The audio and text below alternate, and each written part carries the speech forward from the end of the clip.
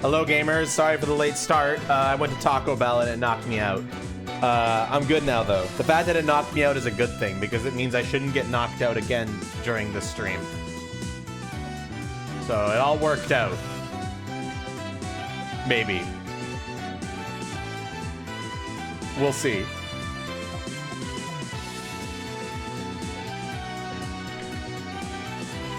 I gotta get everything set up. I'm ready with the evidence. Shall we get going?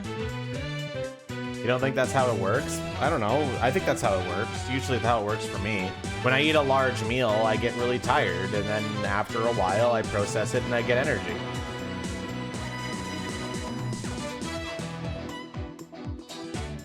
I ate a lot of taco. Am I sure? Yeah, I'm sure. I'm sure, okay?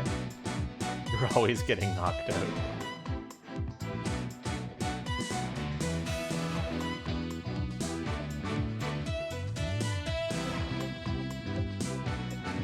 Okay, we're gonna wait a little bit. I want to make sure people are here when we start, but this is Turnabout Time Travel. I'm gonna be real with you. This case has issues, but it's still fun, and I still think it's worth. We've done everything else in this game, so I feel like I gotta do this. If we do interactive Ace Attorney again after this, it would be the original trilogy. Which, I don't know if I'll do, because a lot of people have played the original trilogy, especially compared to this, but I'm sure a lot of people have also not played the original trilogy, so that could be a lot of fun still. It would have to be during a game drought, though, because these interactive streams have been pretty popular, and we have a really awesome tool to make them fun, so I want to do more of them. The only time I think I would ever play Ace Attorney on stream and not have it be interactive. You did a spin-off with... No, we haven't done the spin-off, but I've personally played that game, so we could do that one interactive too. So we could do that one. I own it on the Switch. So we could do that one, but I think the original trilogy is what I would do first.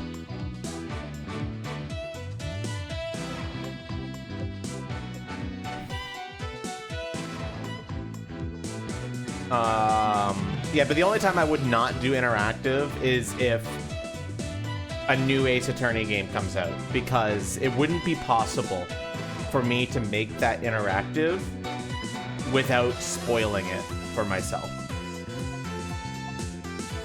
So that's the only time we wouldn't do interactive Ace Attorney. And I played every Ace Attorney game, so the only way that would happen is if a new one came out. But for now, we're interactive as fuck. So let's get started, potentially.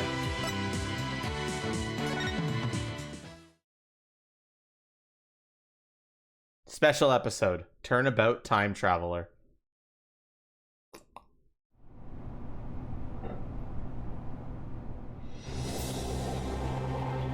I'm not completely heartless. I'll even throw that time machine you cherish so much overboard with you. Please take me back to that blissful moment.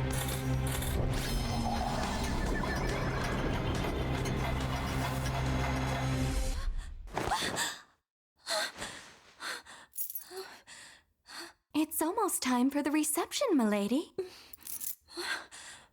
It actually really worked.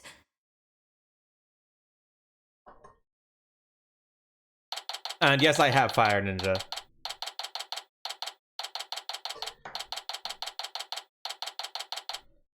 Nice. Yes, so we could do that one as well, but actually we could do that one. It's been a very long time since I've played it, but be aware that it's more latent than Phoenix Wright.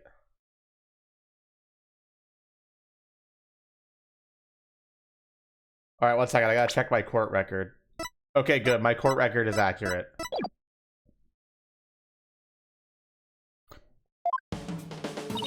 Okay, let me make sure I've got this straight. When your magic panties appear, I do a backflip into a handstand, then blow out the candle? No, Athena, you got it all wrong. You do a backflip through the ring of fire while holding the candle in your mouth. There's no way I'll ever be able to do that. Sure you can, I believe in you, Athena. Trucy, what are you, Athena, up to? Athena's agreed to be a part-time performer in my magic show. I couldn't say no to Specs or Cash, but I probably should have thought it through first. Now it's human cannonball this, guillotine that. It's not like I have 9 lives, you know. You've made your bed, Athena. Now you've got to lie in it. No, I'm too young to be taking out a life insurance policy already. My name is Phoenix Wright. I'm the head of this law office. And since when did you become the head of this office, Daddy? I mean, who exactly does all the cleaning, accounting, and scheduling around here, huh? You got me there, Trucy. This is Trucy Wright. She's my adopted daughter and a magician. And I'm Athena Sykes, the rising star lawyer of the Wright Anything Agency. Or rather, the rising star assistant to Trucy, you mean. If I don't get back into a courtroom soon, I'm going to forget everything I ever learned. Speaking of the courtroom, we haven't exactly had any clients lately, have we? Business is as slow as ever, huh, Nick? Bet you made more money back when you played the piano. Yo, long time no see. Oh gosh, Chad, it's this guy.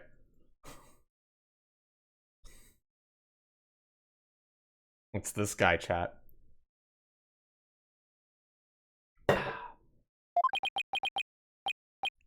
Larry?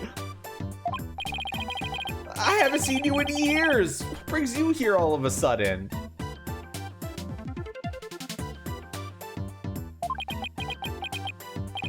Some big news, that's what. Okay. Who's this guy, boss? This is Larry Butts. He's, well, let's just say he's an old friend of mine. So, Larry, what's so big that you'd have to come and tell me in person? There's somebody I want you to meet. Hey, you can come in now. All right. How do you do? Hi.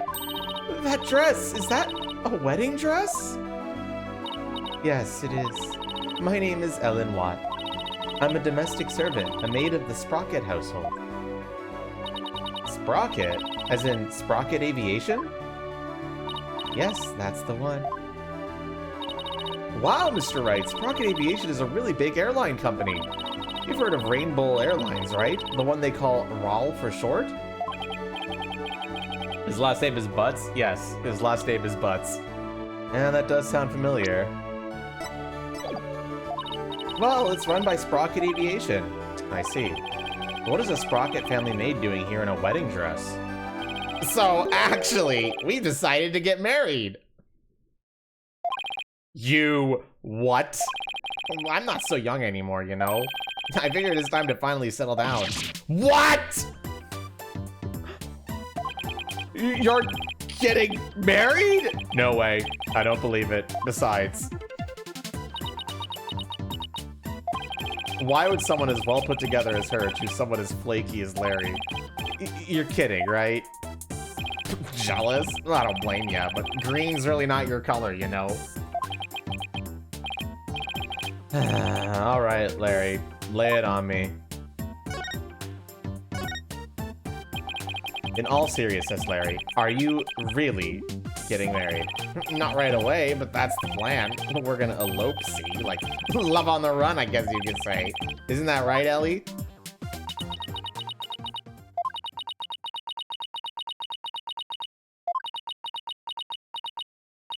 Larry, I do believe there's been a major misunderstanding here. My heart already belongs to another. I'm in love with Soren, not you. Say what? That's about what I thought. But Ellie, baby, weren't you running away with me so we can get married? As you said, you misunderstand. You said you'd help me escape. That's the only reason I ran away with you. This is not happening. I even shook off the police for you, and for what? That's it. We can't be together. My life is over. I'm gonna end it all. Wait, back up. Did you just say you shook off the police? Yes, we had to because we're lovers on the lam. Sorry, Miss Watt, but can you maybe fill me in on what's going on? To tell the truth, I'm being pursued by the police as a murder suspect. Murder? Did they think you killed somebody? I happened to find a dead body at my reception, so the suspicion fell on me. They had me confined in a separate room. And that's when Larry came along and helped me escape. I'm sorry, but what? Oh, Nick! Me and Ellie were going to elope! We were gonna put it all on the line for true love! But the police tried to stop us, so we had to scramble and shake them off! Where did it all go wrong? I feel a migraine coming on. Please help me. The police are sure to be intensifying their search. Look, it's even on TV. More news on the murder suspect and an unidentified man on the run from the police. A photo of the suspect, Miss Ellen Watt, has just been released by the police. Sources say the 21-year-old is suspected of clubbing the victim. 25-year-old Dumas Bloomsbury to death in the wedding reception hall after her banquet. The two fugitives are said to be highly agitated and dangerous. If you see them, you've got to be kidding me. Oh, brother. I guess this means we're technically harboring a pair of fugitives here, huh? Oh, Nick, what's a guy to do? Ellie stumped me hardcore. I'm the one who should be crying. I haven't seen you in ages. Where have you been all this time? You mean you don't know? You really gotta stop living under a rock and get out more. I'm the hippest, hottest picture book author in the business. Lawrence Dunham. How do you pronounce that again? Somebody has told me how to pronounce this word before and I forgot. Is it Dunham? I think it's Dunham or something like that. Whatever. Can't believe you didn't know I'm taking the picture book world by storm. Oh, but I know you. You're the one who wrote Franzie's Whippity Whip Trip, right? Now that you mention it, I think I did hear something about a one-hit wonder. One-hit wonder? What the heck, Nick? I'll have you know, I just created a brand new character to moderate acclaim. He's mildly popular with 18 to 24-year-old women everywhere. Look, you can see his cute self all over this jacket. What? That heart-shaped pork chop? He's not a pork chop! He's the main character of my latest picture book. A lovable little soul who pierces the hearts of lovers with his arrows of amour. Cute Piglet! And you can see this adorable fella make his debut in Cute Piglet's Lovey-Dovey Lark. In stores now. Are you sure? Because I've never seen that book in stores, now or ever. Well, if you ever do see it, do me a favor and buy a copy or 10, will ya? But I thought you were taking the picture book world by storm. Anyway, you'll defend Ellie in court, right, buddy? Please, I'm begging you. I didn't murder anyone. I swear I'm as clean as pure as this pure white dress. No Cyclops. I guess that means she's telling the truth. But helping a fugitive on the run? What am I getting myself into? There's actually one more thing I really need to tell you. Oh? You might find this hard to believe, but the truth is, I'm a time traveler. I'm not sure I follow. After the wedding reception, I was attacked. I was moments away from my death. But then, in that instant, I made a wish upon this pendant around my neck. And I went back in time to just before the reception started. Only, this time around, the man who was trying to kill me was already dead. And, somehow, I became the suspect for his murder. It's as if history had been rewritten. Now, wait just a minute here. I don't understand. Are you saying that... What's going on? Mr. Wright, there are police cars outside. And not just one or two, but a whole bunch. Uh-oh. It's the fuzz! Let's get out of here! Daddy, a whole squad of officers has the building surrounded. What? This is the police. There is no escape. Drop your weapons and come out with your hands up. Nick, what do we do? Heck if I know. I see a bunch of armed officers out there. 1, 2, 3, 44, 45. Wow, talk about overkill. Listen here, you criminals. Think about what you're putting your poor parents through. I'm sure this isn't how they raised you. Think about their smiling faces and their warm home-cooked meals. Ah, who in the heck are you? A detective? Now hold on there. Hey, you can't go in there. It's too dangerous. Wait! Is everyone okay in here, Mr. Wright? Emma? I'm sorry for all the commotion. So what in the world is going on? Well, I raced on over as soon as I heard that it was Mr. Butts who holed himself up in here. With the murder suspect after he made off with her. And the fleet of patrol cars. The police are being extra careful. Because apparently a certain somebody yelled out, "Stay back, I have a bomb." Larry, what the fuck?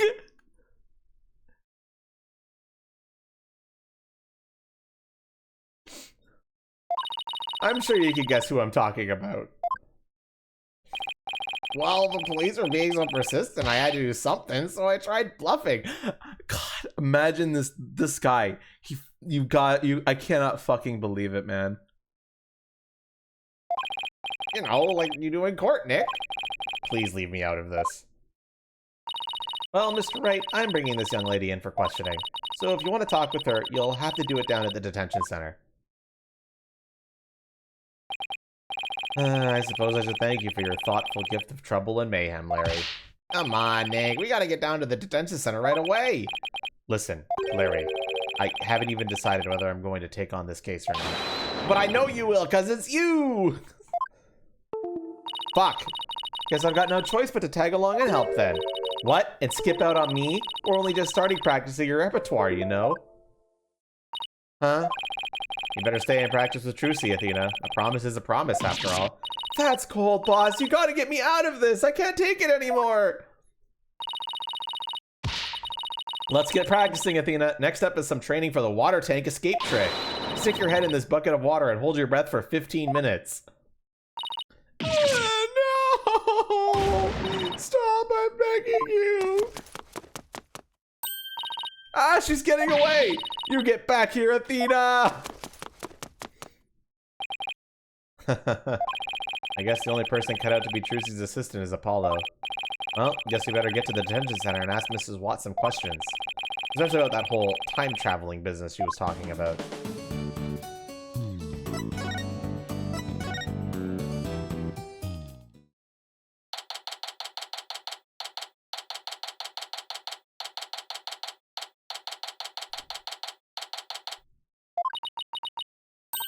Oh, it's you, Mr. Wright.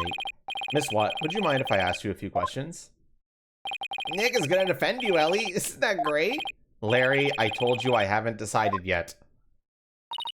What?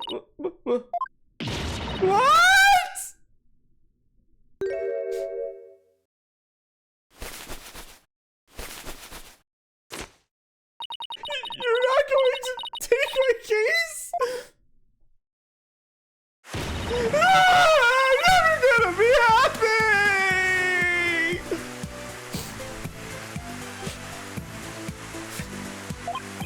Miss Watt? What the? Did I do something wrong? Miss Watt, please calm down. I'm innocent, I tell you! But the police won't believe me! And neither will anyone else!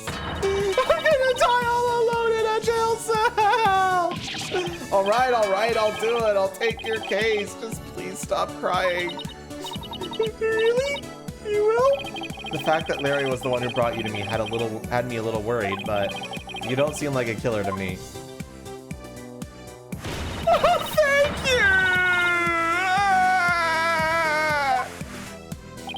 you! Thanks, Nick. I knew you'd come through. Did I really have a choice? I guess not. In any case, it doesn't seem like Miss Watt killed anybody. Plus, it's not like I'm up to my ears in work at the moment. Miss Watt, Helen, let's do this together. Thank you, Mr. Wright! There, it's gonna be okay. Now, try to pull yourself together. Alright, just give me a moment.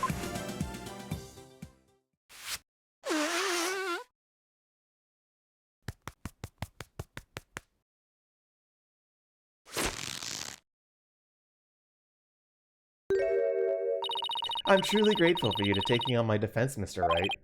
Sure, no problem. Wow, she literally pulled herself together.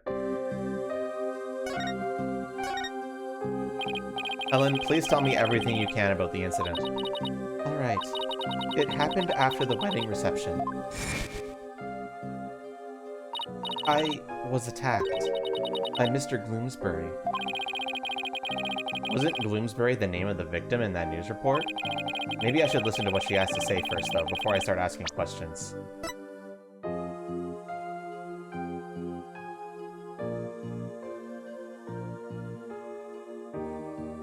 Gotta activate some profiles. How dare that guy lay a hand on someone else's blushing bride? What a creep! That's rich coming from you. Do you have any idea why he'd attack you? No, but... But what? Well, to tell you the truth, Mr. Gloomsbury didn't seem very happy about me getting married. Jeez, jealous much? What a loser. Mr. Gloomsbury had forced me onto the Vista deck and was going to push me off. Oh, how frightening it all was. I was just about to lose my life on what should have been the happiest day of my life. So that's why I made a wish upon this pendant. That pendant? Yes, it was a gift from my husband to be Soren. He said it's a symbol of our love. And so you made a wish on it? Now, you may think what I'm about to say is very strange, but... I begged the pendant, please take me back to that blissful moment.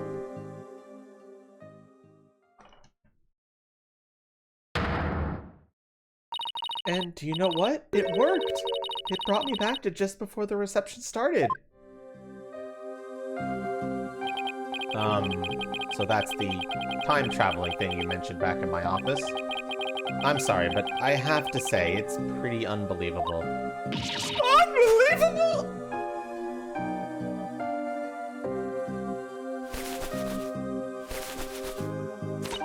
I knew you'd never believe me! Nick! Ellie here is an honest-to-goodness time traveler. Don't you believe your own client? The magic of that pendant sent her back in time before the creep could kill her. Sure, Larry. Sure. But it's really true, I tell you. This pendant is an important part of the time machine Soren made. I begged him for help and it really did send me back in time. Is she listening to herself? I even experienced the reception again, even though we already held it once before. And during it, everyone there acted as if nothing unusual was happening at all. Could you not cook while we're talking, please? Alright, so when and how did you come under suspicion for murder? Well, after the reception ended, the second reception, I mean, I went back to the reception hall and started cleaning up the place by myself. Hold on, cleaning? Why were you cleaning on your own wedding day? For my last task as a servant of the Sprocket household, I offered to take on the preparation and clean up of the reception banquet. I see. I started to move one of the decorative lanterns in the room, but it was so heavy I lost control of it, causing it to topple over and break open. That's when I saw Mr. Bloomsbury's dead body inside the lantern. So you simply happened to be the first to discover the body, right? That's right! I just came across it by accident. But I became confused and didn't know what to do. That's when some of my in-laws saw me and jumped to the conclusion that I had killed him. So this Bloomsbury guy tried to kill Ellen, but then wound up dead himself after Ellen traveled back in time? A time machine and a magic pendant. How could any of this be possible? Ellen's pendant added to the court record.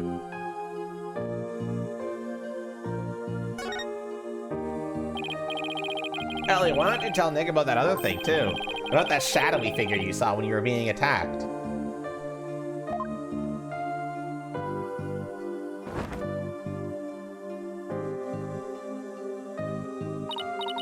Yes, good idea, Larry. So you and Larry here were never planning on getting married, right? That's right. We've only had a few brief interactions, so I can't say I know him at all. Oh, Ellie, how can you say that? You and me are bound by fate, I'm telling you. We're meant to be together. What?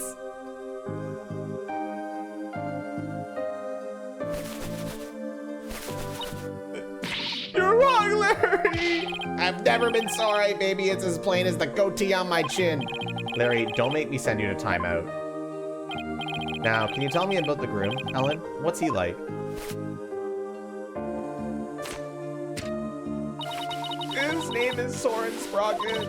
Oh, he's the most wonderful man. He is truly my destiny. Did you say Soren Sprocket? As in... That's right! The next president of Sprocket Aviation! Wait, he's in line to take over the company? He's nothing but a rich, spoiled brat. I'm clearly the better choice. Clearly! Larry, you and Soren are as different as night and day. There's no comparison. Ellie, you're breaking my achy, breaky heart! So she's marrying into money, huh? I can't believe Soren chose me, a simple house servant. He's my knight in shining armor, my prince. Oh, my Soren. So what's this shadowy figure you saw, Ellen? It was when Mr. Gloomsbury was attacking me. Right after I made a wish upon this pendant, I started to pass out. But just then, just as I lost consciousness, I saw somebody strike at Mr. Gloomsbury from behind. You did? Then that person must be the true culprit. Did you see who it was? I'm afraid not. Have you told anybody else about this? I told some of my in-laws, but nobody took me seriously. They said it was all just a dream. I can't exactly say I blame them. I mean, time travel? Larry, for my peace of mind, please tell me that figure wasn't you. Of course it wasn't! Ellen's statement added to the court record.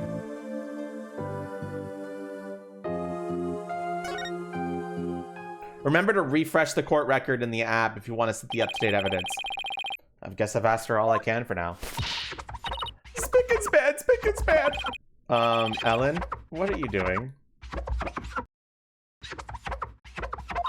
I want to make everything clean and beautiful for when Soren comes. I can't have my future hubby come into a dirty room now, can I? It has to be spotless, just like this white dress. Spick and span, spick and span! Let's hope we can wipe away all suspicion from you soon, too. Nick, we better get to the crime scene right away. What, you're coming too? Of course I am! If I solve the crime and reveal the true killer with my super sleuthing skills, Ellie might change her mind about me, you know? You never get the message, do you, Larry? Next stop, the mooring dock in Sprocket Park. Come on, Nick, let's go. Bitch, she's literally already married. Larry, you're a fucking... Whatever.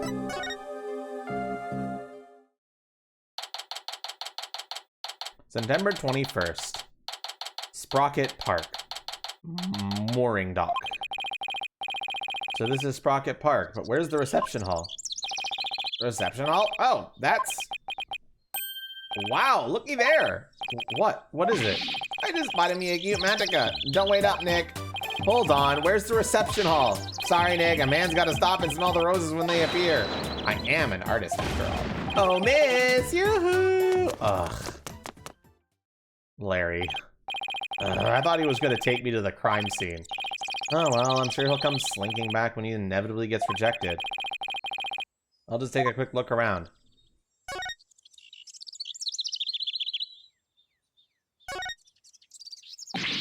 Wow, that airship is huge. Oops, didn't mean to say that out loud. I've only ever seen airships like this up in the sky, but I've got to say, they're mighty impressive when you can see them up close like this. Wow, this thing's really banged up. You're looking at the sign? They say it got damaged by heavy winds yesterday. A big gust sent that bench flying into it. Well, that's what they're saying anyway. I see. The wind caused that? More like a tornado. The repair guy was saying, don't touch, it's dangerous. I see. Thanks for the heads up. Poor guy. Looks like it was a lot of work. Hey, sorry about that. I actually thought you'd be back sooner. Didn't work out, huh? Lay off, man. I wasn't on my game today. So now that you're done, you mind telling me where the reception hall is already? What do you mean? It's right there in front of you. Huh? Right in front of... Wait, what's that say? Flying chapel? Do you mean to tell me... Yep, Ellie's reception was on that airship. Whoa, a sky-high reception hall? Yep, and that's where you'll find the crime scene. And not only does that airship fly through the sky, but the space-time continuum, too. But the happy couple's honeymoon got left far behind when it was made that time skip, though. Here, check the airship out for yourself with this pamphlet. The pamphlet added to the court record. By the way, I figured you could use some backup, so I called in some help for you. Damn, it's making me take 3 pictures, chat. Give me a second. I'll get this shit up for you in no time, don't worry.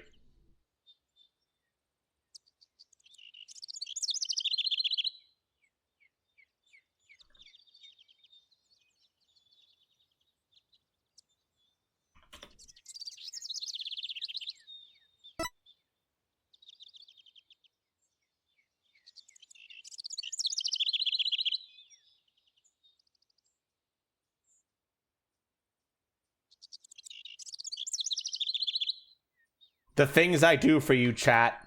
Always remember this, okay?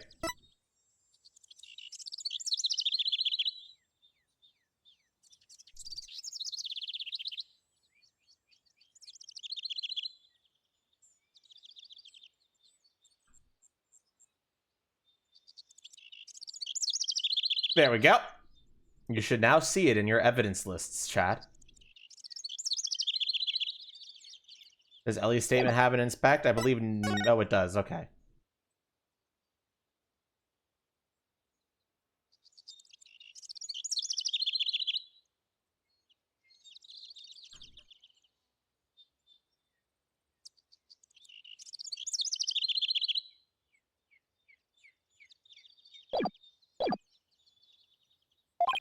You did? Yep.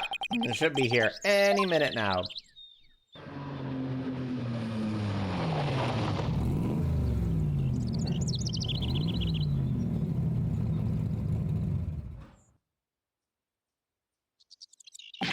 That red sports car! Larry, don't tell me you called. You know it, buddy. I trust you've been well, right?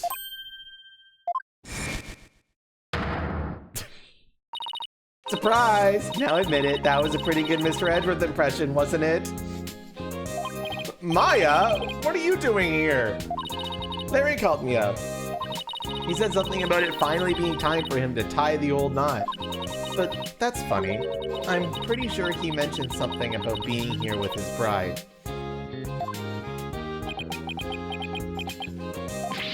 Maya, I know this is sudden, but please marry me! Nick, what's Larry talking about? He was dumped by his bride. Well, by his imaginary bride, anyway. Wow, poor Larry. That's a new low, even for him. But hey, imaginary girlfriends never hurt anyone, right? More power to them. This is Maya Fay. She's been abroad for her training as a spirit medium, but now that her training is over, she's back home here in the States. That's right, the new and improved Maya Fay is on the scene. Spirit and girl power at the ready. Look at you, Maya, all grown up and as cute as ever. Oh, you know what? I just realized something. If I ever got married, I'd miss out on all the fun of always meeting someone new. I see you haven't changed a bit, Larry. Edgeworth? I figured that car belonged to you. But when did you become Maya's chauffeur? It's nothing like that. I just happened to run into her en route and picked her up. And by run into her, I mean she jumped out in front of my car. I nearly ran her down.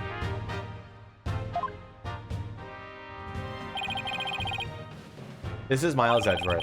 He's a friend of mine and the district chief prosecutor. I heard he's been busy lately. So what brings you here? Wait, don't tell me Larry called you up too. He did. However, I have business of my own here at the crime scene. Business? What kind of business? Just so you know, Wright, I am the lead prosecutor on this case. What? You? Yes. It appears we'll be standing on opposite ends of the battlefield this time around. So I'll be up against Edgeworth tomorrow. But I don't get it, Edgeworth. What about this case warrants the personal attention of the district's chief prosecutor? It's a bit complicated, to say the least. In what way? The groom is a member of the Sprockets, a family with immense influence. If his bride were to stand trial in court, it would sully the Sprocket name.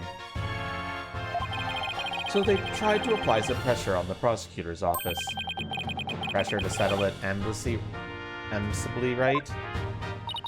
What do you mean, settle it I don't know how to say that word. I know what it means, but like I've never actually said it out loud much. I'm bad at talking, chat.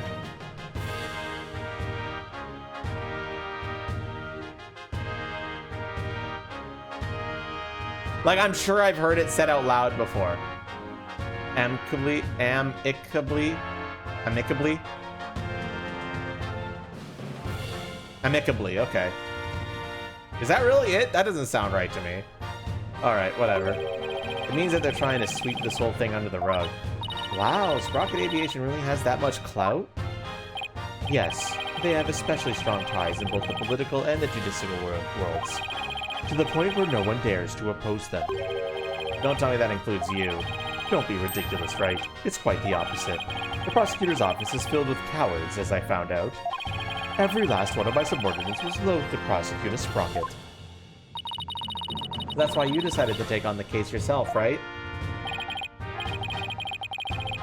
That's right. I will personally see to it that justice is served. I always prosecute to the utmost of my abilities, regardless of who I'm up against. But that is part of my creed. Nothing and no one can sway me from that, not even the almighty Sprockets. Right. If they think they could use their influence to bend the truth, they'll have another thing coming.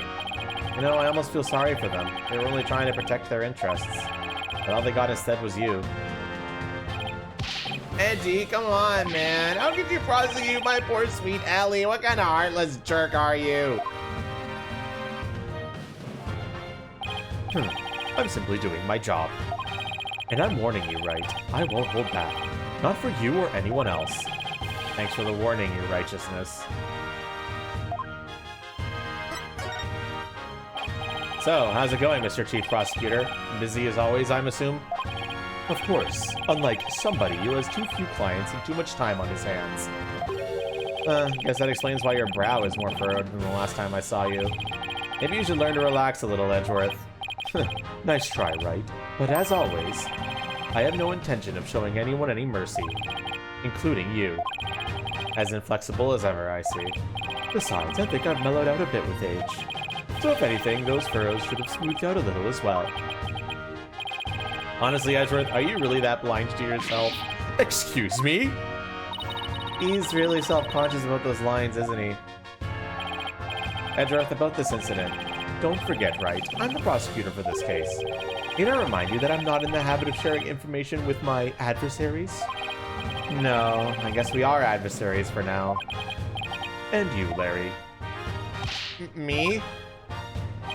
I'd like you to come with me. You have a lot to answer for after that little stunt you pulled with the suspects. But Edgy, we're old pals, aren't we? Personal appeals won't work on me, Larry. Now come along. Nick, help me out here! No, I refuse to help you out. Well, off they go.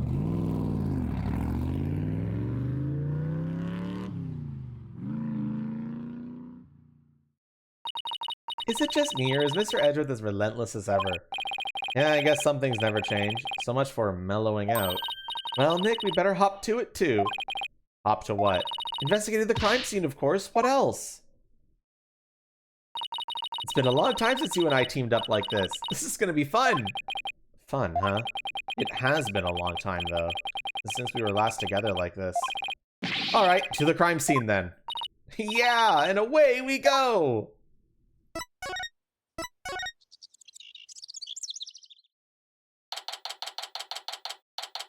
The crime scene. The Flying Chapel Reception Hall. So this is the reception hall. According to the pamphlet, we're right here. Yikes, we're pretty high up. But at least we're indoors, so it doesn't seem so bad. Oh, look, Nick, it's Emma. Hey, Emma, over here. Mr. Wright, Maya, does this mean you've taken the case? Yeah, that's how things kind of turned out. So do you mind if we take a look around? Be my guest. We're pretty much wrapped up our investigation, so go right ahead. Now's a good chance to find out more about the case from Emma, too. Edgeworth wouldn't tell us anything about this case, so do you think you could give us a rundown? Well, seeing as he's going to be prosecuting, I'd expect him to be tight-lipped about it. The incident occurred yesterday, on September 20th. It happened after the wedding reception, which lasted from 7 p.m. to 10 p.m. 7 p.m. to 10 p.m., huh? Got it. By the way, you didn't hear about any time traveling or anything, did you? Time traveling? What do you mean? Oh, nothing. Forget it. And that's pretty much the response I expected. The victim's name is Dumas Gloomsbury. He was a servant in the Sprocket family household. Ellen was a maid for that family as well, so that means... The two of them were co-workers? Yes, they apparently knew each other. We've got new profiles.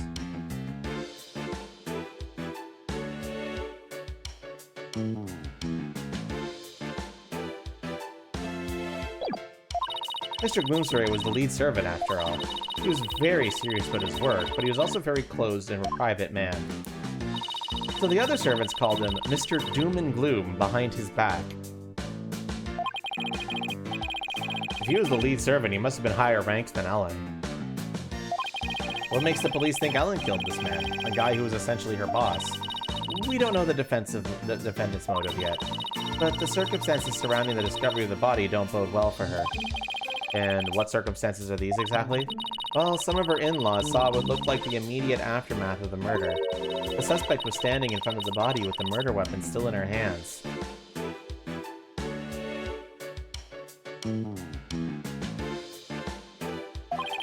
But why would a bride who was just about to start a happy new life kill someone? Does the belief have an explanation for that? Yeah, about that. They believe the victim attacked the suspect and was killed when she fought back. But why did he attack her to begin with? Well, a mere servant girl was going to suddenly be the wife of the future president. Mr. Gloomsbury must have been more than just a little jealous of her. So this Mr. Doom and Gloom attacked Ellen first? But if she was only trying to protect herself, wouldn't that count as justified self-defense on her part, Nick? It would. There's a good chance she'd be acquitted if we could prove that, but... I wonder what Edgeworth will have up his sleeve to counter that claim. But wow, a servant girl marrying the future president of such a huge company? It sounds like a modern-day fairy tale.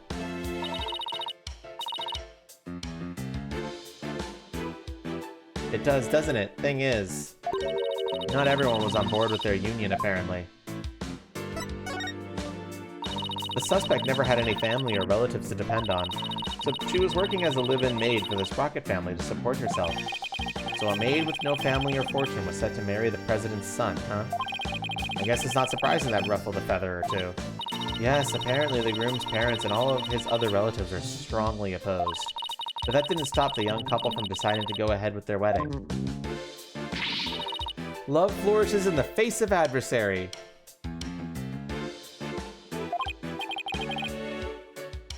Oh, is that how that works? Yep, if you ever have any questions about love, just ask me. I'm a qualified expert. No, you're not. I spent all of my spare time in Korean watching soap operas on TV. That doesn't make you an expert, Maya. I'm not sure if that's enough to make you a qualified anything, Maya. Oh, and by the way, I heard the suspect faced her fair share of harassment, too. And from the sound of it, it got pretty ugly for her. So even though this incident could cause a huge scandal for the company, it might be a boon for those who oppose their marriage to begin with. After all, with Ellen's arrest and everything, the marriage is most definitely off now. So what was the murder weapon, Emma? This clock with a secret mechanism built into it. It was on display here in the reception hall. The suspect was holding it when the murder was discovered. So the victim was clubbed to death with this, huh? That's funny. There's no blood on it as far as I can tell. Maybe it was wiped off in an attempt to tamper with the evidence? But there was definitely a luminol reaction. And it matches up with the shape of the injury, so it's gotta be the murder weapon. What a funny looking clock. They call it the Timekeeper. The idea is that it's a time machine. Every time the couple sees it, it'll bring them back to the memory of their wedding day. A time machine, huh? Come to think of it. Ellen said her pendant was part of a time machine. Yes, I've been noticing them. Don't worry.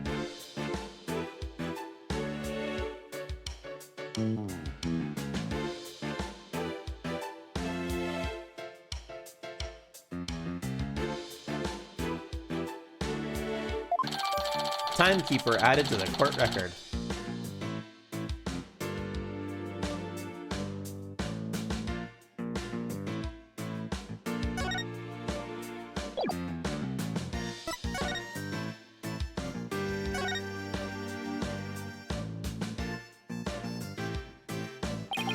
This must be the lantern the body was found in. Ellen must have managed to move it quite a ways. It looks like a cow, but it's pretty badly broken. That's not a cow, Nick. That's Pegasus, the flying horse. No way. It's definitely a cow. It's got horns and everything. But look, it has wings. Cows don't have wings. So it's a Pegasus, I tell you. Oh, I know. That pamphlet should tell us. Let's see. Apparently, it's called a Pegamoo.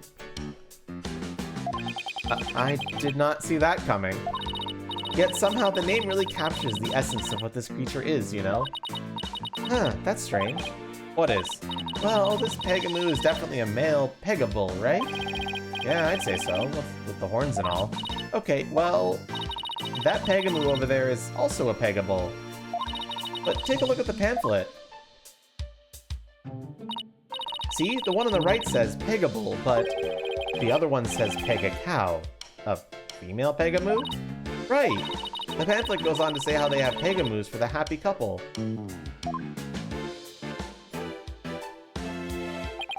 So for Ellen's ceremony, there should have been a male and a female pair of Pegamoos. But for some reason, there are two males here. Maybe somebody made a mistake when they were setting up the room? It's hard to believe a fancy place like this would make that kind of blunder, though. Broken lantern added to the court record.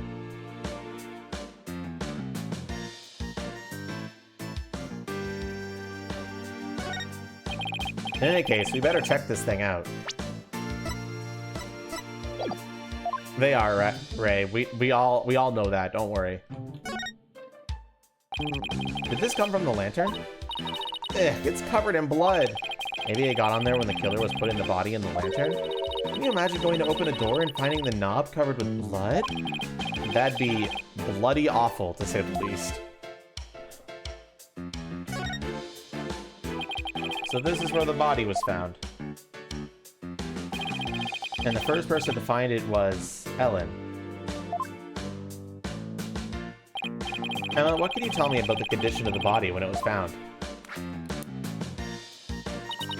Let's see. The victim was apparently hit on the back of the head. Here's a photo of the scene as we found it.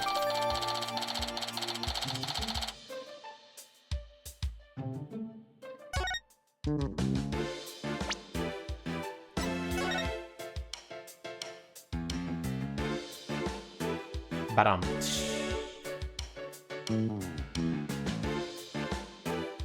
Let's get this pictured in the court record for you.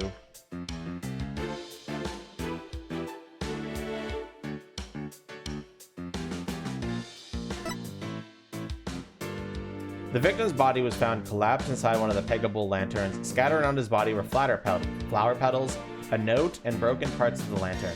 The petals were from flowers not found inside the reception hall.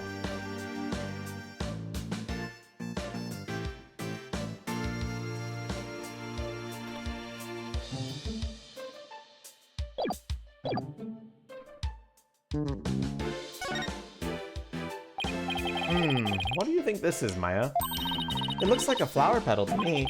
What an unusual shape for a flower petal. Do you suppose it's from one of the flowers here in the reception hall? No, I don't see a single flower like this at any of the tables. I wonder where it came from.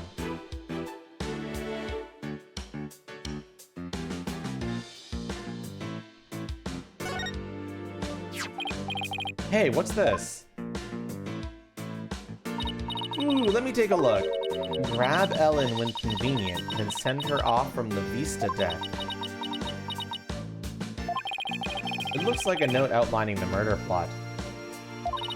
Whoever wrote it has better handwriting than me, but it looks like they wrote it in a rush. And why do you say that? Because the writing is only smudged starting from the middle of each line. That happens when a right-handed person with a slight hook writes in a hurry. I do it sometimes myself, but I'm not paying attention to where my hand is on the page. Guess I'll take your word on that, Miss Bad Handwriting Expert. Hey, even I don't smudge my handwriting this badly. Alright, let's get back to the note.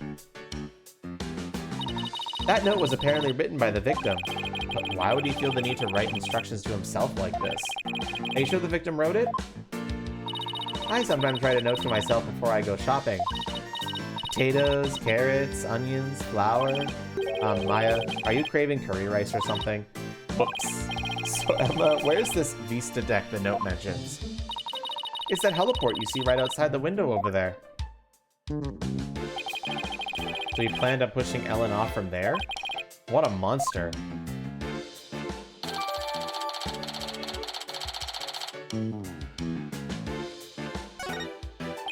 I guess that about does it for this lantern.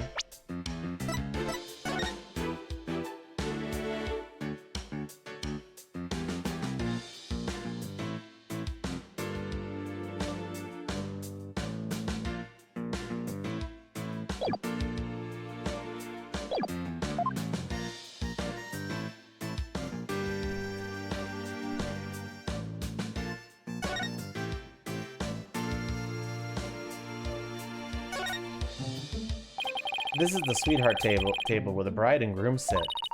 Where they gouge themselves on the wedding feast, you mean? I'd be too nervous to eat in front of a bunch of guests like this, though. They say that newlyweds are usually really busy during the reception, you know? They have to greet and talk with all the guests that came to give their blessings. They don't actually get all that much time to enjoy their dinner. Aw, I wouldn't be able to stand that. I can't imagine having a huge feast right in front of me and not being able to eat it.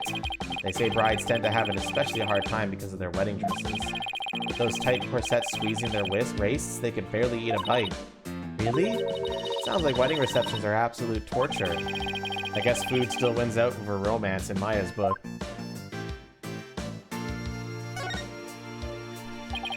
So that's the Vista deck out there. I bet the view is amazing, but I guess it must also kind of freak you out, huh, Nick? Yeah, kind of. Mostly because there's no surviving a fall from way up here.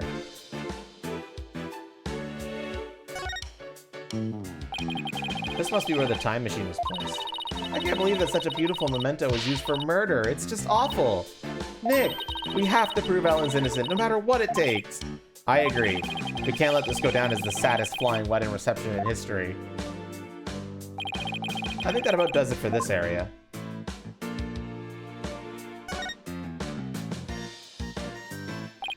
Wow, look at the horns on this flying bovine. He must be a bull. Seems he made it through the ceremony in one piece. By the look of those wheels, I bet he could be rolled around rather easily, too. Yeah, I bet it would be quite a hassle if you had to lift and carry him everywhere. And this is what the backside looks like. Best part, right here. Look at that, chat. This is the content you wanted, right, chat?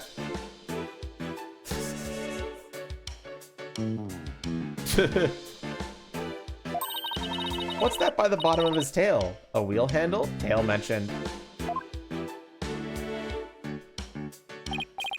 Oh, I get it. This way they can get inside to change the light bulbs. I see they left the wheel handle on the inside unpainted. I guess I figured nobody will see it, so why bother? It makes sense to cut costs where you can. Well, overall, I can't say I see anything strange about this thing.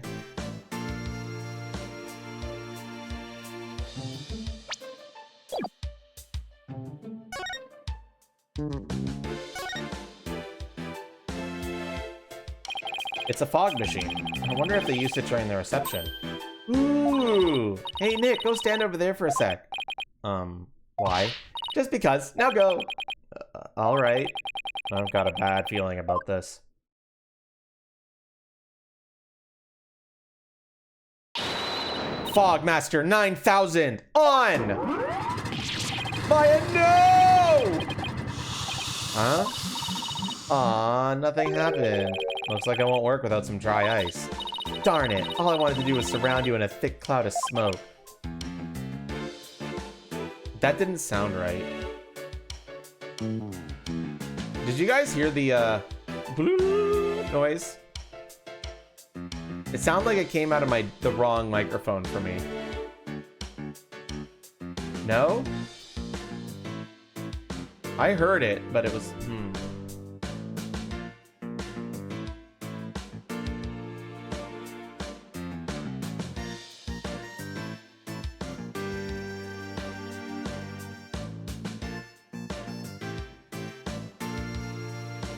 weird. It's playing out of the wrong microphone. So it's not getting picked up, which is weird.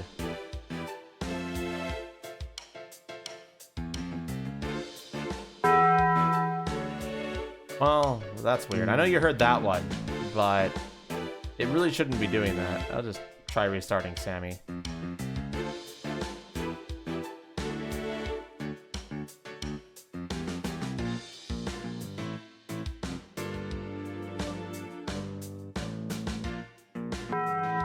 There we go. Now it should be working.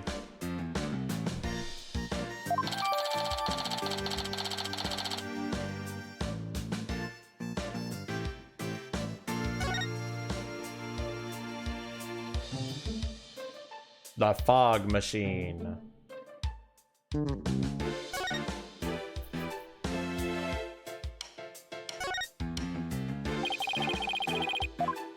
Oh, I got this ready. Perfectly cool. What do you call it? Don't you dare touch it. That's because I know how you operate.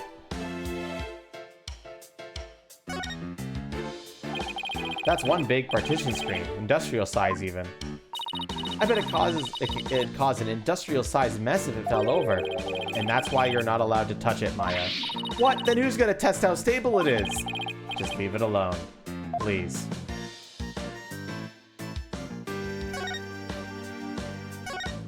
Where to examine next? Model airplane, the perfect decoration for an airline company wedding. And a propeller plane like this leaves the room a great old-timey feel. Ooh, I'd love to see the Steel Samurai fly a plane like this. Can you picture it? The Steel Samurai zipping through the clouds over neo-old Tokyo? If Sprocket Aviation ever becomes a sponsor of the show, I could see it happening. Why didn't I think of that? I think it was just the idea to them later.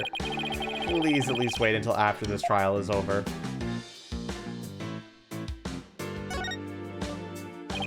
It's a hot air balloon, a symbol of humanity's ambition to take to the skies. Kind of a romantic notion, don't you think? Yeah, but I just noticed that it doesn't seem to be tied up to the ceiling all that well. I'm sure it's fine. Please don't let it fall on my head.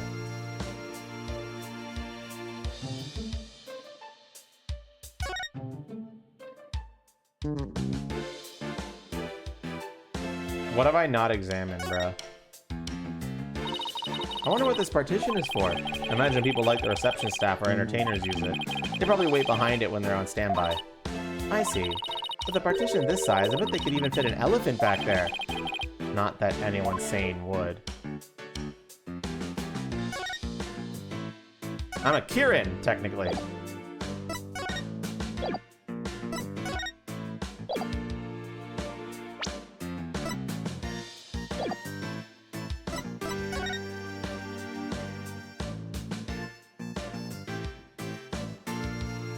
Bro, what have I not examined? I have now.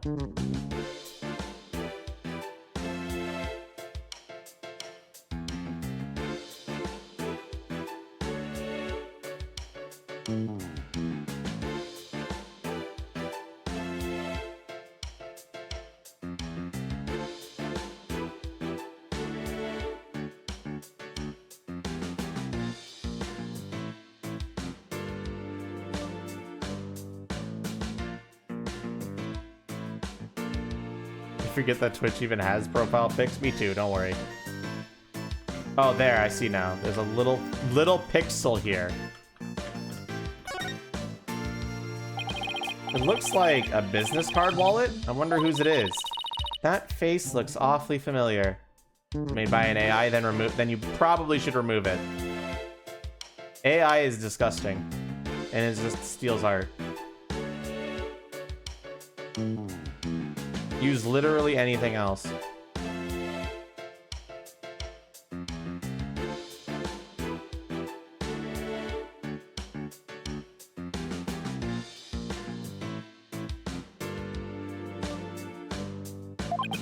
Yes, yes it does.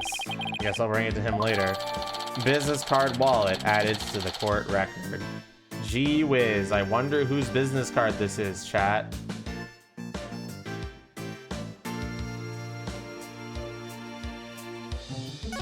Best one you have? Doesn't matter if it's the best one you have. Use something else. AI art is never worth it. Do not succumb to it.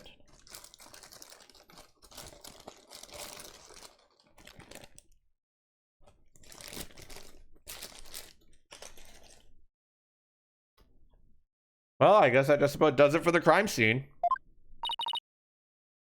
Sorry, I have leftover Taco Bell and I just kind of shoved it in my mouth.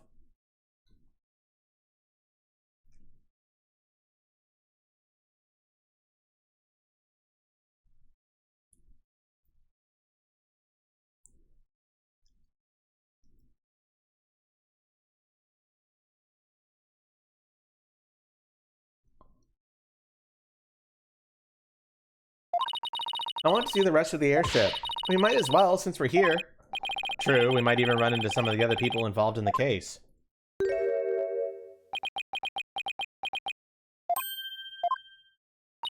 Nick, how long has that guy been standing there? I didn't even notice him until just now. Excuse me, are you with Sprocket Aviation?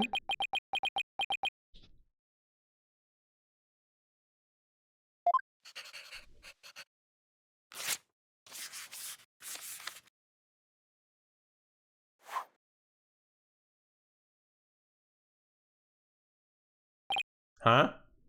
Morning, Anatoro. Nick, you wrote something on that paper airplane.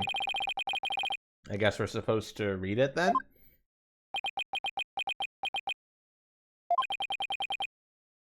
Let's see here. Get out, intruders. Well, that was a rather cold welcome.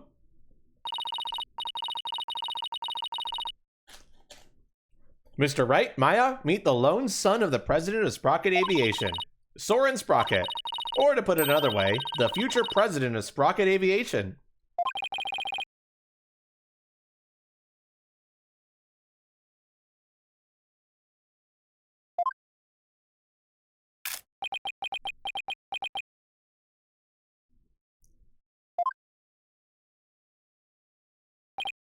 Oh, there he goes. He's kind of an eccentric. I hear he's the genius inventor behind many of Sprocket Aviation's business successes. An inventor, huh? Yep, he even designed this airship.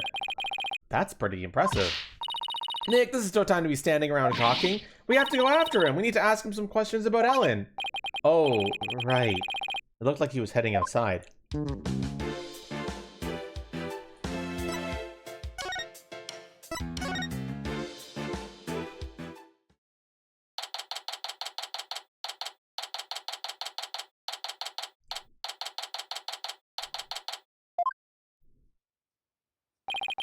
There he is. Excuse me, could we talk to you?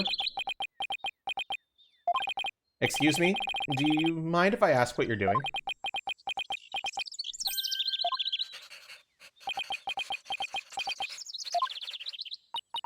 He sure is riding up a storm. It is possible. If an enormous change in mass can be detected at that observation point, then theoretically matter can retain its form even as it crosses the event horizon. Let's just see what he has to say about Ellen.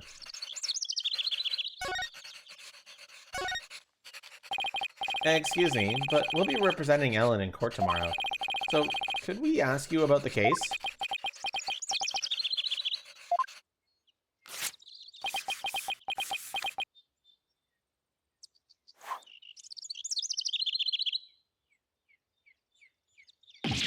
Ow! What the? Not interested? Not interested? How can you say something like that? This is about your fiancée. She's under arrest, you know? The diameter of the airship is approximately 80 feet. The amount of energy necessary to move matter comprised of that amount of mass is... His office is in his little world.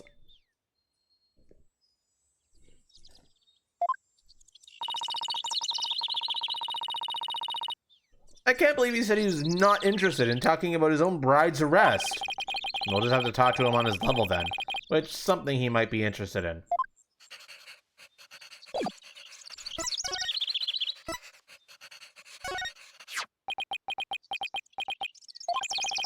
What are you showing me that for? Mr. Sprocket. I can't read him at all. Not even with an item as loaded with sentiments as this. Could you take a look at this? Is that Ellen's? Ellen told us that she traveled through time during the incident. She said it happened after she made a wish on this pendant. You mean to say that you two are Ellen's lawyers? Yes, I just told you that a minute ago. Sorry, I was lost in thought. He wasn't even listening. Give me 1 second, chat. I was eating a taco and some tomatoes fell on the floor. Because tacos do as tacos be.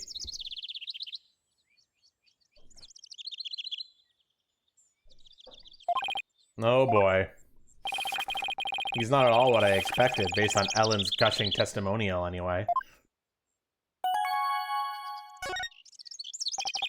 We'd like to ask you about Ellen's case, if you don't mind. I don't know a thing about it, so why don't you go ask the police? In other words, not interested. This guy is the worst. Now I feel sorry for poor Ellen. In that case, can I ask you about how Ellen traveled through time? Go on. Guess that got your attention. So, is time travel really even possible? Yes, it is possible. Alrighty then. At the same time, it is also impossible. The pendant I gave Ellen is not supposed to operate as a time machine by itself. What do you mean? The timekeeper, that clock we had displayed in the reception hall, that is the body of the time machine. The pendant is simply a part. That clock was the murder weapon, wasn't it? But it's a time machine too? What Ellen experienced is akin to traveling down a road by car key. Physically and metaphysically, it should be impossible. Unless, maybe the quantum system inside there somehow accidentally interfered with the natural flow of the fourth dimension. We're losing him again. Maybe we better ask him some more about the time machine. You've been researching time travel, have you? Moving through the space-time continuum would be man's ultimate means of travel. Time travel as a mode of transportation? Since the dawn of time, man has developed multifarious methods of transportation. Horses, steam engines, gas engines, airplanes, spaceships. Excuse me. But they are all fundamentally similar in that they constitute three-dimensional movement. Travel through the space-time continuum would shift mankind into a new paradigm. I don't know why, Nick, but I'm getting awfully sleepy all of a sudden. For generations, Sprocket Aviation has advanced the development of transportation. Therefore, it is only natural that I would research time travel as man's next great leap. Oh, is he done? So what exactly does all that stuff he was saying mean, Nick? Well, basically, it's like taking a hamburger joint and adding a drive-thru to it, I guess. Oh, I get it. It's the same burger, but with a quicker and more efficient delivery system. So what Soren really wants to do is launch humanity into the future.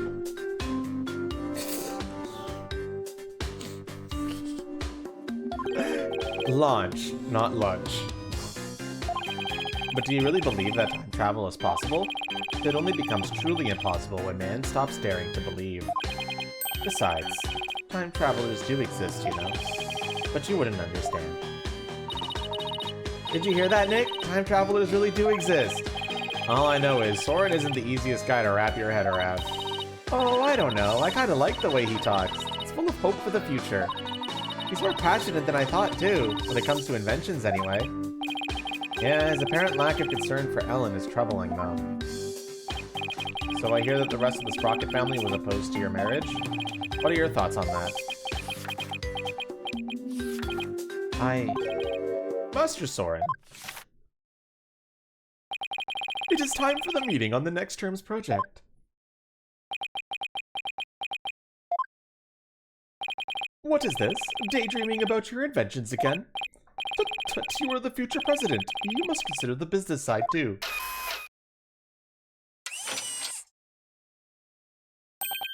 It is I. I found Soren. Send the car over at once. Not interested. Oh, Master Soren, you do give me quite the headache at times.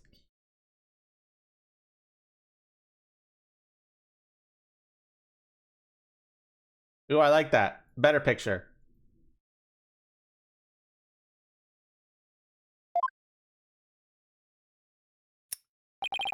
In any case, your attendant is waiting. Please go to him now.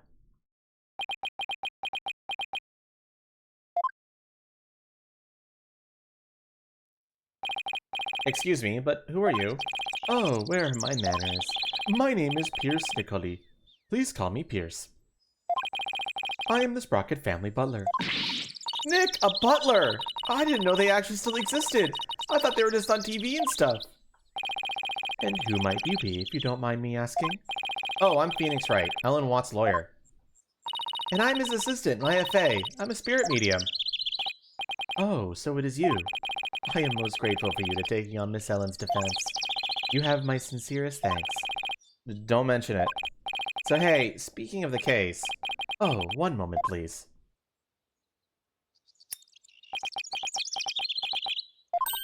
Wow, what a beautiful pocket watch. Oh, it's just a bit of a good luck charm. That's one expensive good luck charm. But I guess it makes sense, knowing the time is pretty important in his line of work. So I guess that pocket watch is as important to him as my attorney's badge is to me. There is a little time before I must attend to Master Soren again. Why not come to Sprocket Manor? You mean to Soren's home? As a token of my appreciation for taking on Miss Ellen's defense, I would like to serve you some delicious tea and refreshments. Oh boy, Nick, a fancy high society tea party with class snacks and everything! And what about the investigation? Are you kidding? What better place to investigate than Soren's house? I don't know, do you really think his house is going to give us any new leads? Of course it will! I say we take the butler up on his kind offer and go to Soren's place. Alright, you win. Very good. To Sprocket Manor, then.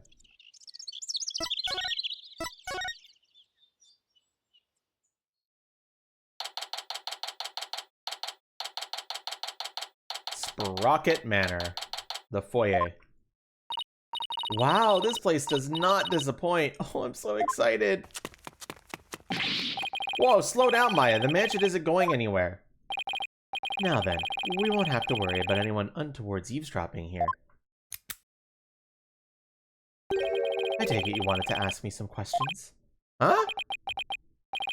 That's why you invited us here? I am sorry to have tricked you like this, but this is a murder after all. I couldn't talk openly about it in public and risk sullying the Sprocket family's reputation. Aw, and I was really looking forward to all those fancy snacks, too. There, Maya, don't cry. This Pierce guy is one shrewd man. Hey, Nick, look at that cute vintage radio. Radio? Oh, that thing over there under the stuffed bull's head. I'm gonna take a closer look.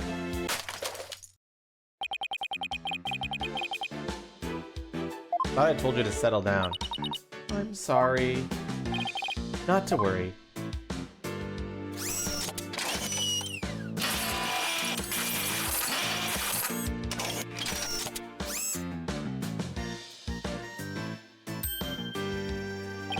Wow, that little mech fixed it right up. I am not only the butler, but I'm also Sprocket Aviation's repair department director. One might say that patching things up is my specialty. That was incredible! What is that little doohickey on your shoulder anyway? It is my fixer-upper shoulder mech. Master Soren made it for me. It has too many features and functions to effectively enumerate at the moment, though. That's so cool! I wish I had one of those! Fixing things is a simple matter, but fixing people is a different matter. Even a skilled physician can't bring back the dead. Oh, but forgive me. I seem to have gotten sidetracked. I must be in shock over Mr. Bloomsbury's death. Still, I do need to ask him some questions about the case. I should take a look around and see what I can find out while I'm here, too.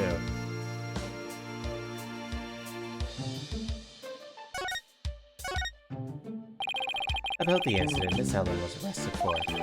Do you think she did it? Well, I can't prove it yet, but no, I don't think she could have done it. I guess you could call it a gut feeling.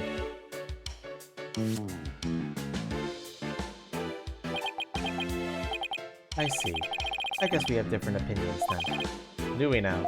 The prosecution says that when Bloomsbury attacked Miss Ellen, she fought back and ended up killing him. I agree with this perspective. Or rather, that is the consensus of the entire Sprocket family. Even so, I heard an interesting story from Chief Prosecutor Edgeworth. I heard that the Sprocket family had tried to pressure the prosecutor's office into burying this case. I fear you are mistaken. All we sought was a merely illegal consultation. Besides, none of it matters now, as she is no longer a part of this family. Fortunately for us, they have yet to get their marriage license before holding the banquet. So basically, once they realized they couldn't sway the prosecution, they cut her loose.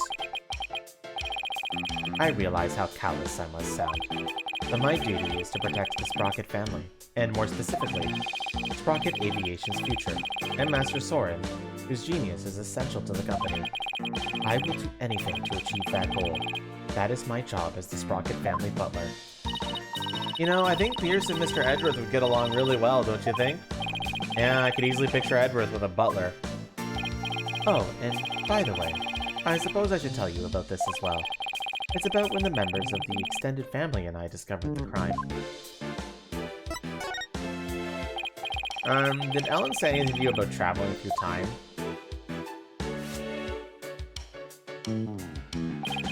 She must have been delirious. There is no need to take such a claim seriously. Soren himself said that time travel was possible, though. Master Soren said that? It sounds like he is still stuck in the past. He's psychologically stuck, I take it. Excuse me.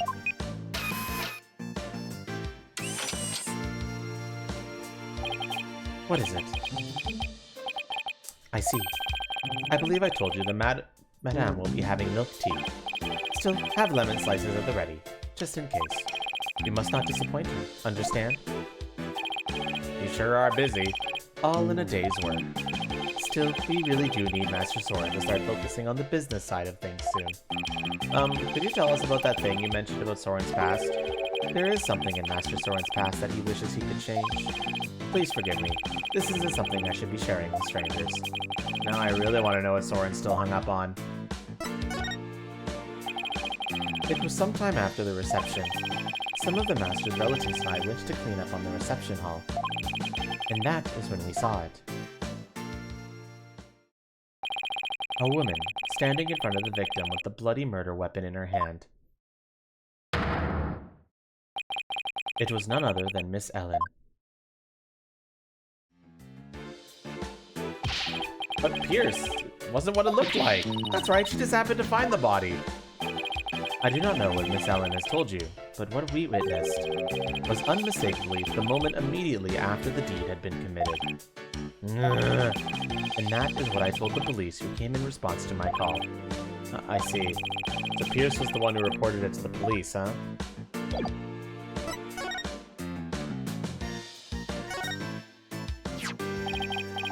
Excuse me, but there's a card here on the floor. Well, look at that, it's a Flying Chapel key card. The Flying Chapel? What areas in the Flying Chapel require a key card, if I may ask? Mostly areas we want to keep the public out of, such as the staff room and the hold, which is chock full of machinery. So you can't enter those areas without a key card? That's right. This one here belongs to Ellen. Wait, what's Ellen's key card doing here? Did Ellen come back here after the incident occurred? I don't believe so. She was arrested by the police straight away this morning. Although, there was a strange man with a gaudy jacket in here earlier. Was that man wearing a beret by any chance? Yes, he was, as a matter of fact. He was also wearing sunglasses and a fake mustache.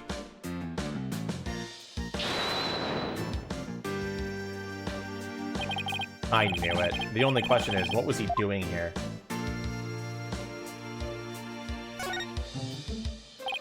Oh, are those pictures from the wedding reception?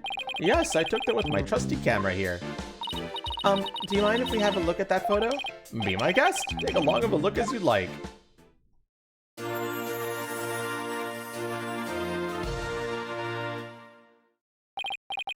Well, what do you think of this gorgeous dreamscape?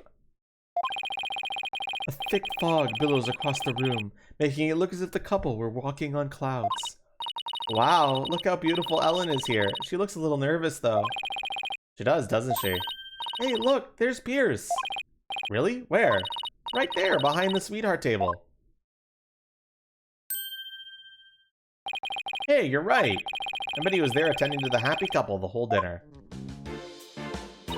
So, what do you think, Nick? Does anything in this photo stick out to you? No, not at the moment, anyway.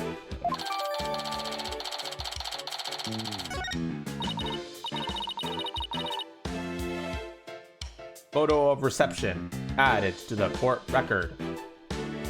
Hey, Nick, if Ellen really did travel back in time... Look, we'll finish that thought in a second, Maya. I need to take a picture of this.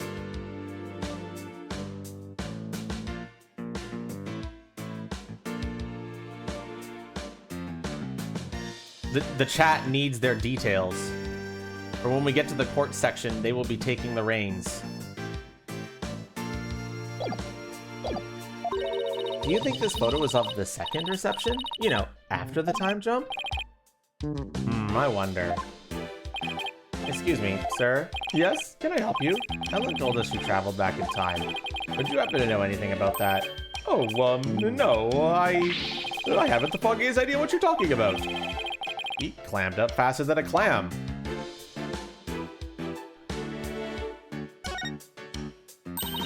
Hey, Nick, now here's a real lady. She looks smart as a whip, doesn't she? I wonder who she is. We didn't see her on the airship. That is Selena Sprocket, Soren's elder sister. Beautiful and capable. She was a great lady. Yeah, I just realized there's probably new profiles I need to add.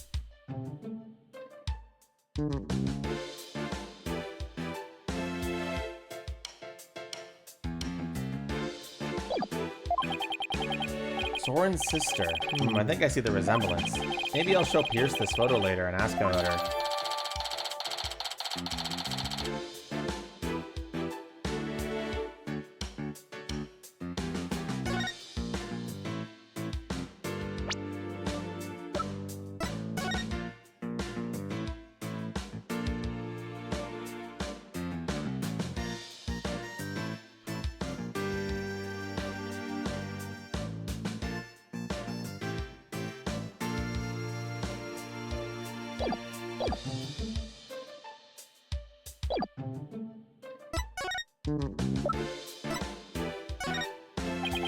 Pierce, the woman in this photo is Soren's older sister, Selena, right? I don't think we've met her yet. Yes, about that. He seems hesitant all of a sudden. If you wouldn't mind, could you tell us about her? Alright. Very well. She's a big part of Master Soren's past, after all. Soren's past? Master Soren will become the next president of Sprocket Aviation. However, that wasn't always so. Miss Selena Sprocket, Master Soren's elder sister, was next in line. So why isn't she becoming the next president? Because she died in a car accident. What? I had no idea. Actually, Master Soren was also in the car with her at the time of the accident. Losing the sister he loved right before his eyes devastated him. Ever since then, he has buried himself in his research on time machines. He also became a quiet and meticulous, almost compulsive note-taker around then. He seems so stiff and robotic. I had no idea he was carrying all that around inside him. Master Soren has abandoned the company business and spends all his time on inventions. As the family butler, I am truly concerned. I believe it is high time he let go of the past.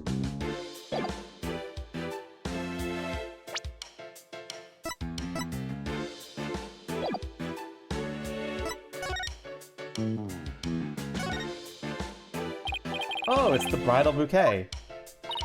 Hey Nick, how about I throw it? And you try to catch it. Why me? Just because. I bet you look hilarious floating around trying to grab it. But doesn't tradition dictate that it's the ladies that go after the bouquet? Who cares? Just catch it. Here.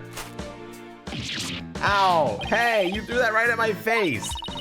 Oh, you don't want to catch that bouquet, trust me. Why not? They say it's bad luck to catch the bouquet of a marriage that doesn't last. But I already caught it. Whoops, too late now, huh, Nick?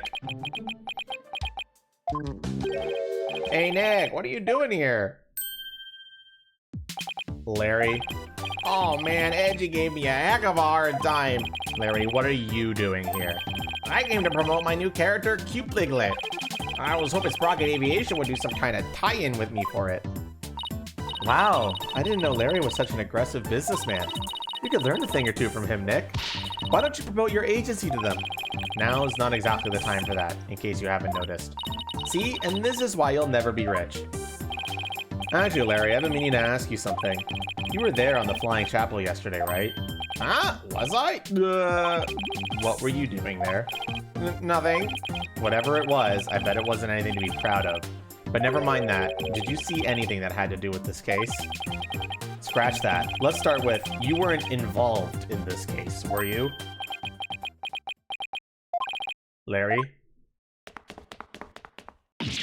Hey, he took off! I just knew it. When something smells, it's usually the butts. Come on, Maya, after him! Oh, are you leaving so soon? We, have to run. Thank you for making time for us. I know you have to investigate, but please try to spare the family's feelings as you do. Yes, of course.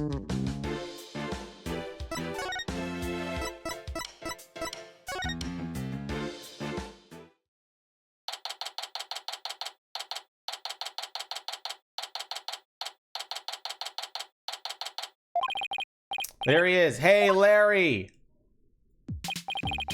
Hey there, friend. Fancy meeting you here. There's nothing fancy about it. All we did was follow you. So tell me, Larry, why did you run away like that? Me? I don't know what you're talking about. A bolt of inspiration from my new picture book hit me and I had to run is all. It was like, Cupiphany, you dig? Right. He's just going to keep on playing dumb, isn't he, Nick? Come on, Larry. I know you were on that airship, so what did you see? I didn't see anything! I didn't see anything because I was never on that stupid airship!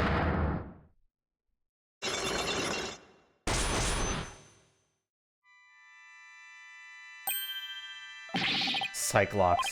You say something?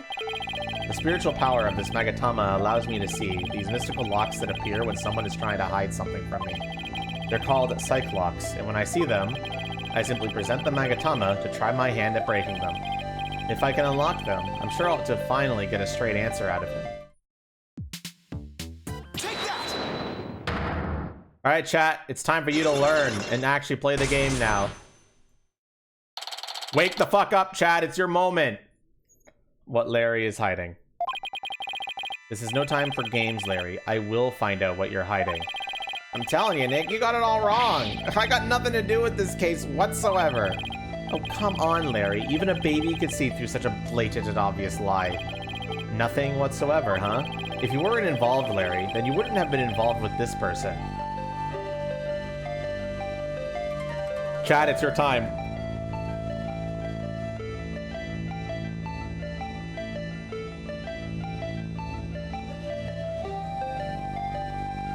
If you need to remember how to present, it's in the bottom left corner.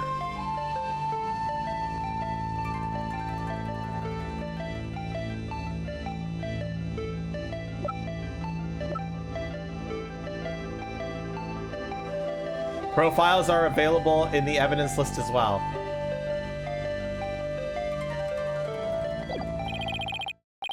Wait, whoops. I didn't mean to do that.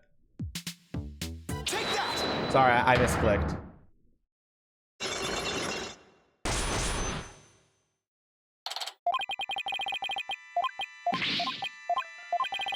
But if you weren't involved, Larry, then you wouldn't have been involved with this person.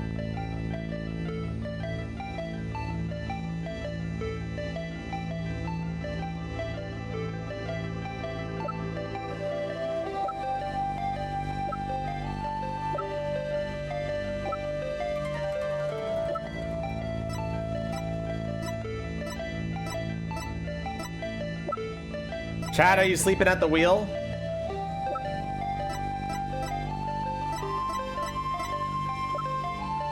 Chat sleeping at the wheel. We're going off rails.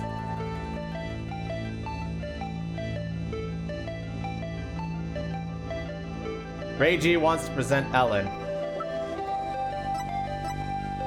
Whereas Hanatoro wants to present Edgeworth. What are you guys saying yes to? Ellen or Noodle? Thank you so much for the raid. How is Spiritfarer? We're playing interactive Ace Attorney. Chat, new raiders. I know you literally just joined, but if Larry wasn't involved with this incident, then they wouldn't have been involved with which person? You can check the evidence list by clicking on the right-hand side of the screen and seeing all of the evidence and profiles using the extension. Yes.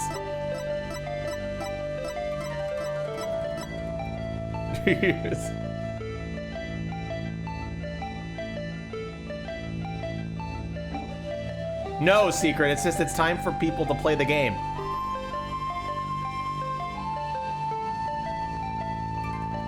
Ray G says he was involved with Ellen. Humongous also says Ellie. Do we agree with this?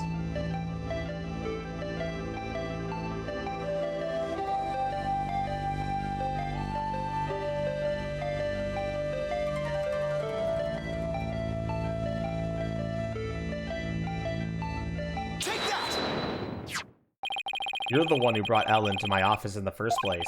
And all those cops. Nothing to do with the case whatsoever. Isn't gonna cut it this time, Larry. If you have to lie, at least do a better job of it.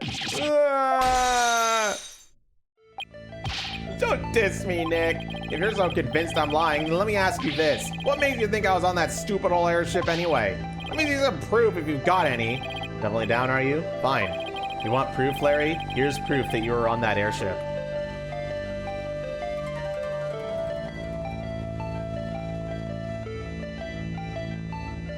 Well, chat, check the evidence.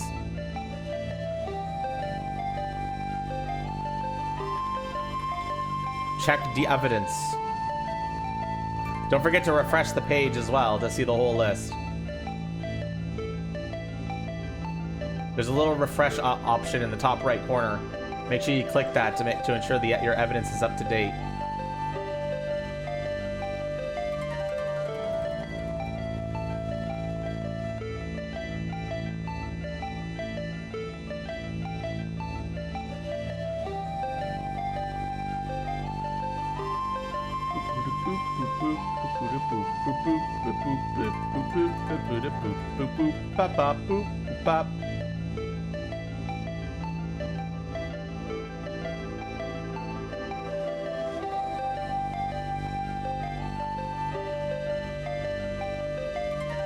Come on, chat. This one's not too hard.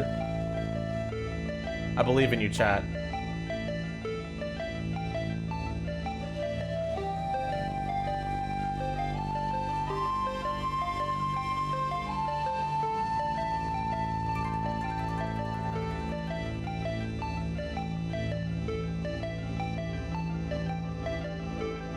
Okay, chat.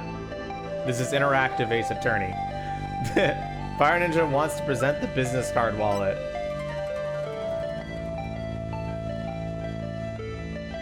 Should I? Yeah, maybe try to avoid it unless chat's not doing anything.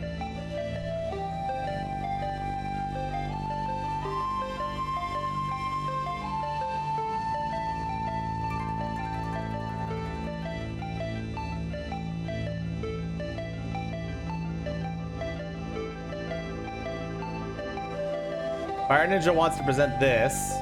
Ray G wants to present this.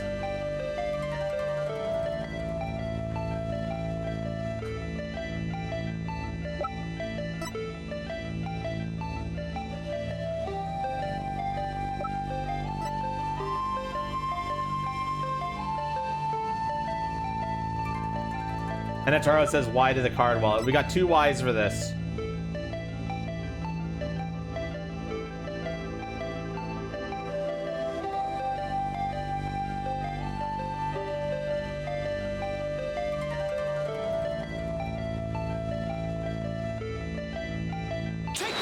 We'll go with the 2 Ys. Uh-oh. This is your business card wallet, isn't it, Larry? I found it in the reception hall. Yeah. Time to come clean, Larry Butts. What exactly are you hiding? All right, fine, you got me. I'll tell you everything.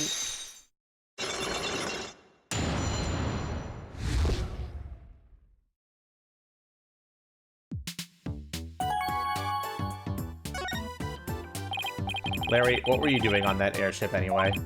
Well, I went there to deliver the welcome to our wedding sign they ordered from me. Huh, I didn't know you took real jobs like that too. Well, for your information, my wedding welcome signs are very popular on the net. And that's how you met Ellen? Uh-huh. I mean, I'd seen her in the photo for the welcome sign, but seeing her in person, the way she smiled at me and said thank you, I felt like I'd been hit by lightning. And that's when you fell in love with somebody else's bride, huh? So were you invited to the reception? Can you believe they told me only family and relatives could attend? They wouldn't even let me into the reception hall. Smart move on their part, I'd say. I got upset and started wandering around the airship. That must be when I dropped my business card wallet. So somebody else must have found it and brought it to the reception hall then. But you know what? I saw something incredible while I was on that flying chapel. Like...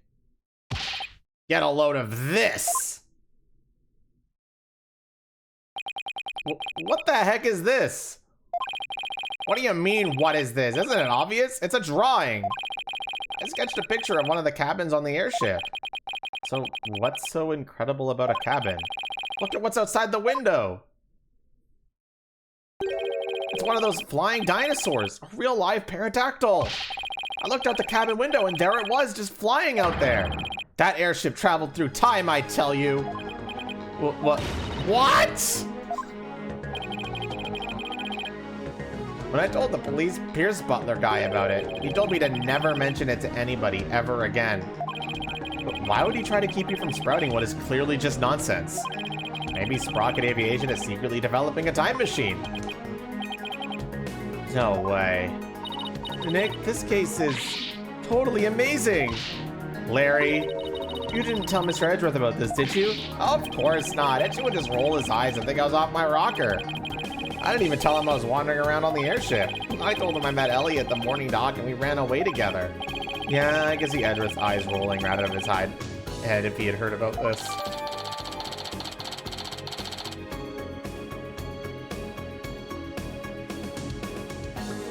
And there he's drawing. Added to court record. So Larry also experienced the time slip somehow.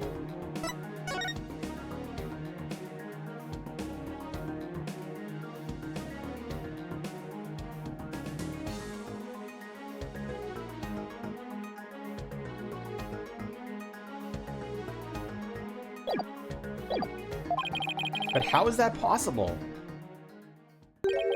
Hey, Nick. I'll be taking my card wallet back now if you don't mind. The business card wallet swiped back by Larry. Oh yeah, this is for you too. What is it? It's a picture of the hold. I took it when I was wandering around on the airship. See, there's Ellie right there in the middle. The hold? Yeah, see? It's right here on the diagram.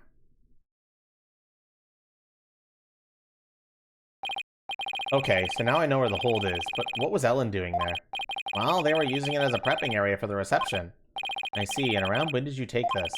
Before the reception. I took it while Ellie was getting everything ready. But this was taken before the incident occurred. I don't know if it'll be any help, but thanks for this anyway.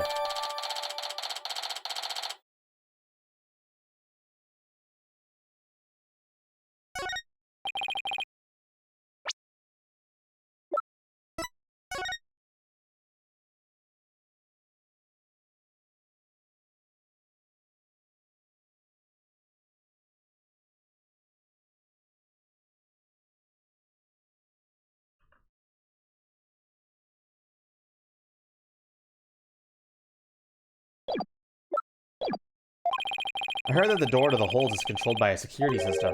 So how'd you get in there? That's a trade secret, can't tell you. And the hits just keep on coming. Well, I guess that's basically a wrap on the investigation.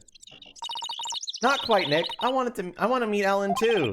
Oh, that's right. You haven't met her yet, have you? Hey! RK, thank you so much for the follow. How are you doing today?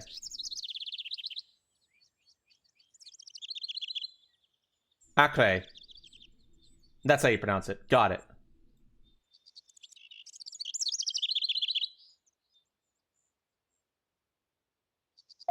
Okay, let's head over to the detention center then, so you can say hi.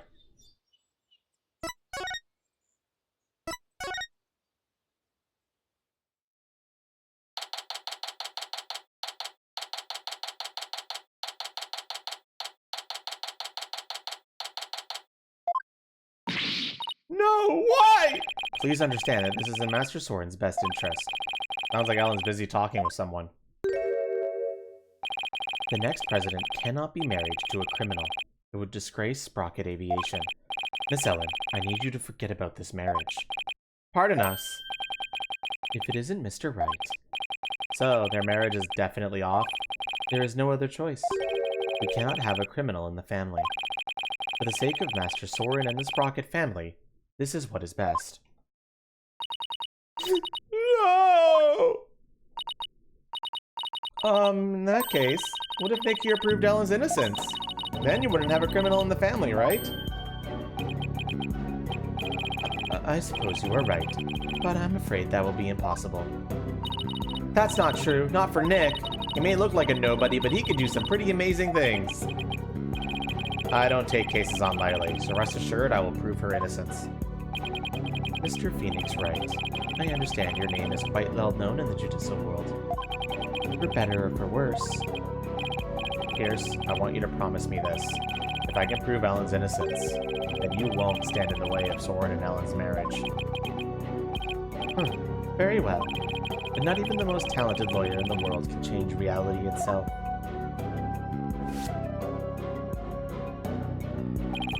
And the reality is, Miss Ellen is guilty beyond a shadow of a doubt. I believe that's where you're wrong, Pierce. I'm clean, I swear I am! Obsessively, compulsively clean! Just as clean and pure as this pure white dress! Fine, you have my word, but you will be the one to regret this promise. Now, if you'll excuse me. Now I have all the more reason to win this case. Ellen, we finished our investigation and we'd like to talk with you about what we found.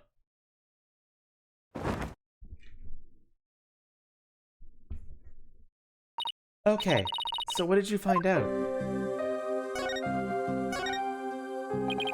In the course of our investigation, we heard that you had been seen standing in front of the victim with the murder weapon in your hands.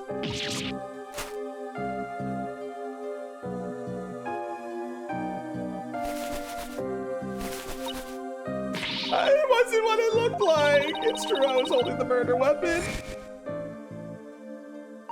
But when I found him, he was already dead! I panicked, and I was hoping I could go back in time again like I had done earlier. So I picked up the timekeeper from the pedestal and brought it over without thinking. You were so desperate you were ready to try anything, huh?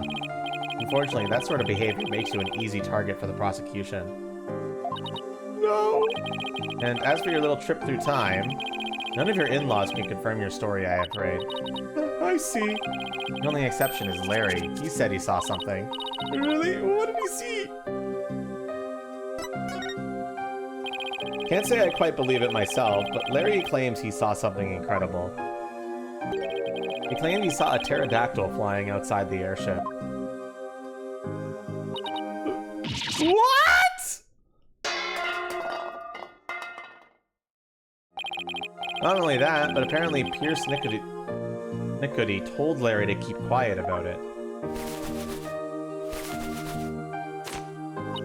But why would Pierce do such a thing?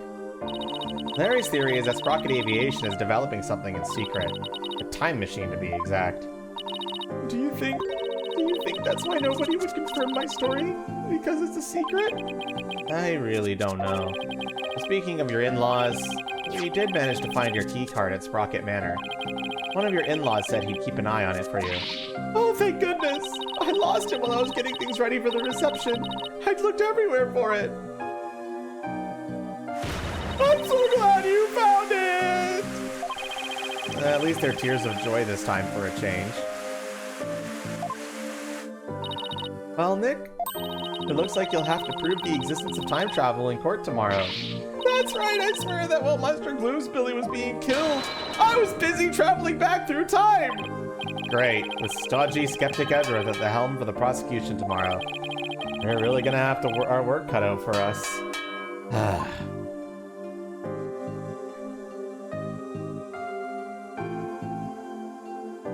To be continued.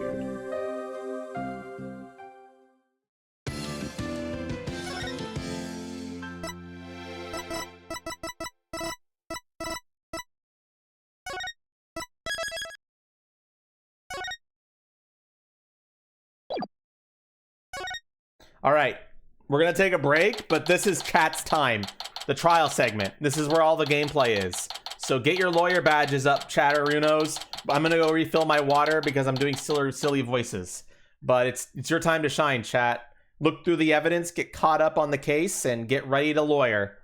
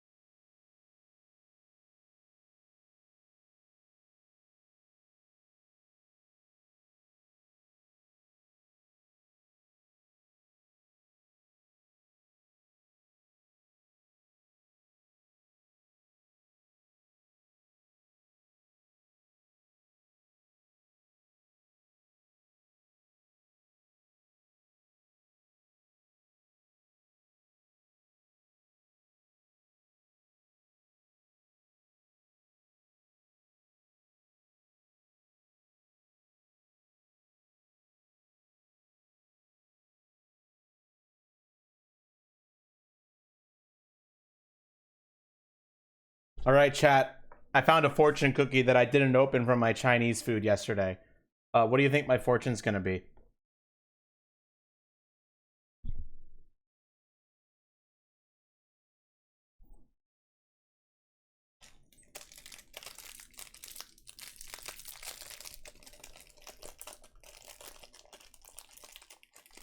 I wish. I wish that's what it was too.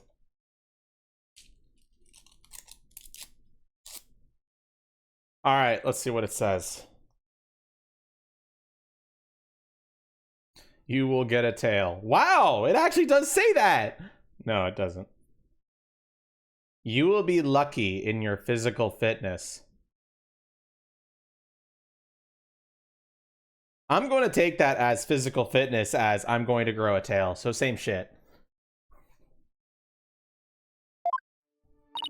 Good morning, Mr. Wright. Good morning, Ellen. I see you're still wearing your wedding gown, and I will continue to wear it until our marriage is saved.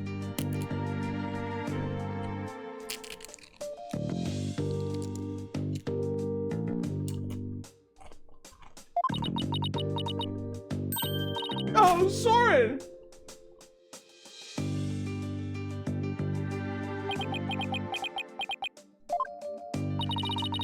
Do you think you came to see how she's holding up?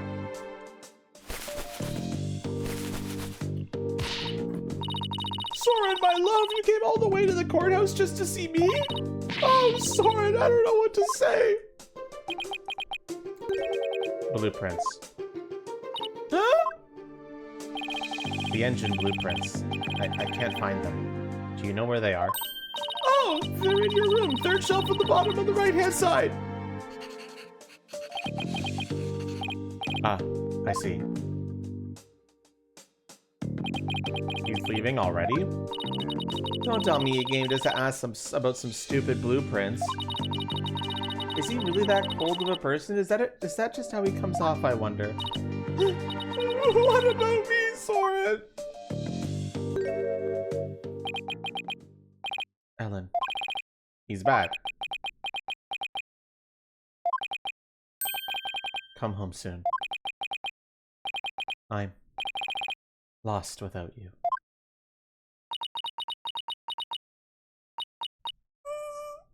Soren! Later. Looks like showing your vulnerabilities is the fastest way to capturing a woman's heart. You should take notes on this, Nick. Please leave me out of this. Anyway, it looks like Soren isn't big on words, but it's clear that he cares about Ellen. Knowing that, I actually feel kind of relieved.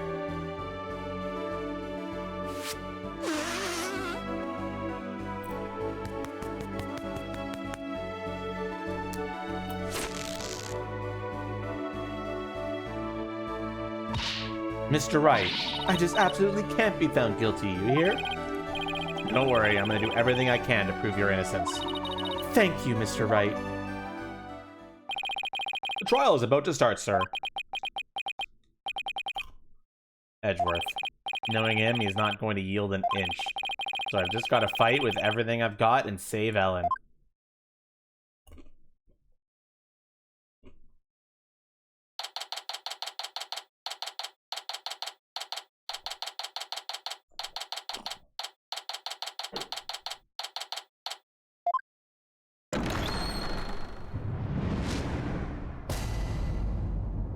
Hi, Lux. Court is now in session for the trial of Ellen Watt. The defense is ready, Your Honor. The prosecution has been ready for a while, Your Honor. Seeing so many familiar faces gathered together like this, I feel as though I'm at a grand reunion. It makes me want to go out for dinner and a drink and reminisce with all of you. Oh, that sounds like a great idea. I was dying for a real burger the whole time I was away. We could make it a welcome back party for Maya. How about it, Edgeworth? I have no intention of cavorting with my enemies. Now then, Your Honor, let us start with this trial at once. Oh, still not one for lighthearted banter, are you, Mr. Edgeworth? Jokes and good humor are beyond worthless in a court of law. Guess we'll just have to have the party without him, then. However, were it after the conclusion of this trial, I might consider joining you for your little welcome back party. I certainly wouldn't mind an invite at the very least. He's still as emotionally constipated as ever, I see. Now then, Mr. Edgeworth, if you could please go over the details of this case for us. The victim was Dumas Bloomsbury, a servant in the Sprocket household. He was in attendance at the wedding reception that occurred from 7 p.m. to 10 p.m. Mr. Bloomsbury apparently felt some animosity towards Ellen Watt, and so, a bit after the reception ended at 10 p.m., he assaulted Miss Watt with the intent to kill her. The defendant fought back and ended up killing Mr. Bloomsbury. In other words, it was justified self-defense, correct? If that's the case, then the defendant might not be criminally responsible. He's right. Worst case scenario, I could go for self-defense to avoid the criminal charge. I wonder how Edgeworth plans to counter that, though. The prosecution's first witness will make my view on the matter clear, Your Honor. Very well. Bailiff, please bring in the first witness.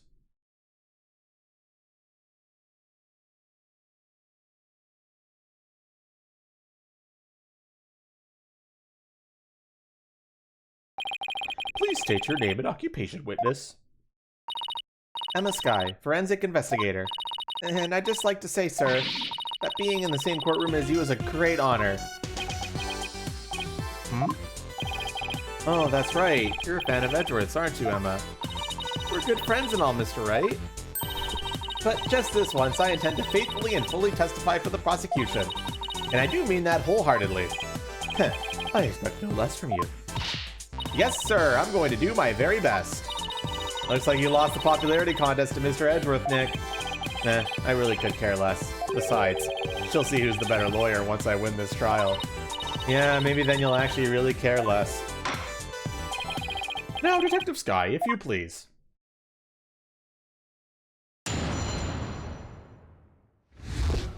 Rundown of the case.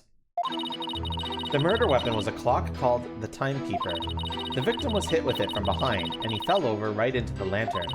The defendant was spotted then, standing in front of the body holding the murder weapon. The victim was struck twice, by the way.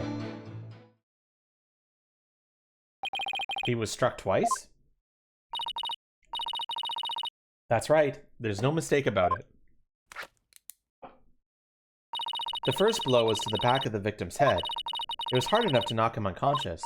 Yet, despite the fact that he had been immobilized by the first blow, the defendant delivered a second, fatal blow to the side of the victim's head. Which means... what exactly? I figured it would go right over your head. Let's put it this way. By striking the victim a second time, the defendant killed her last chance to escape from any criminal wrongdoing. She did? But how, Mr. Edgeworth? The defendant may have been fighting back because she was being attacked. However, she then went on to deliver a fatal blow to a man who was already fully unconscious. Nick, is he saying what I think he is? I don't feel so well. And thus, Mr. Wright, has justified self-defense been removed from the table. The prosecution intends to prove that the defendant killed the victim with murderous intent. Allow me to, belatedly, submit the victim's autopsy report.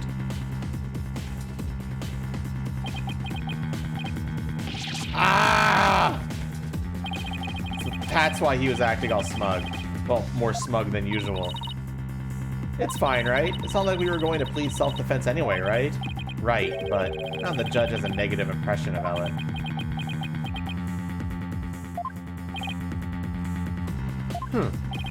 He may not get to prosecute much anymore, but he definitely hasn't lost his touch.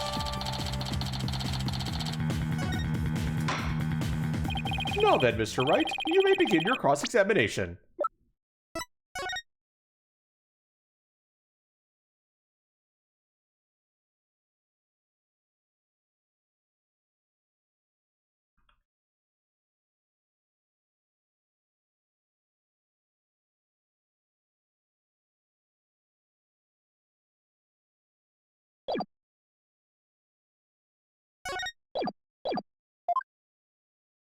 Lux, I might have to ban you for that one.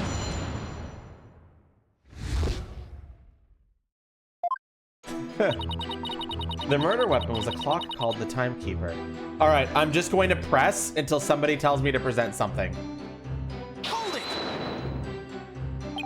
Are you completely sure the murder weapon was the Timekeeper? Yes, completely. The shape of the injury on the victim's head matches up with that of the Timekeeper. And it's definitely heavy enough to kill someone with. But would the defendant have been able to pick up and swing something so heavy? I tried it myself, and I was able to lift it up just fine. Maybe you're just freakishly strong? Excuse me, Mr. Wright? I'll have you know that people on the force know me as the dainty forensic investigator. Sorry, but really, you're hardly a delicate flower. Mr. Wright, this is a court of law. Save your antics for after the trial if you know how. Yes, sir. It won't happen again, sir. Moving on. The victim was hit with it from behind, and he fell over right into the lantern. Hold it! The defendant was fighting back against the victim, right? If so, wouldn't she have hit him from the front and not from behind? The victim must have tried to run when Mr. Watt started fighting back. That's probably when he got hit from behind. I see. Thus, the blow to the back of his head. The defendant must have looked awfully scary when she was brandishing that clock.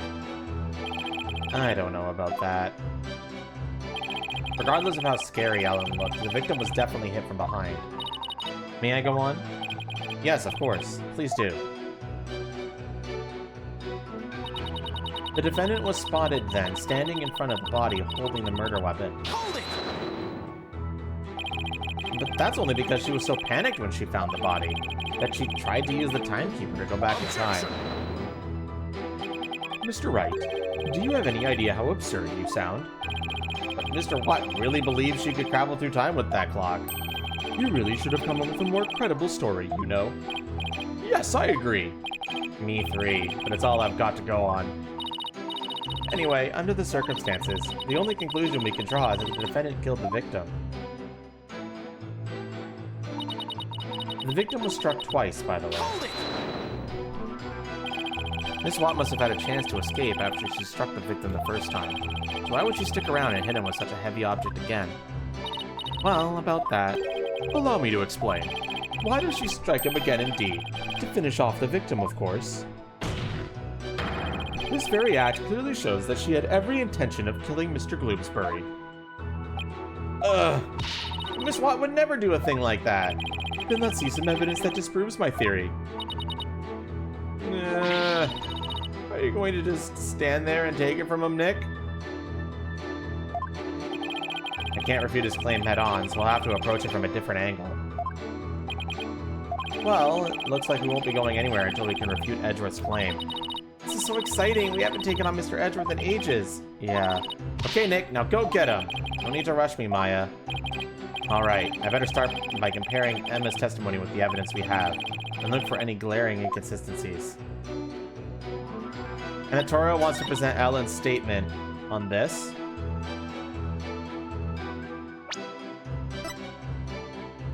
This is what Hannah Toro is presenting, wants to do right now.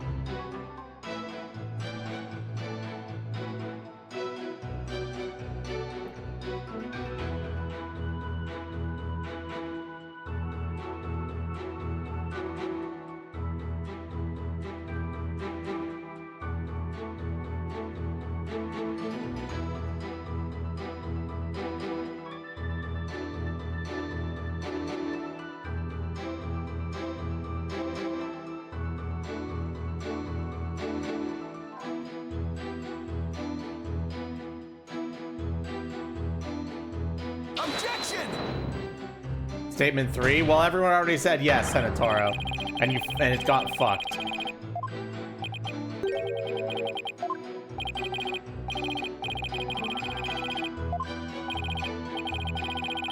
Is there a contradiction here? It looks like there is, but there really isn't one, is there? Or are you asking me, Mr. Wright? Because what it really seems like to me is you're asking for a penalty. Thanks for that definitive answer, Your Honor. With a lawyer like you, Mr. Wright, even I feel bad for the defendant. Well, you don't have to feel bad for her for too long. I'll get it right next time, you see. You'll see.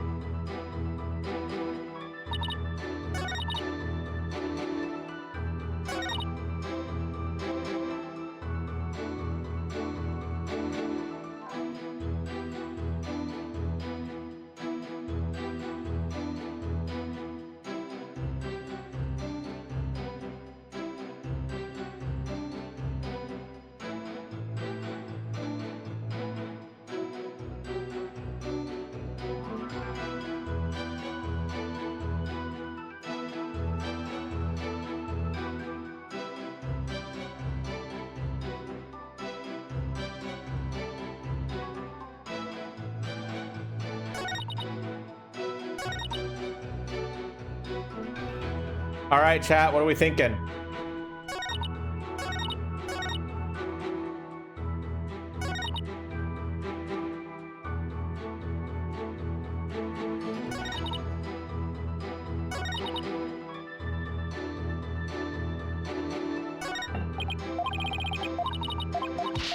I think I have an idea, but I need chat's the one who needs to do it.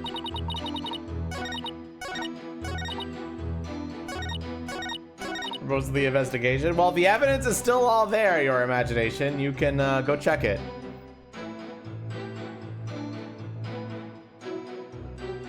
Usually you can still get the contradictions just from the context of the testimony and the evidence we have on hand.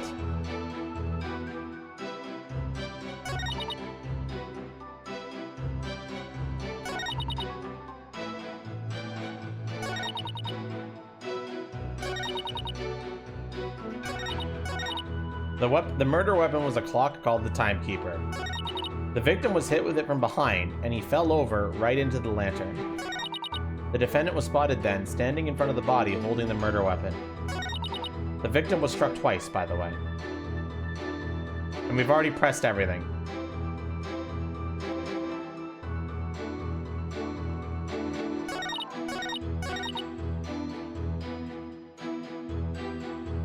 Shift through your evidence, chat. It's your time to shine.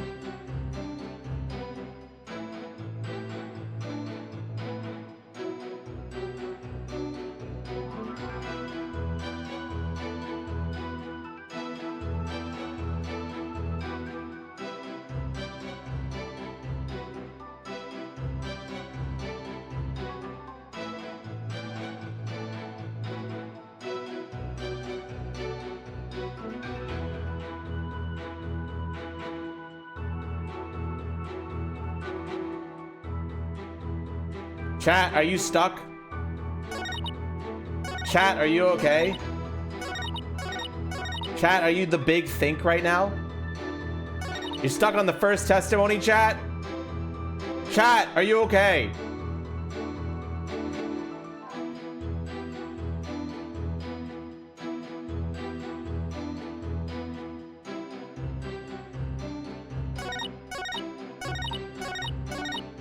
The murder weapon was a clock called the Timekeeper.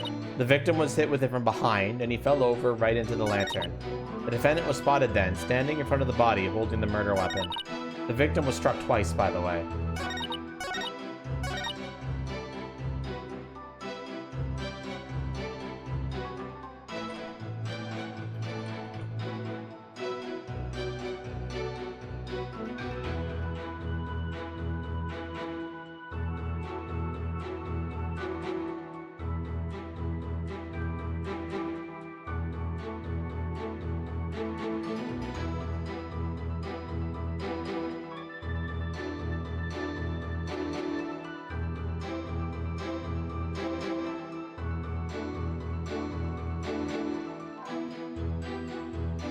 Your imagination wants to present the statement on this one.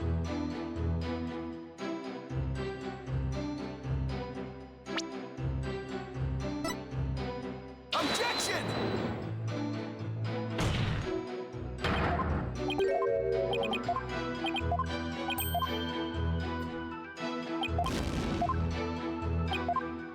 Chat, are you okay? Chat, are you okay? Chat, you're all gonna feel so stupid. I'm gonna tell you that right now. Chat. Chat, do you guys need a hint on the first one, bro? Come on. Okay, I don't want to make you guys feel stupid, but come on. Know you, know me. I got this one already. Think about it, chat. You're already feeling stupid. Okay, the murder weapon was a clock called the Timekeeper. Anything here that's contradictory? Probably not, right? The victim was hit with it from behind, and he fell over right into the lantern. Anything odd about this? Think about it. The defendant was spotted then, standing in front of the body holding the murder weapon. And the victim was struck twice, by the way.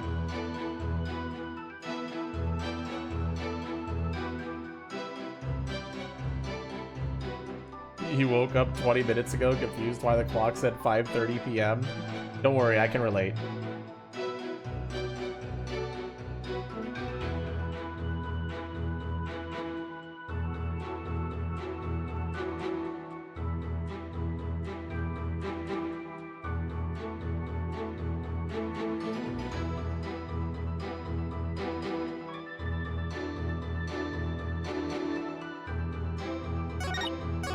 You've seen this case, you're gonna keep quiet. Chat is doing especially pretty bad for this one. Broken lantern, which statement? You have to put the statement number 2 as well, right? Statement 1, statement 2, statement 3, or statement 4. And if you want to get people on board, you gotta say what the contradiction is.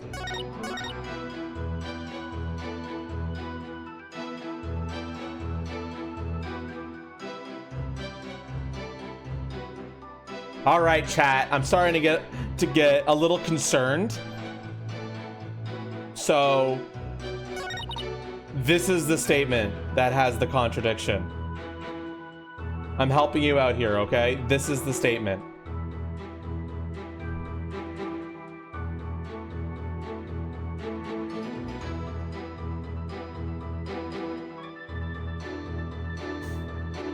I'm helping you, chat.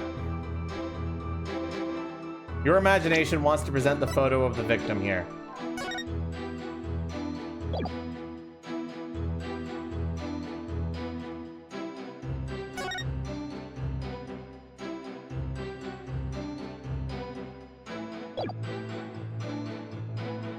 We got 2 Ys, 1 more, and I commit.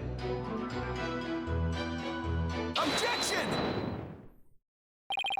Detective Sky, I'm afraid I have to apologize in advance. For what?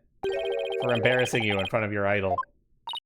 What do you mean? If you take a look at this photo of the crime scene, you'll see that the victim is lying on his back. But if the victim had been hit from behind, as you claim, then he should have fallen over into the lantern face down. Ah! Ah! That was the most pathetic scream I've ever done in my life. It's not enough to simply take someone's side, Detective Sai, even if it's Mr. Edgeworth's. Oh! There does appear to be a flaw in Detective Sky's testimony. Mr. Wright, if you think I'm going to just back right down, then you're sadly mistaken. Emma is unusually fired up today. Don't forget she's in front of her hero, Nick.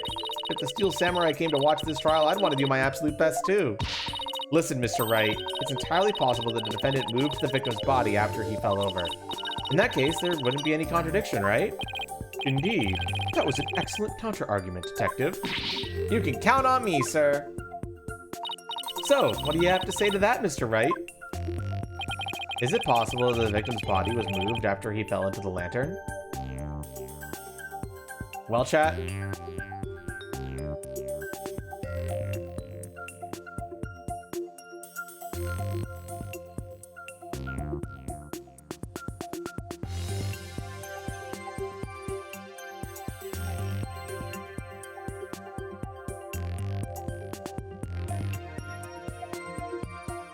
Your imagination says, yes, it is possible.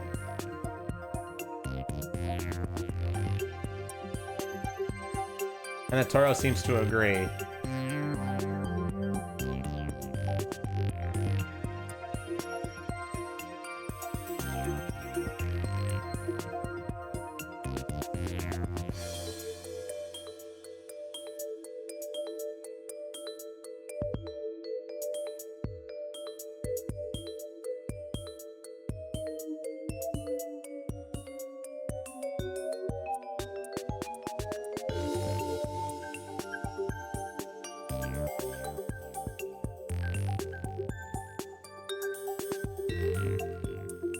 I feel like chat's brain has collectively shut off for this case.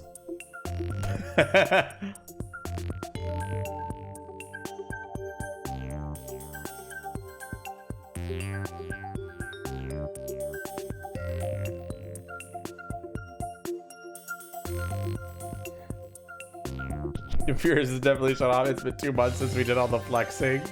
It's a good layer of dust. I'm pretty sure we did the other DLC case last month, though. I don't think it's been 2 full months. And you guys are pretty nailing it on that one. But this one, you're a little lethargic.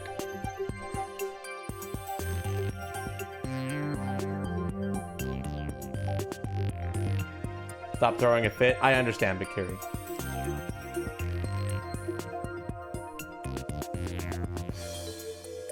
And Toro wants to say it's possible.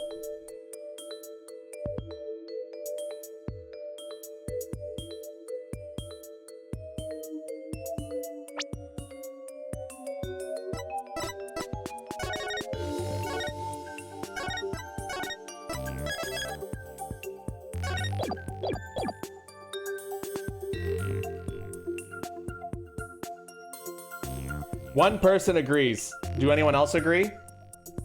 We're gonna be here all night. Oh my gosh. This stream's gonna take 10 hours.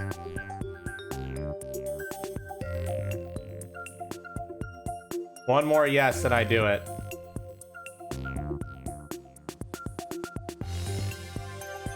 My hand tracker's being a butt.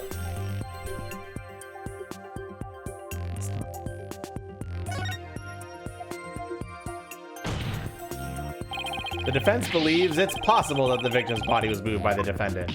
What are you doing, Nick? You're backing up Emma's claim? Oops, I meant to answer in the negative.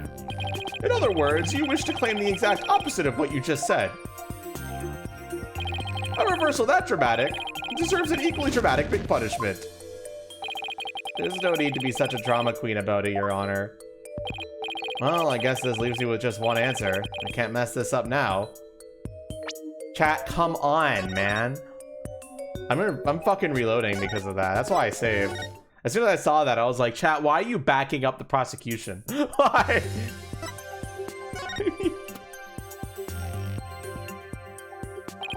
Sorry, detective, but there's no way the victim's body was moved after his death.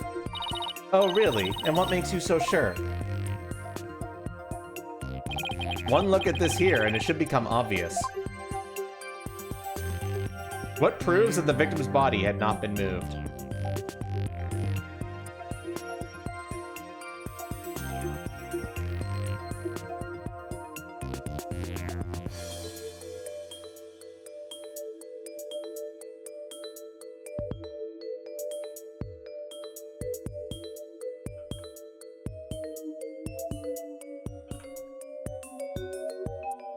Is this your choice? Yes. The pedal?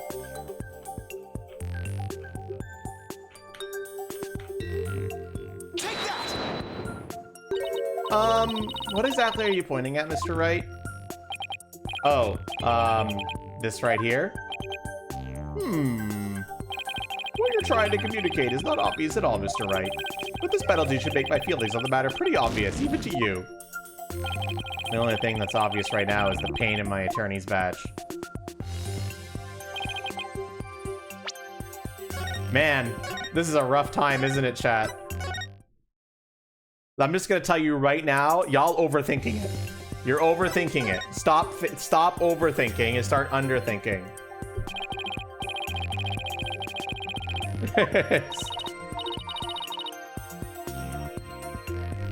There's something a lot more obvious.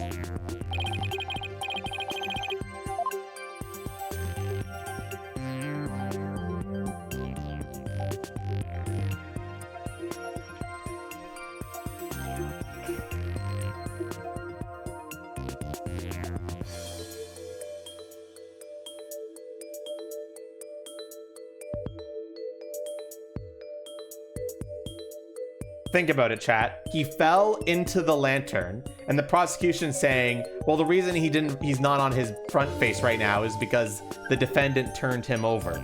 So what proves the defendant did not turn him over after he fell into the lantern?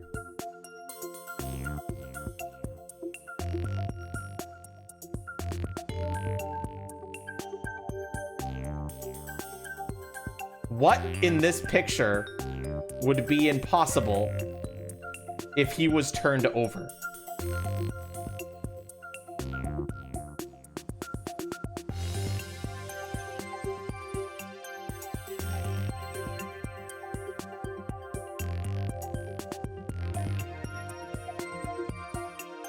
Oh my gosh.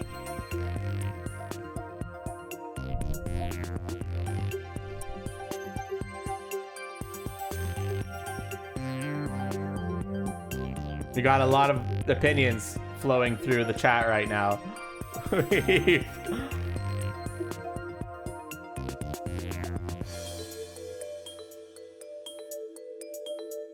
Someone needs to commit something. Your mom? My mom? Light bulb. What is your reasoning for the light bulb?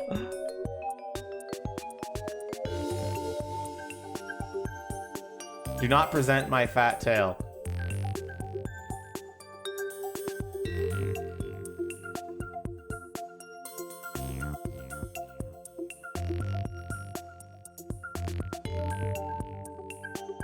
I don't know.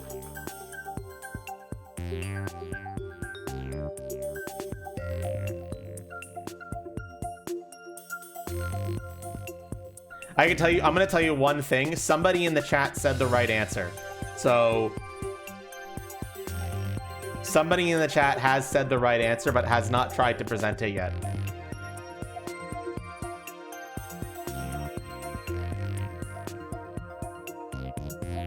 To help you all along.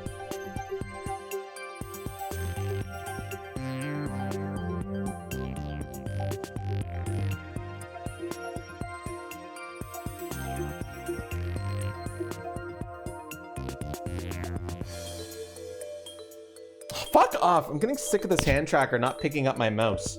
My hand on the mouse. One sec. AG wants to present the debris.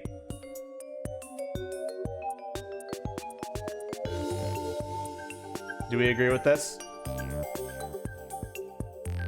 Take that! Those broken bits of the lantern?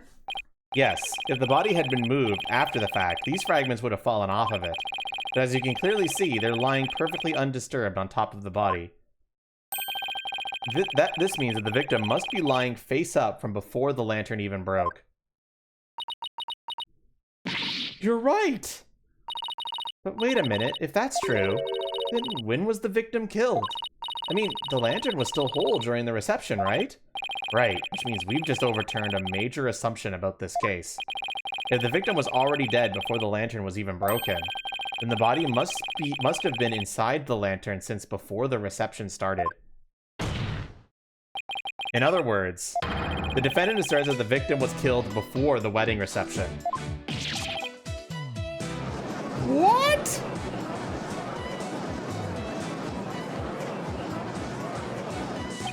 In short, when Miss Watt was seen standing in front of the body after the reception, it wasn't the moment just after the murder was committed. It was the moment she happened to discover the body, just as Miss Watt claims. Ah! Objection! Whether the act was committed before or after the reception is entirely inconsequential. After all, it was the defendant who prepared the reception hall for the event in question. Therefore, when the murder occurred, it changes nothing with regard to her guilt. She could have killed the victim before the reception, as you claim, and then tried to hide his body in the lantern after the event ended. Objection! Sorry, but that doesn't make any sense. I mean, where would the body have been hidden during the reception in your scenario? Ugh, that's... Even you have to admit, Mr. Edward, that this has opened up a new possibility. Do explain, Mr. Wright. Well, if Miss White didn't commit the crime in the reception hall plot, then that means someone, somewhere, put the victim's body into the lantern. I suppose that makes sense. The dead body couldn't have put itself in there. Exactly, Your Honor. In other words, if the murder actually occurred before the reception, it opens up the possibility that...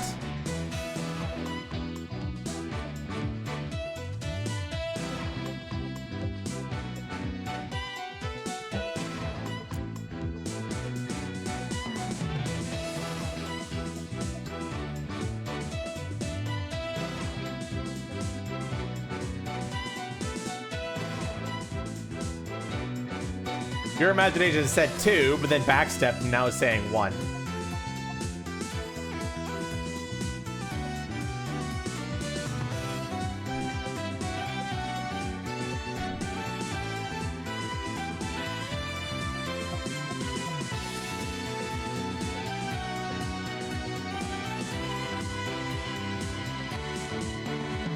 Do we agree with statement 1?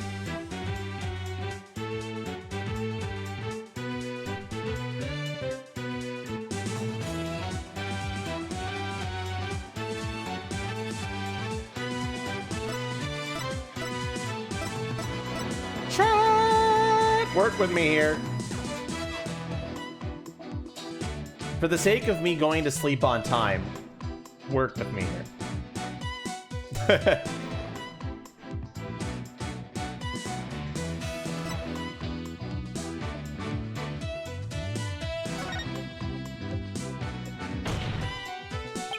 If the body was hidden inside the lantern, then it's possible that the body was moved along with it from somewhere else. Oh, you're right! You could run that mouth of yours all you want. But do you have any evidence to support what's coming out of it, Mr. Wright? Of course I do. I think the answer lies in that piece of evidence, and in something that was left at the crime scene that will point us to where the victim was really killed. Very well, Mr. Wright. In that case, what proves that the lantern and the body were moved from somewhere else?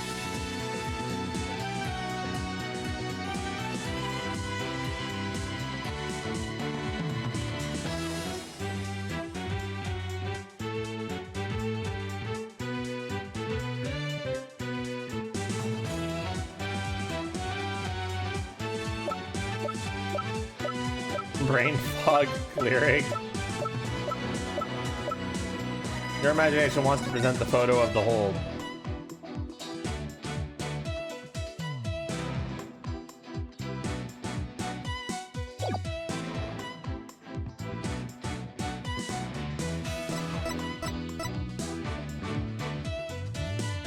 All right, your imagination. I'm gonna stop you right there, actually. I'm gonna tell you something very important, okay? Your imagination.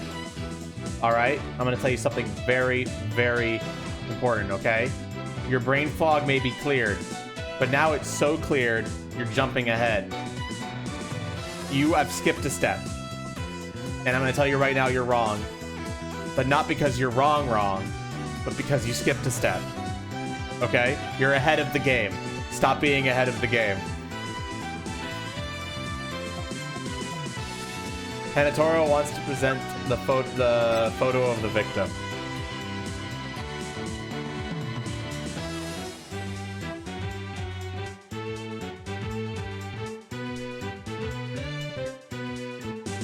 Fucking course, I skipped the step.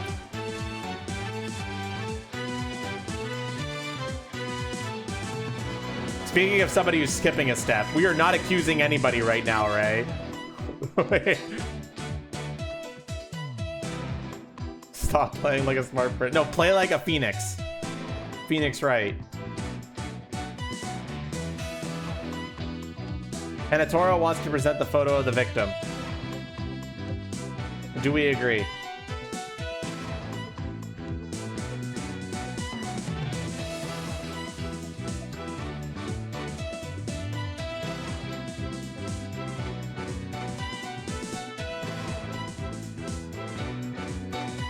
Chat, do we agree? Chat?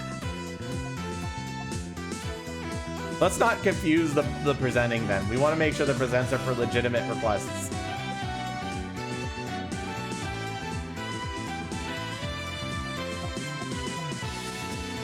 Take that! The photo of the victim again? Yes. I'd like the court to focus on this thing right here. What proves the murder took place somewhere else?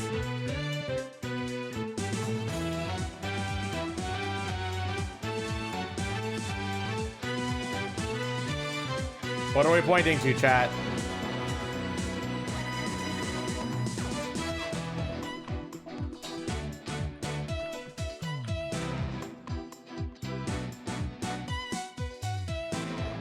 Petals? That's enough people saying it. Flower petals, Mr. Wright. Yeah, you see, your imagination, your problem is that you didn't establish that the petals were at the scene of the crime first. These petals are from a kind of flower that were not present in the reception hall. This means that they must have gotten into the lantern when it was somewhere else. And just where do you propose this somewhere else to be, Mr. Wright? I propose that this piece of evidence will tell us where the flower petals came from. And I'm sure somebody on this chat knows what to present here.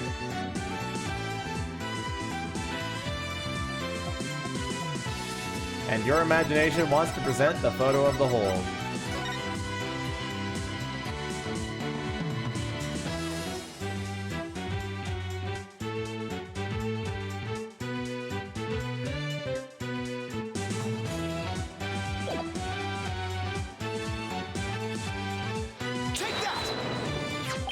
Please take a look at the flowers in this picture of the hold. Notice how their petals are of the same shape as the petals in the crime scene photo? Yes, I see. They do look to be from the same kind of flower. The context is all in the court record. Your imagination. Literally, all you just needed to think about was, here, take a look at this flower petal. Why are you showing me flower petals? Because of this evidence over here. Well, why didn't you show us that other evidence first? That kind of, like, that's what, you had the right idea, you just had them in the wrong order. Flower is a flower is a flower. They're all the same. I would hardly call what you presented compelling evidence. I'm afraid I couldn't disagree with you more, Mr. Edgeworth. I gave a flower of this type to my lovely wife once when we were young. So I assure you that this is a very meaningful and compelling evidence indeed. The soundness of my judgment in this matter is backed by nothing less than pure love. But Your Honor... Let it go, Mr. Edgeworth. It's clearly you don't know much about flowers. It's not like you have anyone you'd actually give any to after all. Damn, Phoenix! What the fuck? Brutal! But maybe you should study up on them, just in case the opportunity presents itself. This is from the man who only knows the names of 3 types of flowers. That's hardly relevant to the case at hand. The defense asserts that it is highly probable that the victim was killed in the hold. If the body was then placed in the lantern and moved to the reception hall for some reason,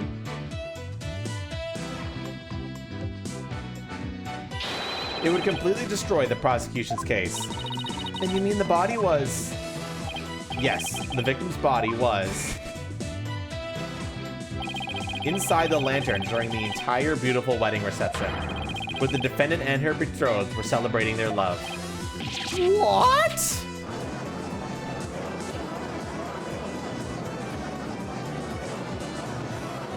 Objection!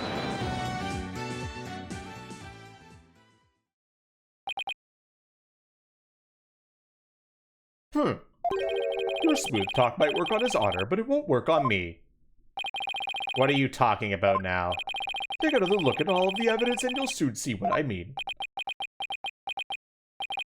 I wish you would just tell me already.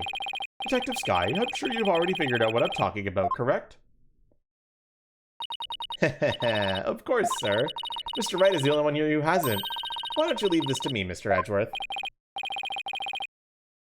Very well. Let's see what you can do. Detective Sky, please give your testimony to this court.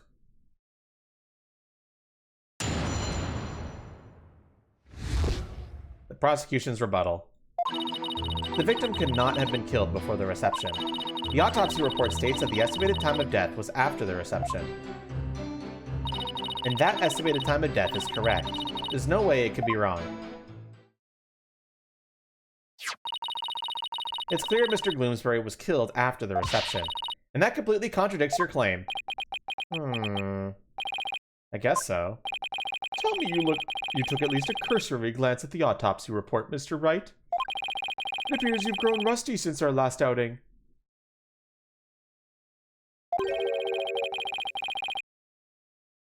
May I suggest you go back and brush up on the basics?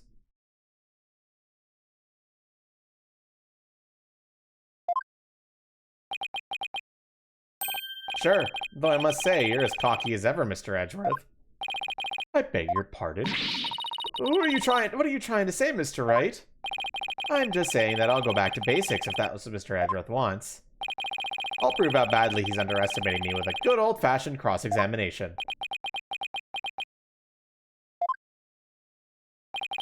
Very well, let's see you put your money where your mouth is, Mr. Wright.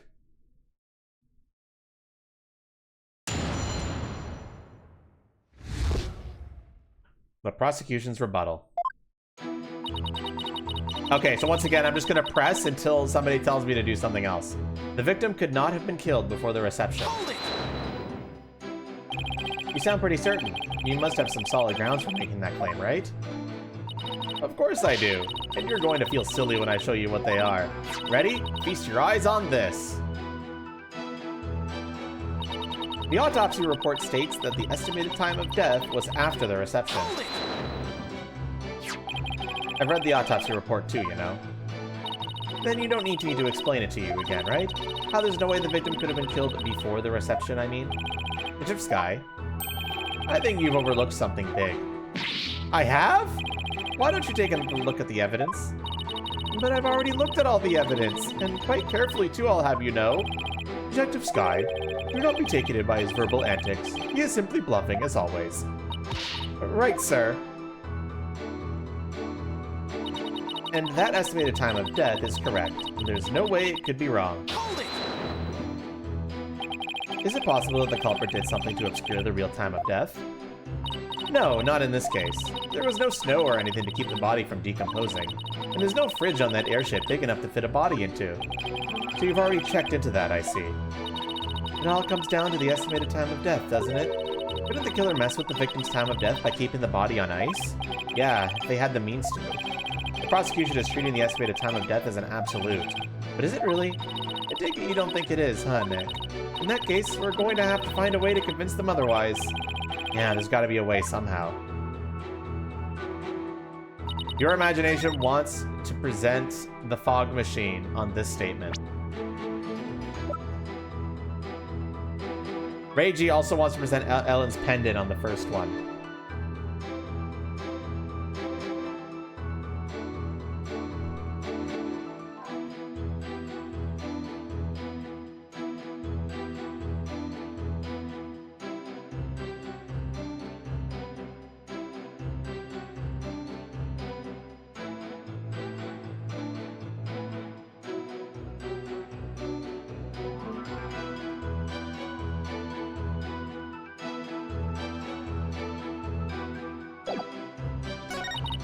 Okay, this is the one that your imagination actually wants to present the fog machine on. Do we agree with this, chat?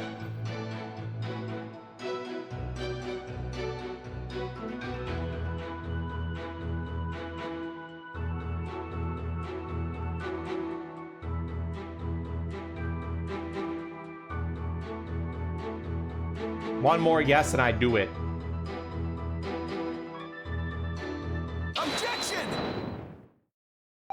I admit that the estimated time of death does contradict my theory. Finally, and that means your theory that the victim was killed before the reception is still entirely plausible. Huh? What makes you think that? The killer could have falsified the time of death by using a certain item in the reception hall. Please take a look at this. And what is that contraption, Mr. Wright? It's a fog machine, Your Honor, used to create a special romantic atmosphere in the hall. And this machine could have been used to falsify the time of death? Yes, Your Honor, because this machine uses dry ice to perform its magic. Dry ice? Ah, yes, the super cold stuff commonly used to make theatrical fog, right? I see. So you're claiming that this dry ice was used to keep the body cold. Oh, in that case, I guess the victim could have been killed before the reception.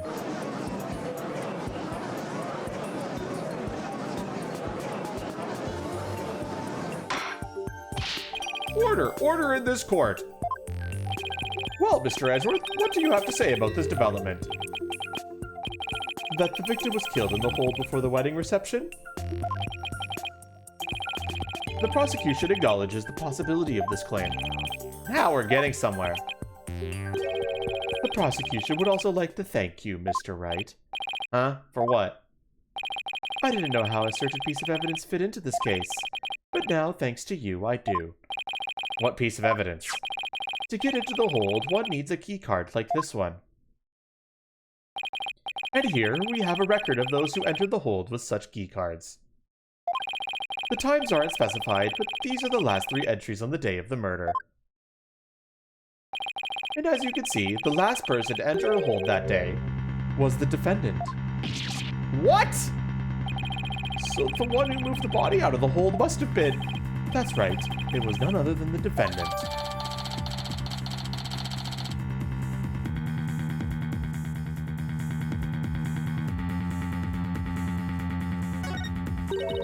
Hey Nick, take a look at this entry record.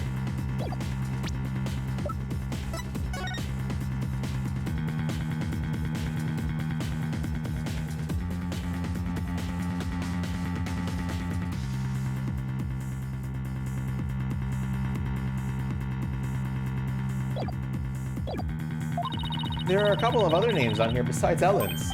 Hey, you're right. According to the entry record, Mr. Edward, Pierce Nicody had also gone into the hold. Isn't it possible that he could have been the culprit?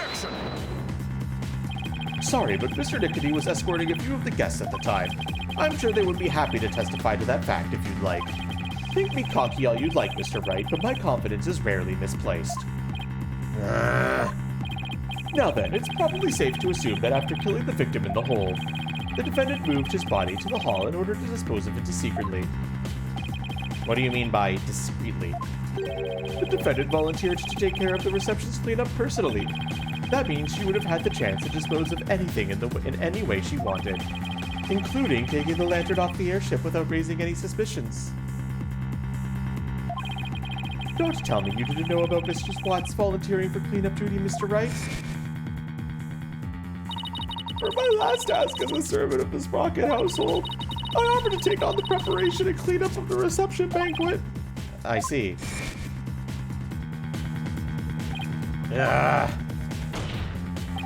Look at you, sweating buckets like a rookie even after all these years. Nevertheless, thank you for proving that the only person who could have killed the victim in the hold is Ellen Watt. Ah! Great job, Phoenix. Now we're back to square one. Perhaps you should ask Mrs. Sykes for some help in reviewing Defense for Dummies. Way to go, sir. You've got Mr. Wright in a cold sweat. I wonder if maybe the promise of seeing that miserable look on his face.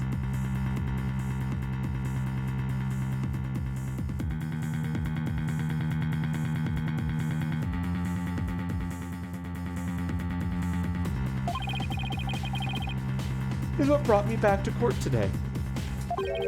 It certainly made all my stress and woes as chief prosecutor just melt away. I guess he had a lot of stress built up.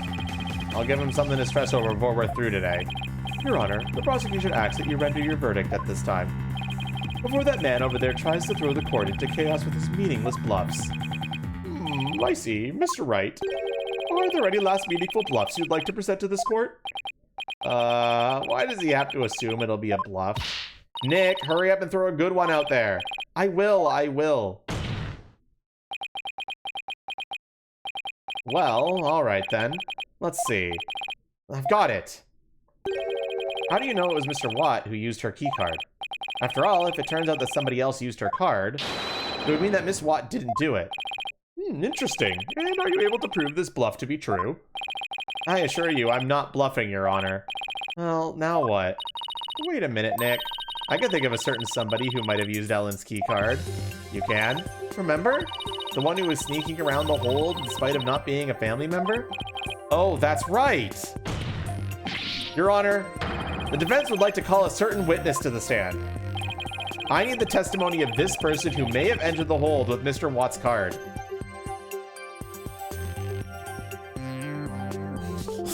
I love how the entire chat's reaction is, oh god, no.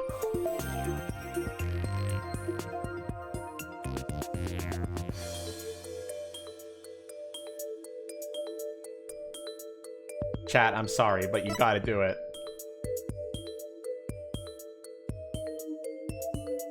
God's strongest seagull.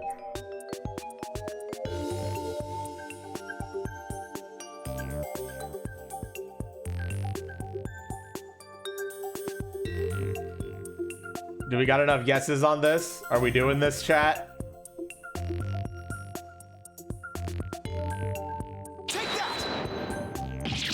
That's your witness?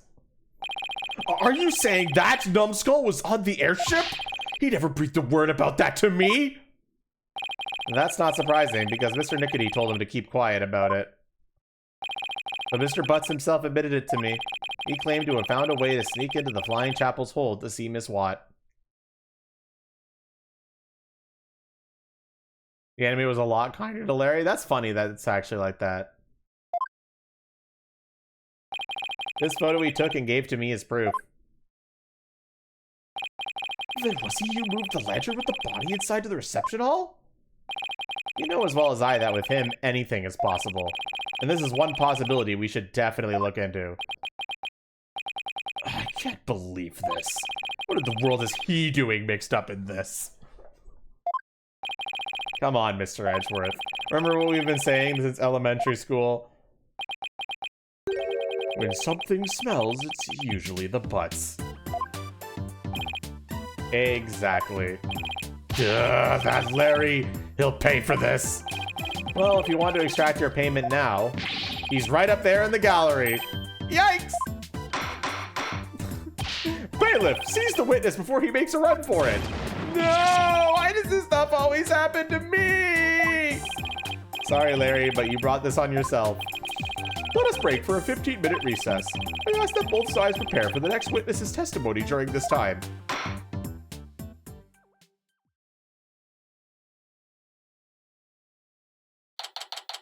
It really is him. All right, short break. I gotta go to the bathroom.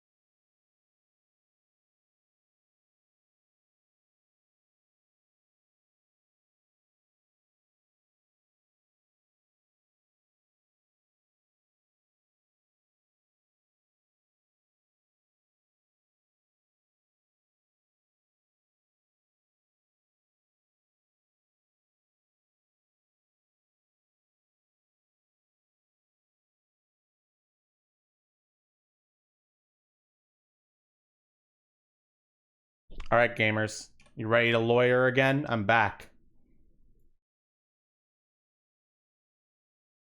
It's lawyering time! Wow, it's been a while since I've had this much fun and excitement. Face off against Mr. Edgeworth, a harrowing tightrope walk for the defense. Ooh, I'm exhausted already. Boss! I'm here for moral support. Athena, are you all done practicing for Trucy's magic show? Well, to be perfectly honest, I sort of ran away. But that's because she was putting my life in danger, I tell you. I see. I think I need to have a one-on-one with her. You're really athletic and fit, Athena, so Trucy probably thinks she could run you ragged. That may be true, which is why not even Trucy can keep up with me when I run at full speed. Ha! Looks like you spoke too soon, Athena. Never underestimate the resourcefulness of a great magician. Huh? Magical girl Trucy Wright is on the scene. No! Now, Athena, it's time to practice human combustion magic. Go on, douse yourself in this gasoline. But don't worry, it's a magic trick after all, so it's perfectly safe. Run away! Hey, you're not getting off that easily. They get along so well, don't they? It reminds me of the good old days. You, me, and Pearly. Oh, and Detective Gumshoe. Can't forget him. We had all kinds of fun at the crime scenes back then, remember? Leaving me to do all the serious investigating, as I recall.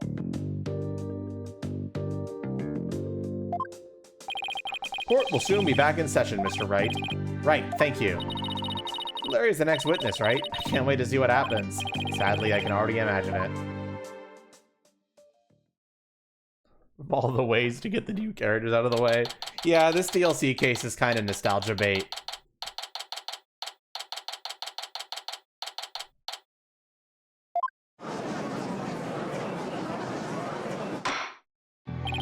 Court will now reconvene. Nick, Edgy, the two of you are gonna hang me out to dry, aren't you? No, not the both of us. Just Mr. Wright. Nick, how could you? I don't really think he did it, of course, but I gotta use whatever leads I can. Mr. Butts, there's a possibility you moved the lantern that had the dead body in it. She's 28. I don't know how old Mia was in the first game. Maya is still younger than me. Fuck. I'm probably as old as Phoenix Wright is in this game. I don't know how old Wright is. I think I'm younger than your Wright is in this game. Thankfully. Because I think he's the same age as Edgeworth, who's 35. Okay, thank God. But in 3 years, I'm the same age as them. And that's scary.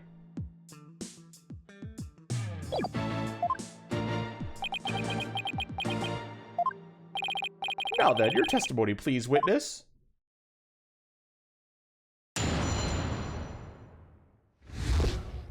Nick is a jerk face. Nick, you big fat stinking jerk. How can you doubt your best bud? We've known each other since elementary school. Well, get this, pal. Our friendship is over.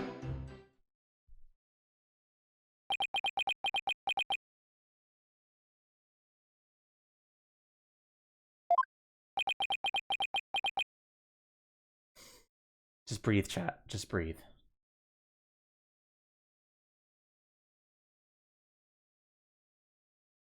Just breathe, chat. Just breathe. Just stay calm.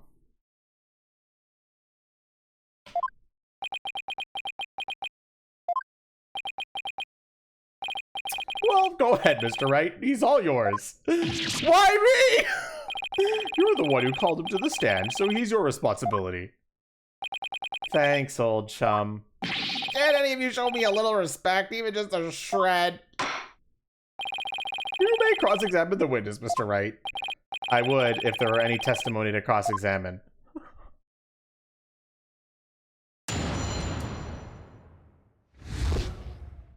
Nick is a jerk face.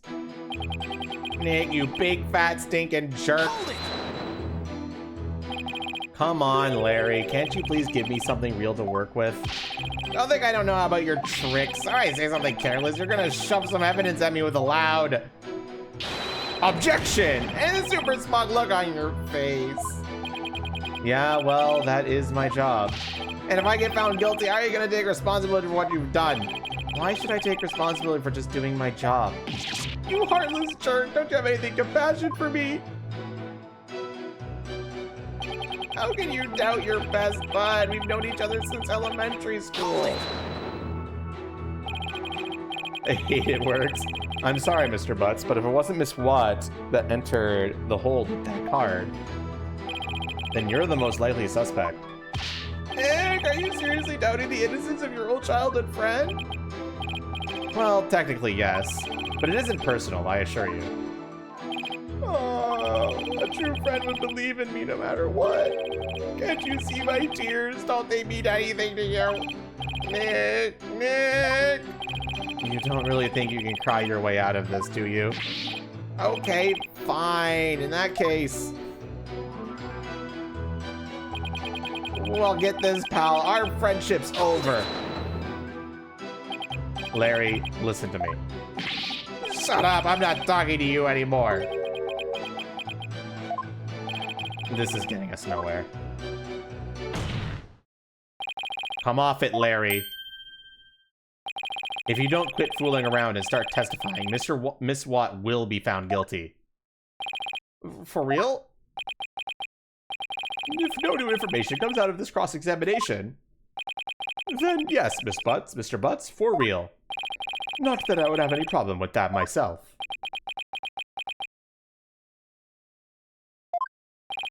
Larry, just tell us the truth already. Did you or didn't you go into the hold and move a lantern up to the reception hall? I never moved any bull lantern, I tell ya. Bull lantern. What? Did I say something weird? You told me that you didn't attend the wedding reception. Can you believe they told me only family and relatives could attend? They wouldn't even let me into the reception hall. Yeah, so what? Then that's odd. No one in this courtroom ever mentioned the sex of the lantern that was moved. So how could you know that it was a bull lantern? You didn't have to actually go to the reception to know that. Anyone could tell there were 2 Pega bulls by looking at the Flying Chapel's pamphlet. And I could tell right now is that there's a strong scent of bull in the air in here. Please add that last statement to your testimony, Mr. Butts. Anyone could tell there were 2 Pega bulls by looking at the Flying Chapel's pamphlet. Anything wrong with this statement, chat?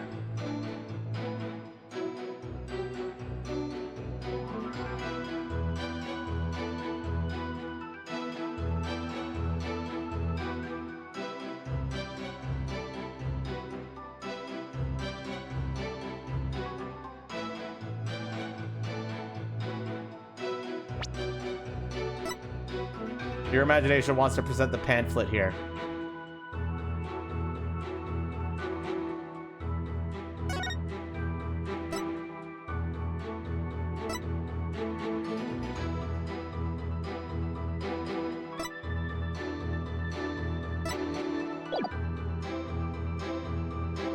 Objection!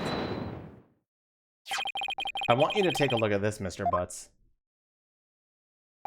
Because unfortunately for you, the pamphlet clearly shows a Pega cow and a Pega bull in their example diagram of the reception hall. Huh? But on that day, instead of putting a Pega cow and a Pega bull out for the bride and groom, there were 2 male Pega bulls on display. Essentially, gay sex. Anyway, moving on. Yet somehow you knew that there were 2 Pega bulls in the reception hall that day. There's only one way you to know something like that, Larry. It was you who moved the Pega bull to the reception hall, wasn't it? Ah! No! Larry, you didn't! Mr. Butts, did you move the lantern containing the victim's body to the reception hall? That's what it looks like! What?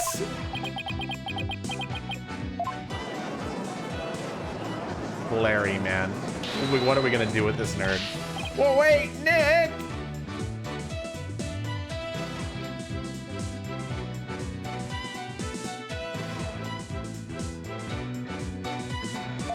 You don't think I'm the murderer, do ya? Maybe you and Mr. Gloomsbury were fighting over Miss Watt and you ended up killing him?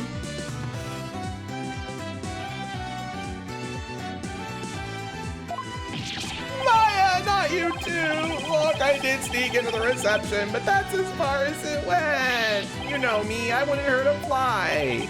You snuck into the reception? Yeah, sure, but some of the Sprocket men caught and locked me up in one of the cabins. That was pretty awful, actually. But that's when I made that drawing of the pterodactyl I showed you, Nick. Ixnay on the aerodactyl nary. Mr. Wright, not even you would take this farce that far, would you? We are talking about Larry. What do I do? Do I accuse Larry of being the true culprit?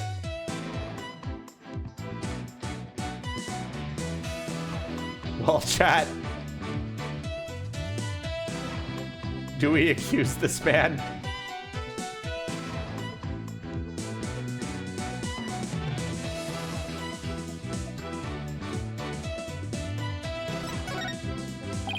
No, you're right, Mr. Edgeworth. Mr. Butts didn't have a reason to kill Mr. Gloomsbury. He might have had an imaginary reason to kill Soren Sprocket, sure, but not Mr. Gloomsbury. After all, he did steal Mr. Sprocket's bride and try to elope with her. Just because I tried to steal somebody's bride doesn't make me a murderer.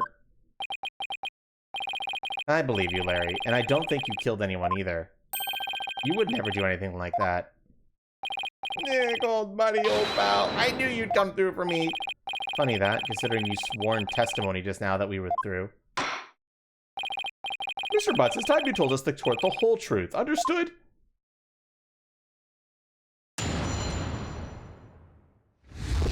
Moving the lantern. It's just like Nick said. I'm the one who moved the lantern.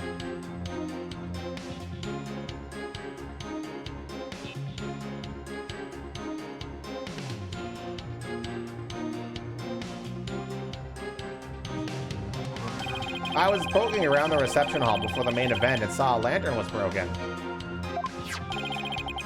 There was a note on it that said, "Exchange with the one in the hold, Ellen."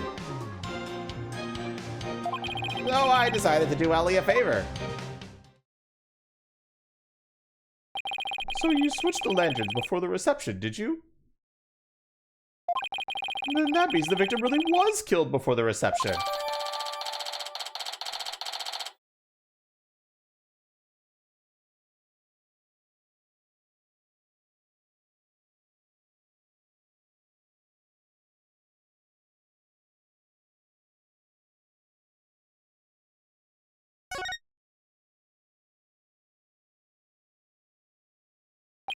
It would appear that Mr. Butts completely fell for the defendant's scheme. Scheme? What scheme? This note from the defendant. Exchange with the one in the hold, Ellen. Mr. Butts moved the lantern with the body in it up the reception hall because of this note. And thus he has become a suspect in Mr. Gloomsbury's murder. That second lantern did feel pretty heavy. I never would have thought there was a dead body in it. What was a note like that doing on a lantern in the first place? You've got it all wrong, Mr. Edgeworth. I left that note for myself. It was simply a reminder because I can be very forgetful. What a sorry excuse, Miss Watt. The prosecution contends that this note shows one facet of the defendant's murderous plan. And you, Mr. Butts, you played right into Miss Watt's hands. No way, Edgy, I don't believe it. Do you still really believe Miss Watt to be the culprit, Miss Edgeworth? Of course. My stance of the matter remains unchanged. If you think I'm wrong, then prove it with your cross-examination. Gladly. Very well, Mr. Wright. You may cross-examine the witness.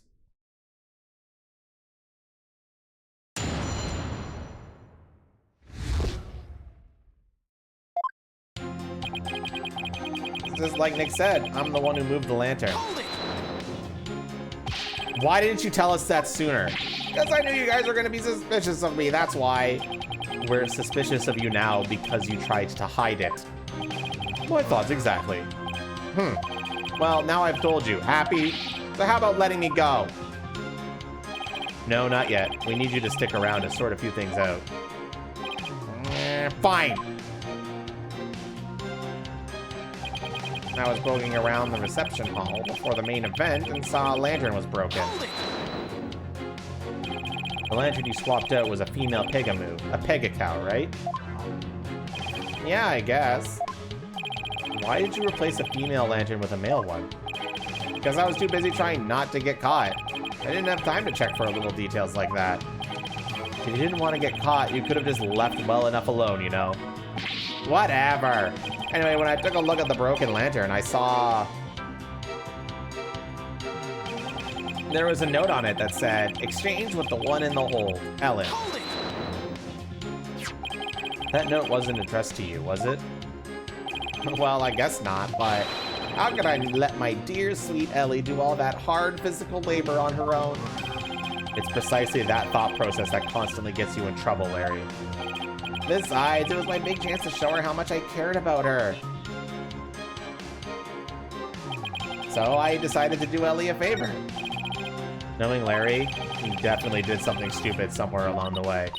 Wow, Larry sure is one special guy. Not everyone has the privilege of being this distrusted by their best friends. Assuming he can't be trusted from the get-go usually makes things easier, I've learned. Oh, I see. You totally trust him to be totally untrustworthy. Yeah, I guess that just about sums it up. Hold it! Nobody saw you the whole time while you were switching the lanterns? Nope, I didn't get caught. Not that time, anyway. Not that time. Yeah, when I tried to sneak into the reception hall the first time, I didn't have as much luck. Those sprocket guys spotted me and nabbed me. All of my words are failing me right now. Pretty exciting, don't you think? Larry, you need help. Such a simple thing, because I agree, Larry does need help. And then they locked me up in one of the cabins. Nick, what are you asking about stuff like this for anyway? Shouldn't you be trying to prove Ellie's innocence? Well, is that statement of his important to the case? Well, chat.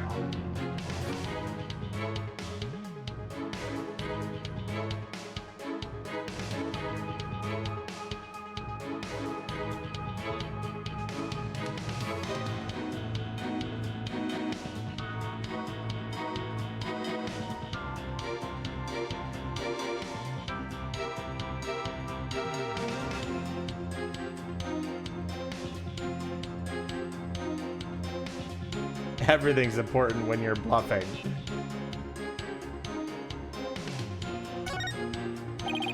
Mr. Butt's trying to crash the reception and subsequently getting locked up in a cabin. I believe these might be important facts in this case, Your Honor. Very well. Mr. Butts, please add that statement to your testimony. I tried to sneak into the reception hall, but I got caught and locked up in a cabin.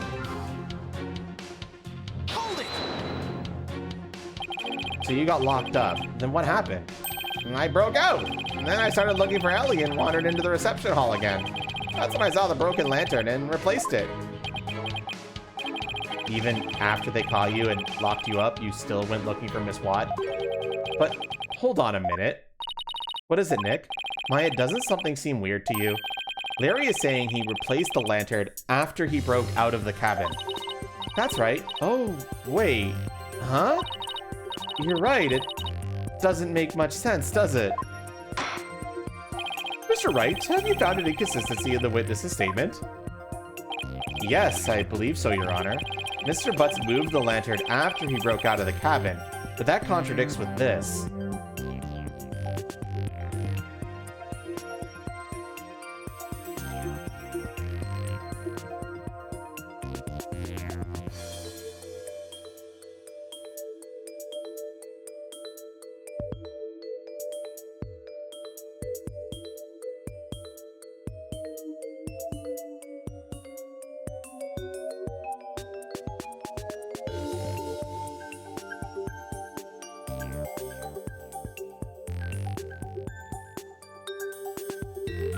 Well, chat.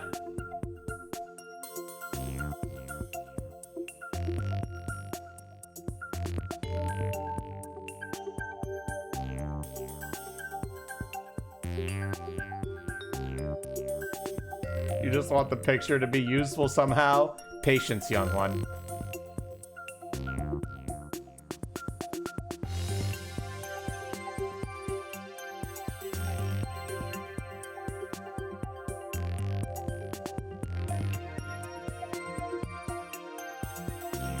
I actually don't know what the answer to this one is. I know what it wants me to try and thing. Like, I know what the reason, the contradiction is. I just don't remember what evidence it wants me to actually use here.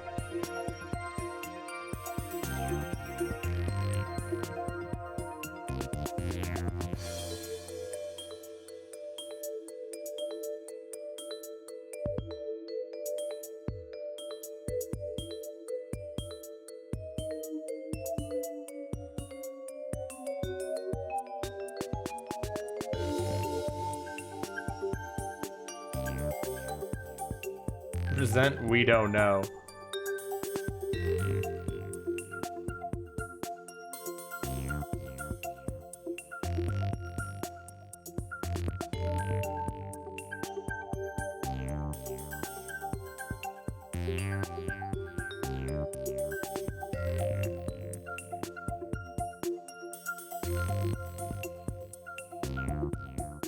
Your imagination does want to present the broken lantern. Do we agree with that?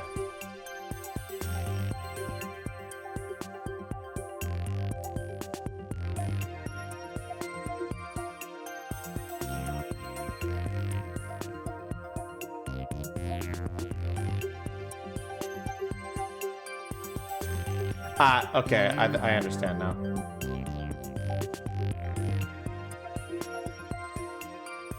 Don't forget to refresh your evidence list, by the way.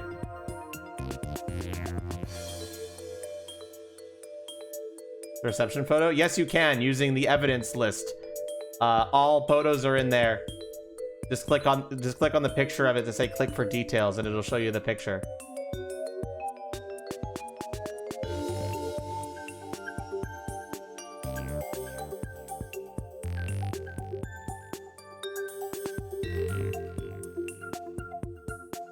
Hi there, Flitchad. How you doing today?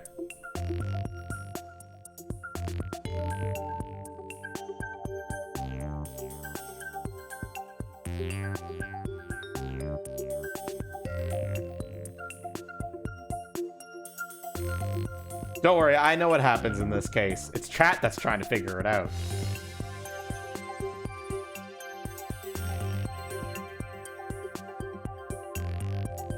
So chat, here's what we're trying to do.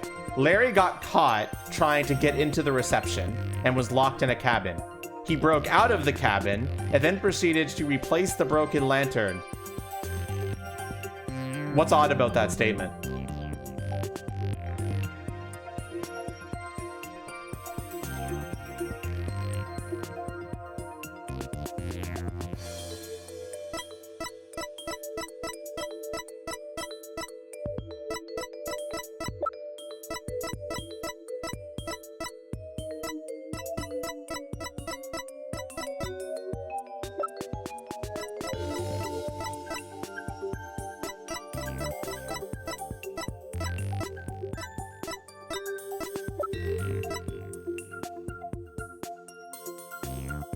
Toro wants to present the reception photo.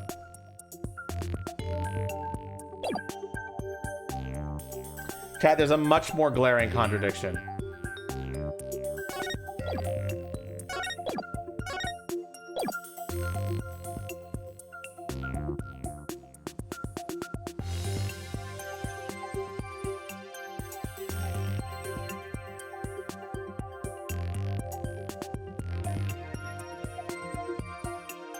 Just make sure you read the descriptions of the evidence, too. Your imagination wants to present the broken lantern.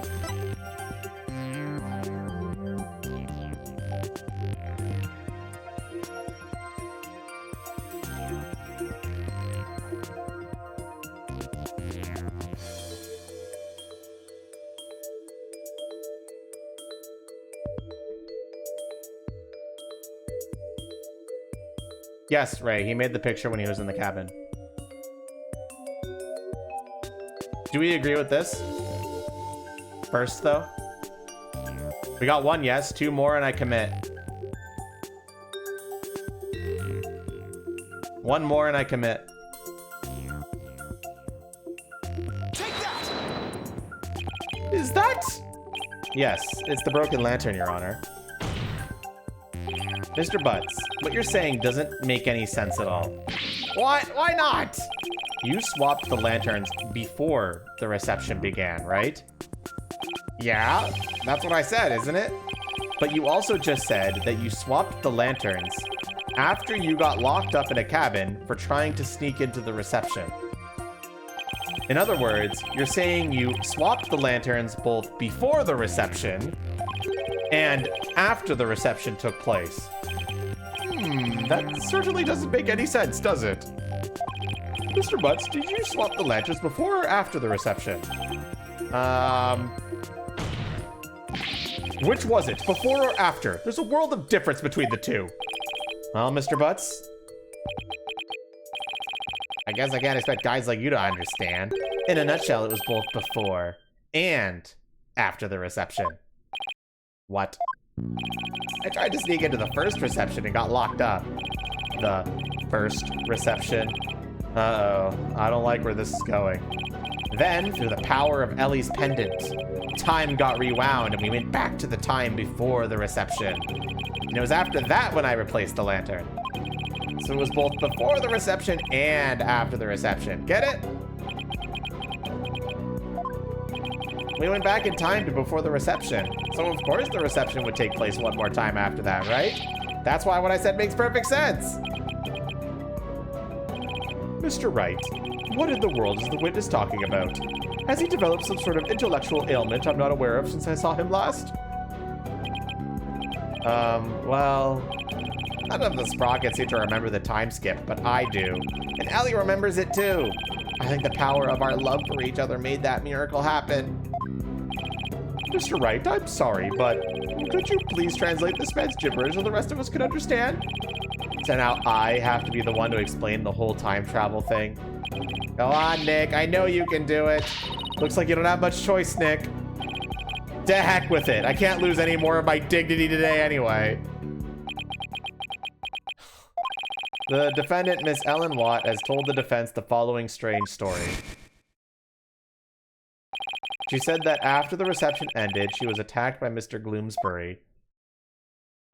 She claims that as she was being assaulted, she made a wish upon her pendant. Please take me back to that blissful moment. In doing so,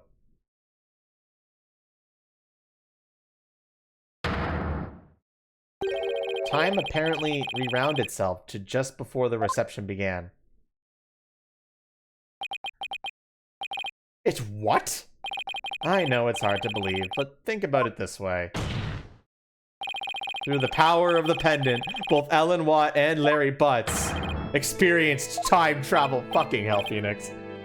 What?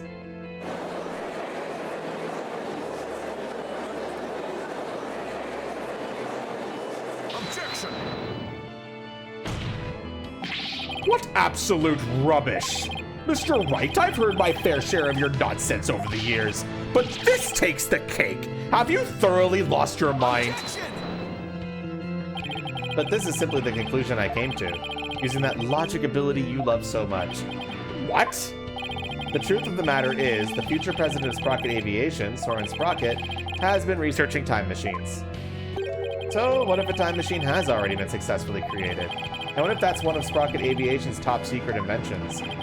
A time machine? Yeah, I even saw something while we were time traveling. I saw a pterodactyl flying through the sky. Maybe the airship was sent to travel through time for their honeymoon trip? What? A pterodactyl? Objection! You can't possibly have any evidence to back up your ridiculous time travel story. Well,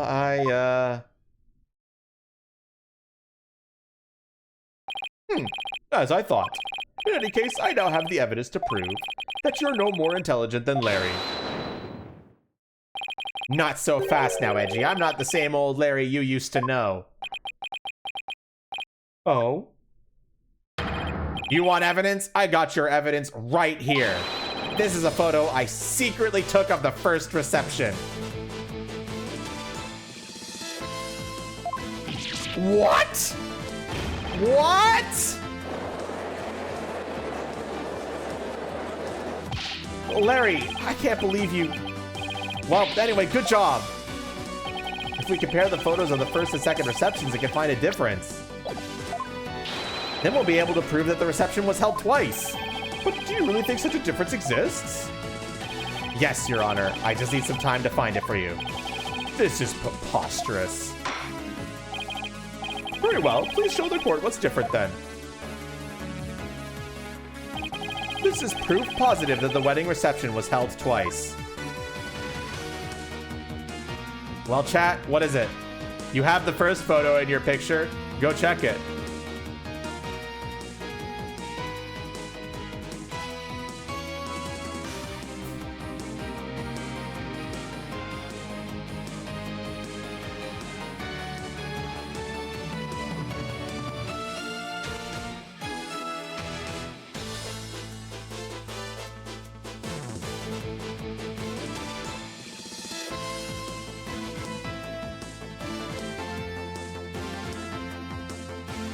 The flowers? Do we agree with this?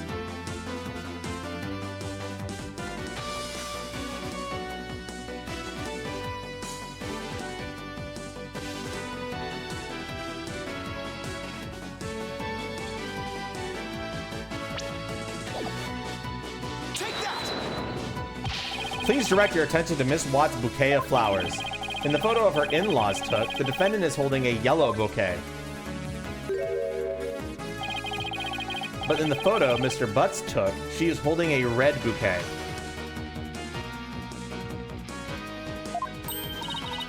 You're right! That's impossible! What does this mean? It means that the defendant really did experience 2 wedding receptions. And she did that when she traveled back through time. What?!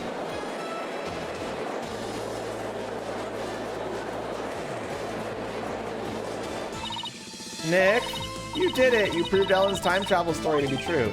Yeah, I can hardly believe it myself. It's just as Ellen said, the reception was held twice. This turns every assumption we based on this trial on upside down.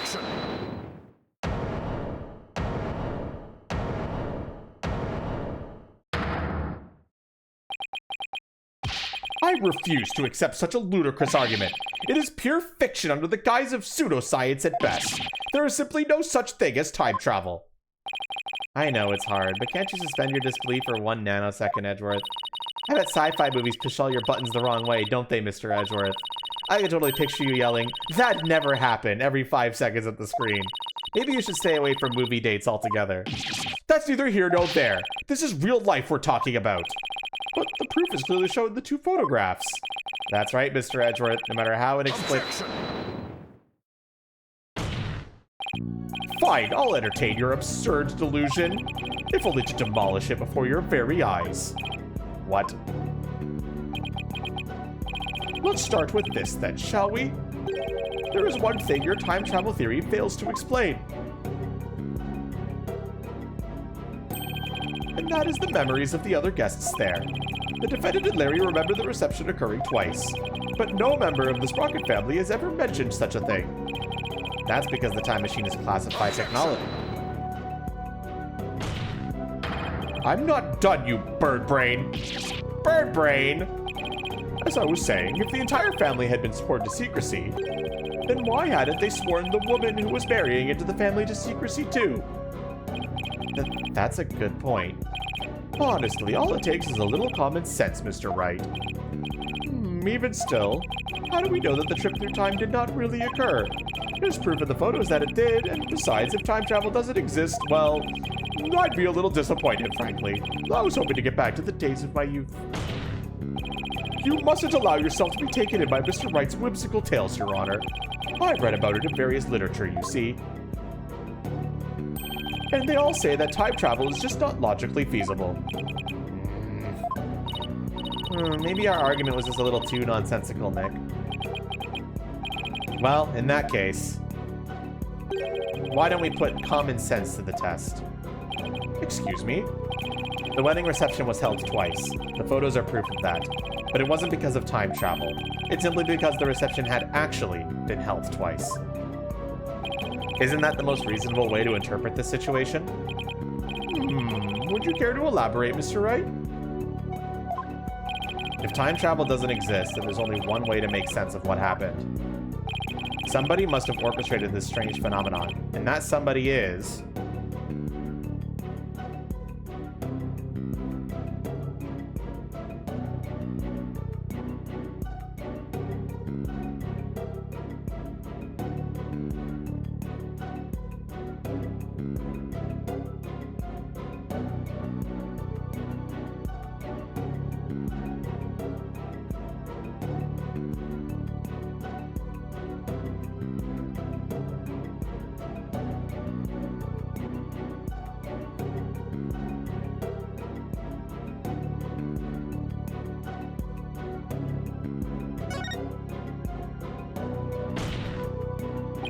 What if all of the guests at the reception conspired together to hold the reception twice and keep quiet about it? What? And for what purpose would they conspire to do such a thing? Well,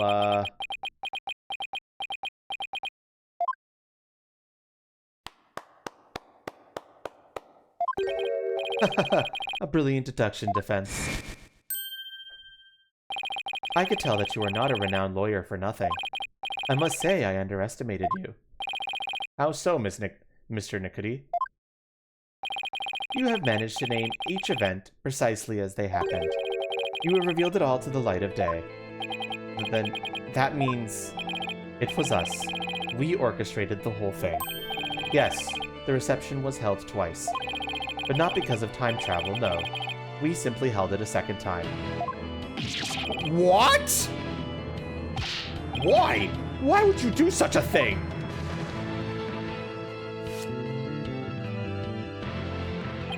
To make it as though the murder Miss Ellen committed never happened. Master Soren figured that if Miss Ellen, who had killed Bloomsbury after the first reception, experienced the reception one more time, she would think it was all a dream. It was he who ordered us to make it happen. However, only a few, myself included, knew of Miss Ellen's crime. Are you saying most of the guests attended 2 receptions without knowing why? Indeed. They needed no reason. Master Soren told them to do it, and they do it they did. That is the Sprocket way. Then who hid the body in the lantern? We did. But we did not anticipate the petals finding their way in, nor the actions of Mr. Butts. And that's how you intended to cover the whole situation up? There is just one thing everyone here has wrong. The real scene of the murder was not the hold. It was the Vista deck. What? Then Miss Watt's recollection of the events must be correct. I admit we tried to cover this incident up, but the fact that Miss Ellen killed Bloomsbury is undeniable. This is quite a turn of events!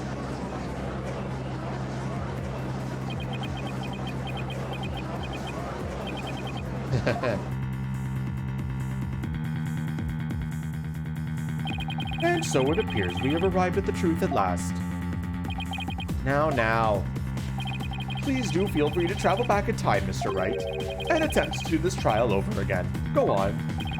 Let's not get hasty, Edgeworth. I bet you can't do it. I bet I can't either! Your Honor, we will have to hold a separate trial for the cover-up conspiracy later. But as far as this case goes, I believe we are ready for your ruling. Objection! Just before the defendant lost consciousness during her attack, she says she saw someone strike the victim. It's possible that this third party is the true culprit. Objection! You still want us to believe the defendant's words? Perhaps you've lost more than your touch during your time abroad. This third-person nonsense is nothing but rubbish, and you know it. Objection! But, by the same token, how can we trust those who conspired and lied to fool this court of law? For all we know, they might still be hiding something. You never know when to quit, do you? Now, calm down, both of you. In any case, there isn't enough trustworthy information yet for me to render a verdict. I suggest we continue the trial after both sides have investigated the matter further. Very well, Your Honor. Yeah, that was close. Mr. Nickety, as for you and your cohort's attempts to cover up this crime, your case will be brought to a separate trial following the resolution of this current one. Understood, Your Honor. Well then, this concludes today's trial. Court is adjourned.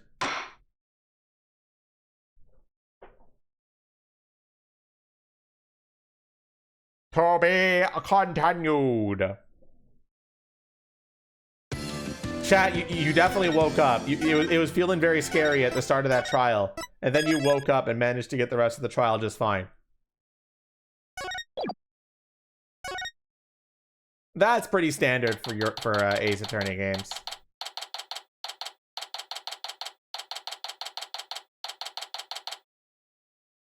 It's convoluted, huh?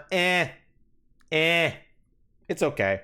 This is what I like this case, don't get me wrong, but I think other cases are better. What? So the whole time traveling thing was just a ruse put on by the guests at the reception? Looks like it. I knew there had to be some kind of trick to it. Wow, 2 wedding receptions. Can you imagine? I wonder how much that must have cost them. I have no idea. But if you have to ask, you're not rich enough to want to know. Still, if you got the money, it's a pretty good way to cover things up if you ask me. You got that right. I'm sure I would have been completely fooled. Hi, I'm back. Hey Maya, are you all set to go? Yep, ready when you are. So what should we start with? Let's start with reviewing what we learned at the trial. What Ellen thought was time trial was really just a performance put on by the Sprockets.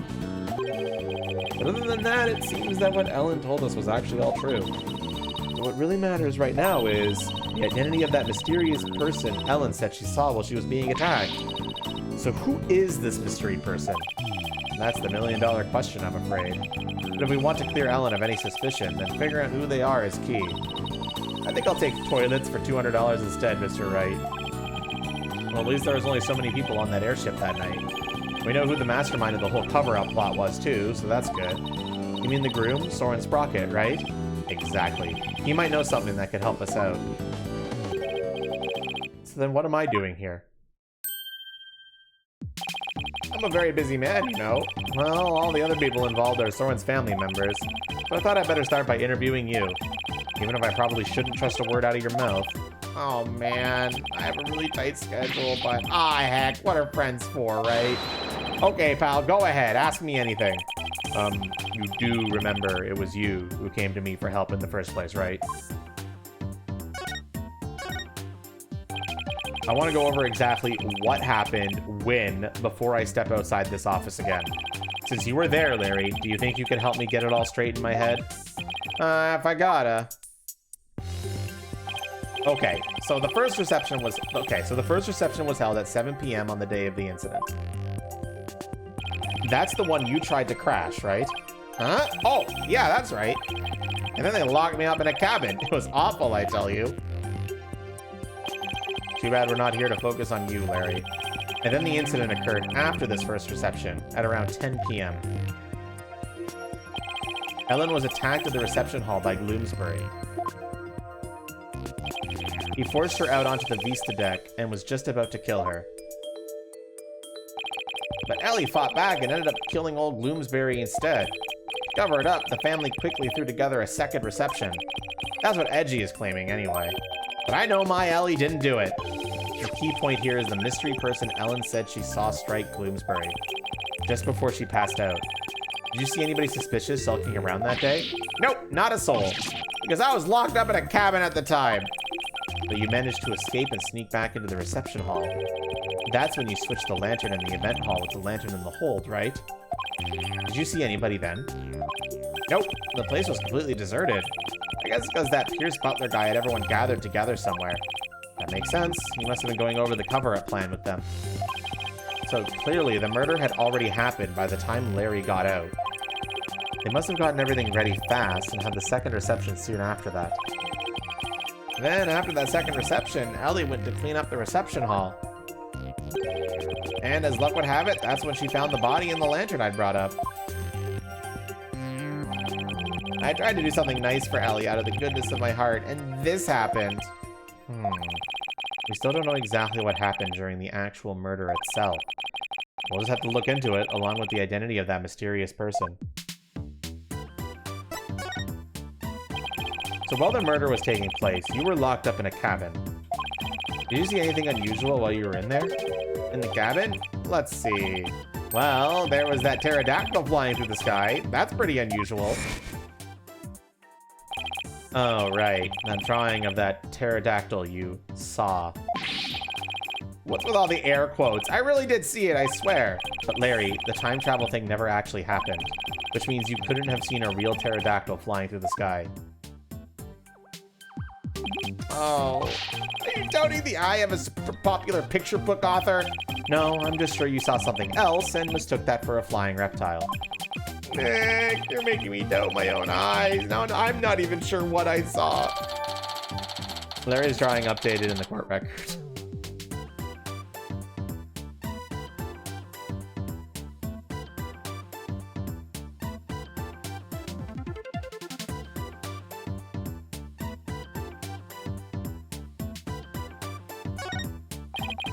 Either way, you have no idea what actually happened at the real scene of the murder. That's right, and I can say that with every confidence.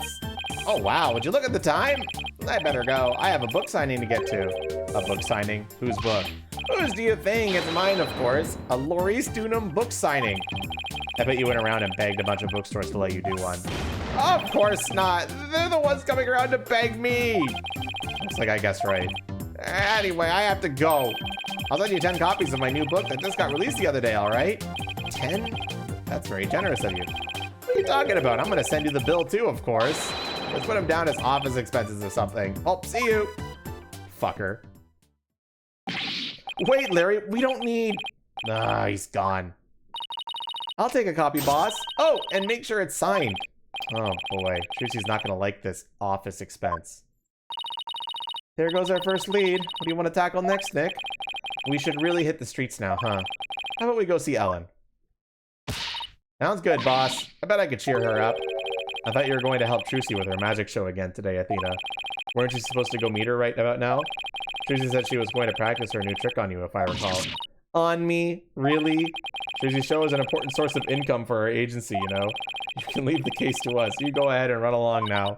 Boss! Off you go, Athena! No, I don't want to die!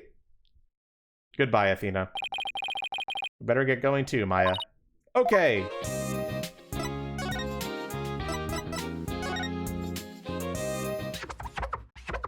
Get out of our throwback case.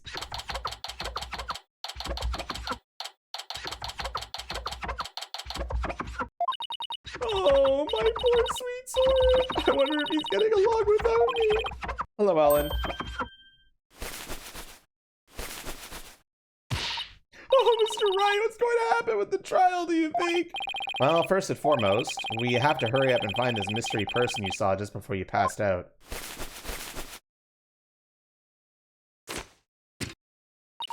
Do you think that person could be the real killer?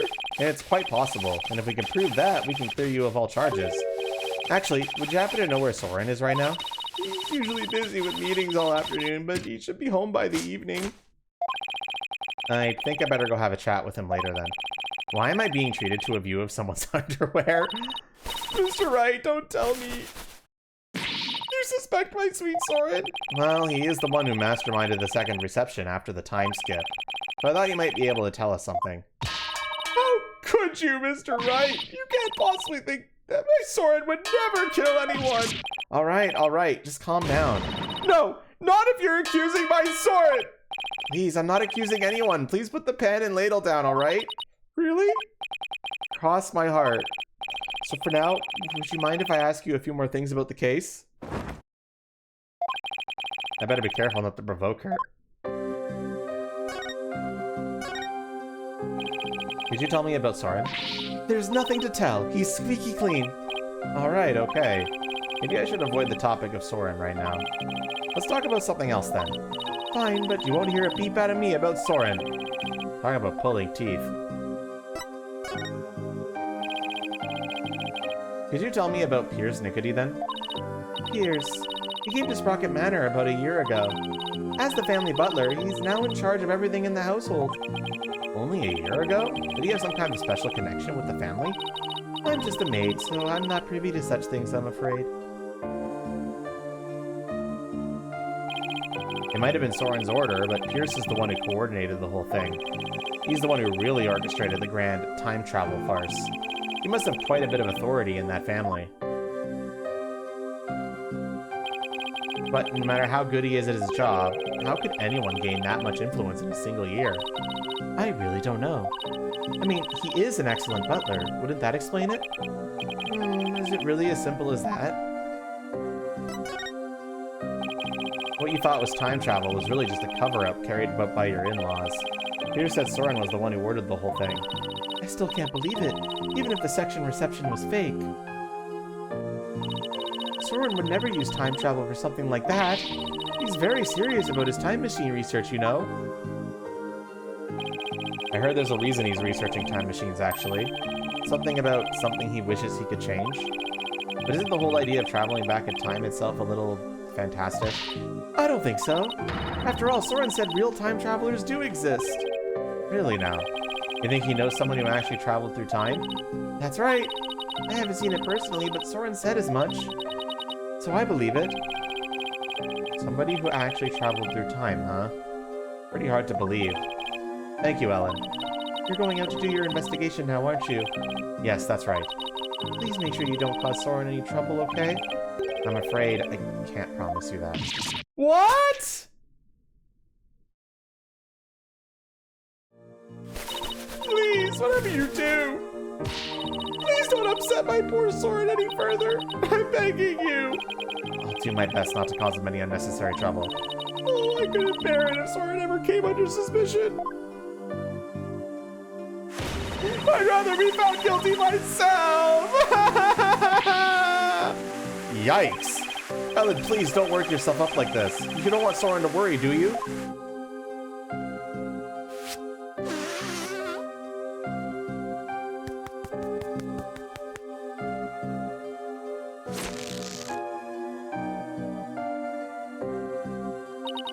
No, you're right.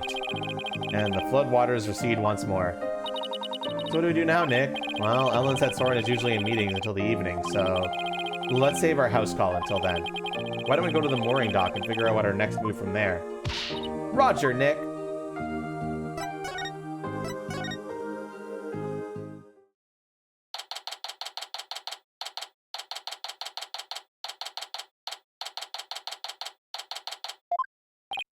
So, where should we start? Let's see. Are there any places we haven't examined yet? We already investigated the reception hall and Sprocket Manor. I know, we haven't looked at the Vista deck or the hold yet. Hey, you're right. We still got some pretty important places left to examine, don't we? The Vista deck is the actual scene of the murder, right? And the lantern with the body in it is stored in the hold. I think there's a good chance we'll find some important clues in those locations. Do we know how to get to the hold? Good question. I think it was labeled in that diagram of the airship in this pamphlet. There it is! Well, what are we waiting for? Let's go.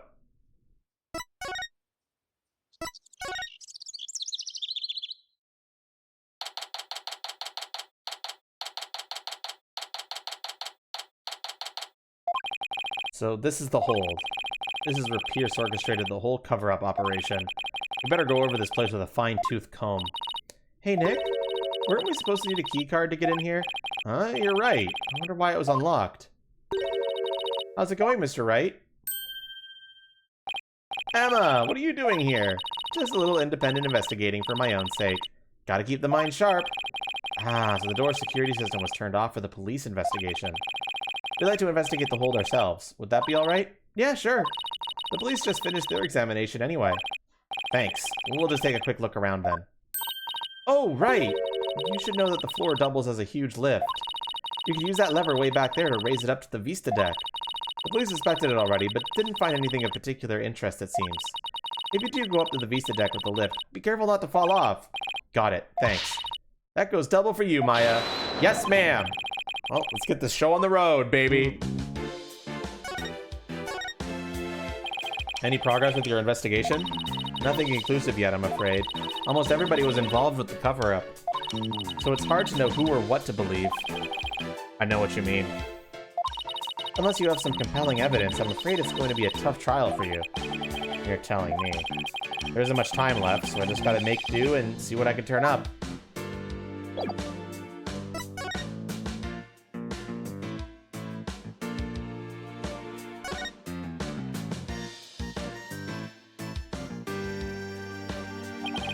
There are two male Pegable lanterns in the reception hall. That must mean that these two are female Pegacow lanterns. Larry got their sexes mixed up when he replaced the one in the reception hall, huh? Didn't he see the horns? The difference is pretty glaring if you ask me. And yet he managed not to notice. That's what makes Larry Larry. And Larry being Larry is what I've seen more than my fair share of trouble for a lifetime. Oh, Mr. Wright? You know that lantern the victim was found inside of in the reception hall? I'm just about to go piece it back together so the police can examine it. Oh? Okay. We'll stop by for a look too once you're done fixing it.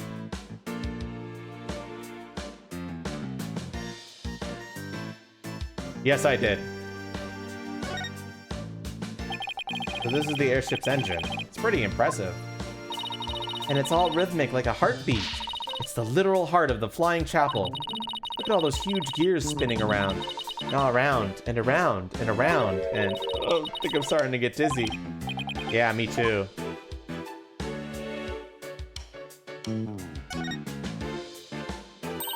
These are the flowers we saw in Larry's photo.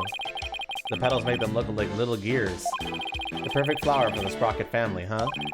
Maybe they were going to shower the couple with the petals? You mean, kinda like how people throw rice or confetti? Yeah, like that. Only these are found at the scene of a murder instead.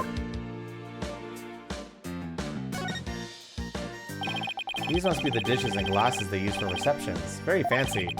But we'd be in big trouble if we broke any of them. Ooh, I want to see Nick. You, young lady, need to stay far, far away from them. Nick! I think I'm going to break them, don't you? Let's just say your rap sheet for breaking things doesn't help your case.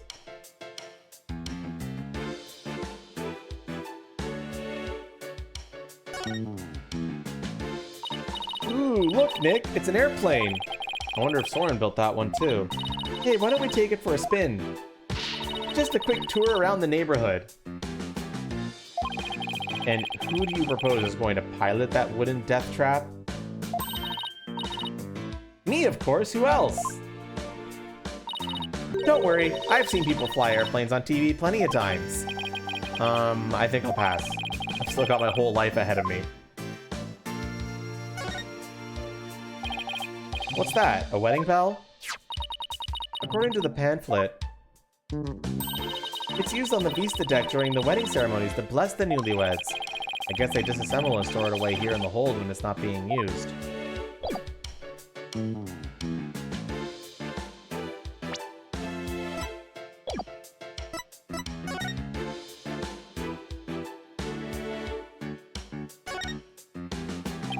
Oh look, there's the lever the lift Emma told us about. Let's try going up on it. I'll go flip the switch. Here goes nothing! Wait, I'm not even on it yet!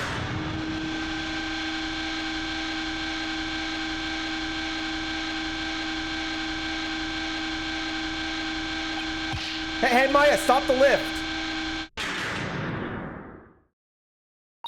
Whoops, sorry, I got a little carried away. Never mind that, move over a little. Okay. Is that blood? Blood? Let me see. Could it be Mr. Gloomsbury's blood?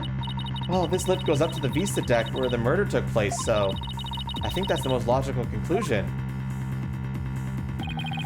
But I thought the victim was clubbed to death and that there wasn't much blood. Something tells me I'd better take a picture of this. Lift bloodstain added to the court record.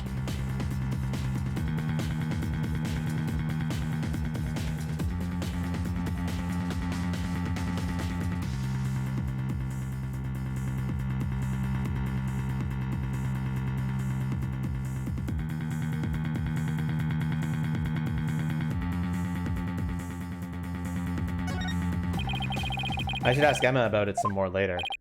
Maya, can you bring the lift back down now? Yeah, on it. I'll go flip the switch again. There.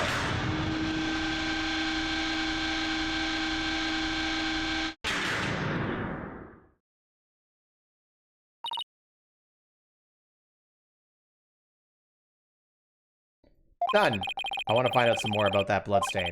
But for now, I guess we should go up to the Vista deck and take a look around the actual crime scene for ourselves.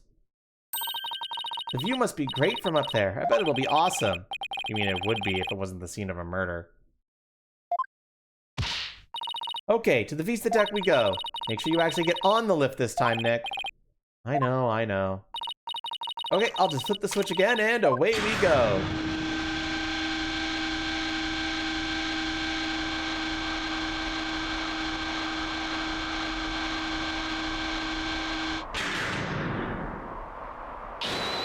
Wow, look at that gorgeous view. So this is where Ellen was attacked and Mr. Bloomsbury was killed. Yeesh, one wrong step and it's kersplat on the ground below. Should we go investigate the stuff that's a little closer to the edge? Well, I don't see much of anything over there. The police investigation didn't turn up any clues either, so maybe we don't need to? Oh, I get it. You're scared, aren't you, Nick? Of course not. Come on, let's go back down and finish checking out the hold.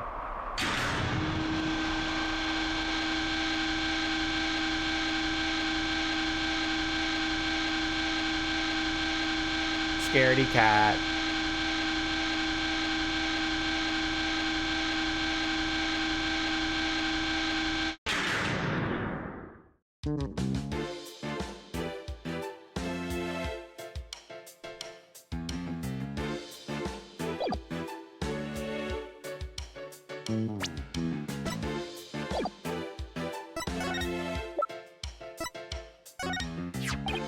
Emma, about this bloodstain. Doesn't something about it strike you as odd?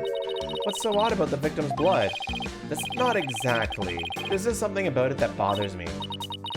Now that you mention it, I can't say I necessarily disagree with you. Maybe I should talk about this some more with her? Emma, about this bloodstain. I'm thinking it's probably the victim's blood. But the victim was clubbed to death, right? Yeah, but he could have been bleeding from his nose, or maybe he spat it out? I won't really know for sure until I look into it some more. I see. There's still something about it that bothers me, though.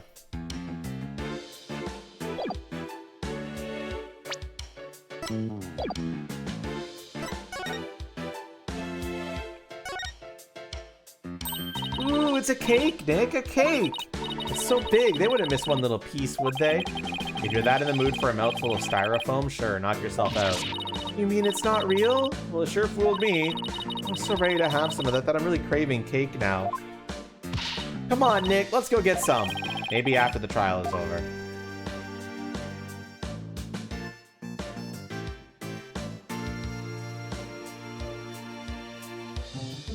I feel like I've examined everything.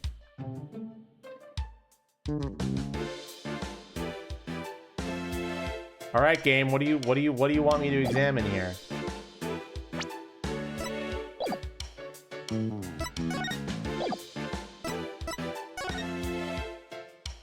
Oh, you're right.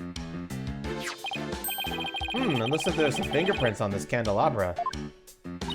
Yeah, I just got done dusting that. I was able to pull a set of left-hand prints. You know whose prints they are?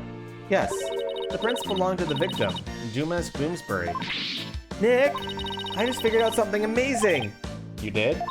Get this, if the fingerprints on the candelabra were from his left hand, then Mr. Doomingloom must have been left-handed. What do you think of that? Do I have the markings of a great detective or what? You're a real silly Sally if you thought that deduction was anyway encyclopedic. Hey, you're pretty good, Maya. I looked into it myself, and sure enough, the victim really was left-handed. Really? I got it right? Awesome. Good for you, Maya? Good for you. That's all you've got to say. I think you did a really great job, Maya. Way to go. I guess one can never have too much info. Now you're talking. But come to think of it, this candelabra isn't in the photo Larry took of the hold, is it? That picture was taken while they were getting ready for the first reception, right? The candelabra must have been brought in here sometime after that, then. It's still possible it has something to do with the incident, though. I'd better add it to the evidence file, just in case.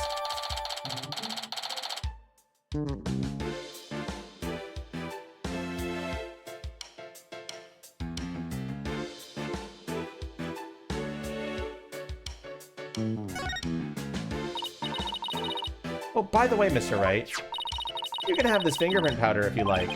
You're giving this to us? Sure. I have 4 other sets. Thanks. I feel like there's something more to the candelabra, but I can't put my finger on it.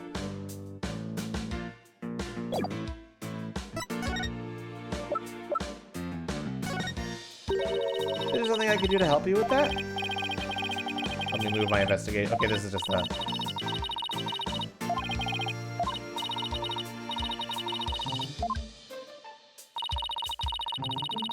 Shush.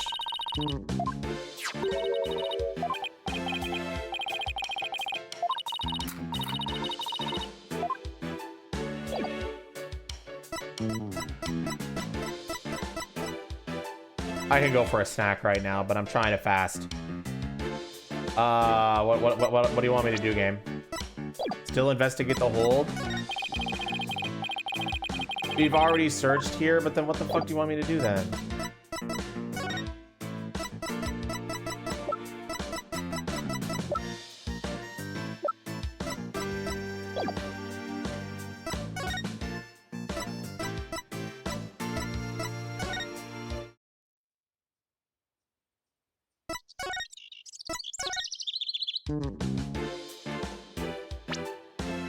Because it just says investigate the hold, but it says I've examined everything.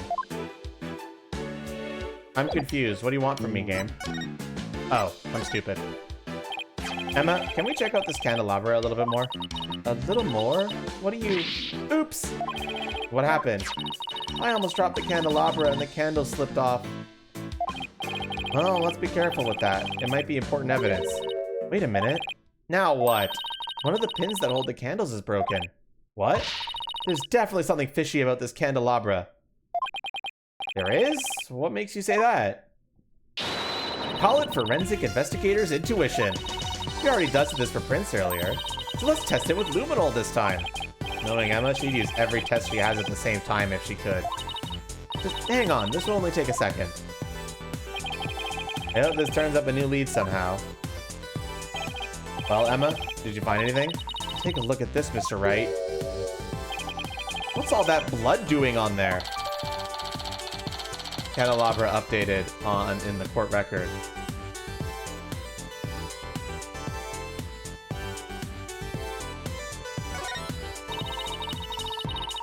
Maybe somebody got hurt while they were setting up for the reception? These pins are pretty sharp. But if one of the pins is broken, it means there was some force involved. Do you think maybe somebody got stabbed? But nobody reported anything like that. That's quite a bit of blood. I wonder whose it is. If I have anything that might shed some light on that, I should probably show it to Emma. About this blood stain. What about it? There's something about it that's been bothering me. Yeah? What's that? Well, there's a huge bloodstain on the crime scene lip, and a bloodstained candelabra. Now, this is only a guess, but I'm thinking maybe these two bloodstains are from...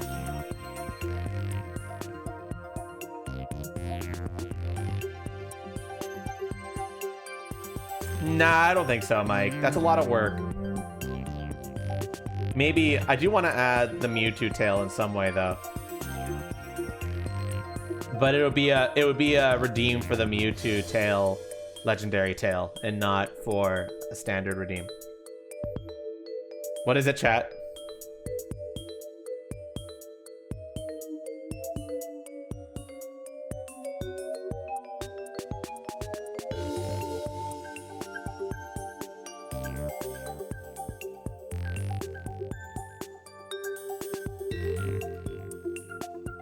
What are we selecting here?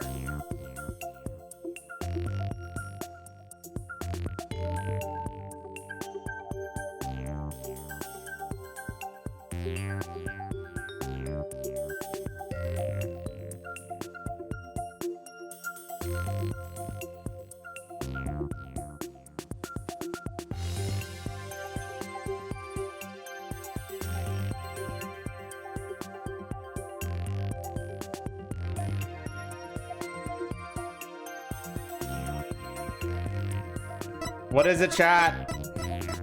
You guys need to lock in. I believe in you.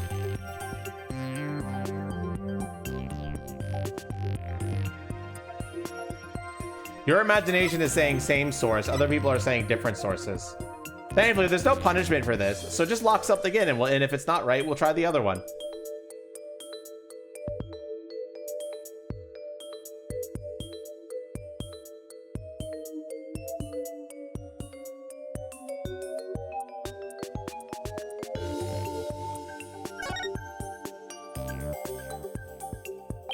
I'm thinking maybe these two bloodstains are from completely different sources.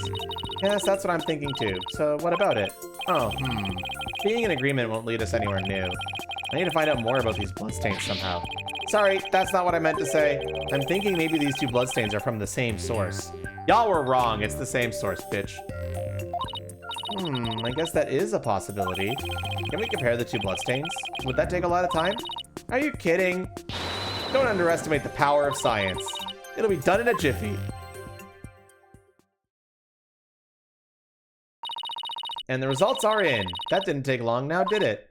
It seems that the blood from the lift and the candelabra are from the same person.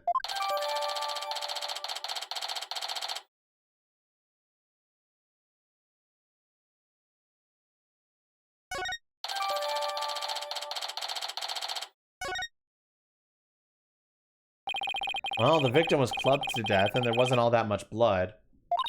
But if this isn't Mr. Gloomsbury's blood... Well, this is just a guess, but what if Mr. Gloomsbury stabbed someone with a candelabra pin? That would explain both the huge bloodstain on the lift and the blood on the candelabra. Oh my goodness, if that's true, then that means there was somebody else present at the scene of the murder. It does, doesn't it? This just might substantiate Ellen's statement about a third person. Emma, could you have this blood analyzed? Sure thing. A mysterious bloodstain on a candelabra with the victim's prints on it. This just might be the thing to back up Ellen's memory of seeing a third person. Next up, the reception hall. Might be worth taking another look around there. Reception hall? The forensic team is in there investigating right now. Oh, they are?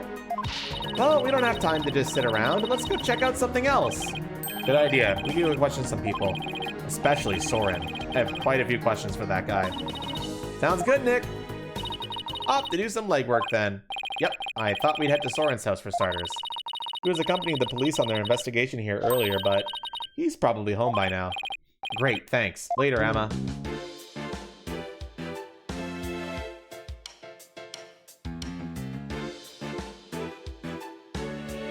One second, chat.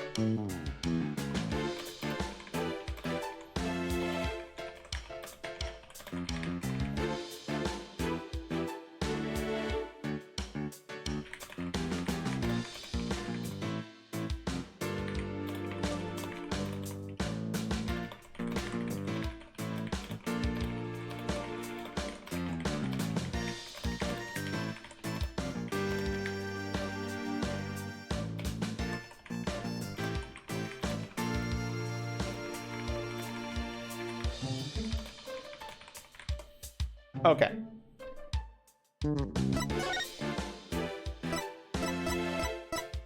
Off to Soren's house.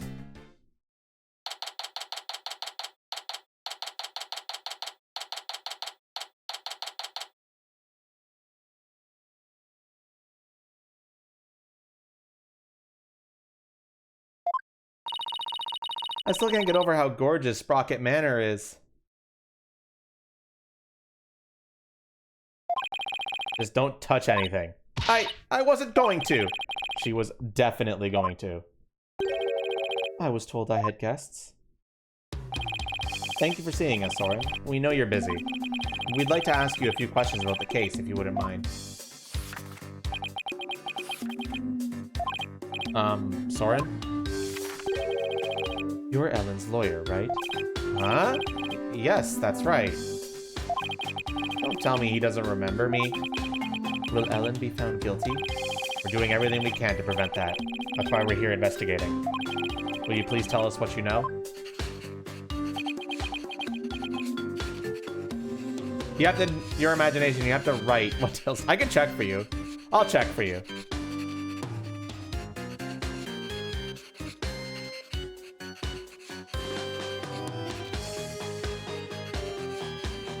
Let's see what we got here. Your imagination.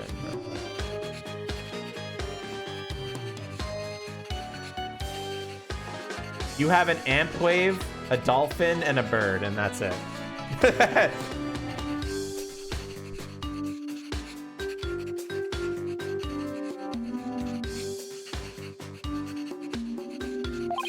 Soren? Alright, fine. Can you spell the first one? A-M-P-W-A-V-E.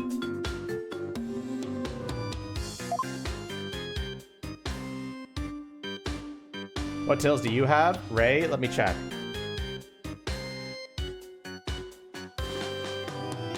Bowser and Gecko. And that's it.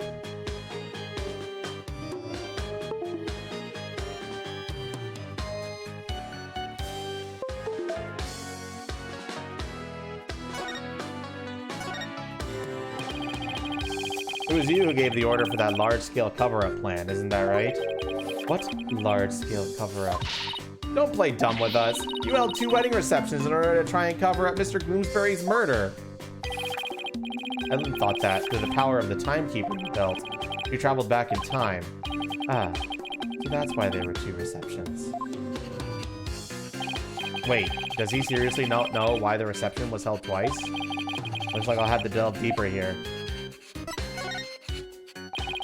So the cover-up scheme, that fake trip through time, you're not the one who was behind it all? Pierce Nickety started stating in court that you were the one who ordered it to be carried out. Pierce said that? I see. I leave him in charge of everything around me. So whatever he decides is, in essence, my decision too. So I take it that you didn't know anything about the cover-up? That's none of your business. But you were in 2 wedding receptions in a row, and still you claim to know nothing? I have nothing more to say to you. Please leave. But Soren...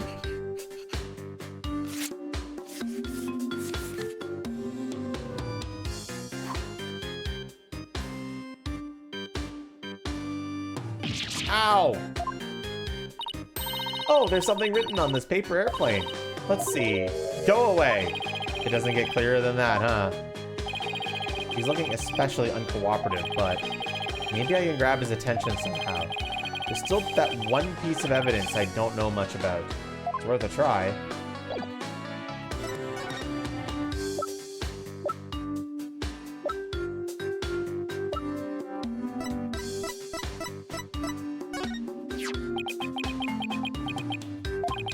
What are you showing me that for? Oh, it's the same thing.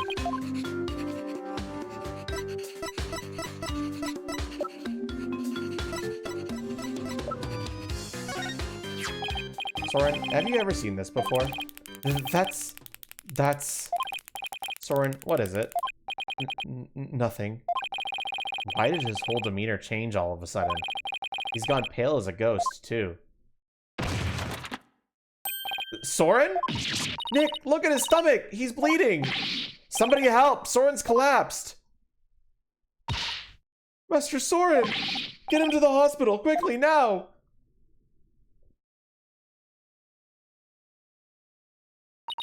Poor Soren, that must be one serious wound. What is it, Nick? Well, when I showed him the candelabra, his whole demeanor changed. Well, I was just thinking that maybe his injury is... Huh? What's this? It's Soren's notebook. He must have dropped it in the rush to get him to the hospital. Oh, his notebook, huh? I wonder what's written in it, don't you? Come on, you know you want to take a peek. Hide among us. Soren's notebook. What to do, what to do.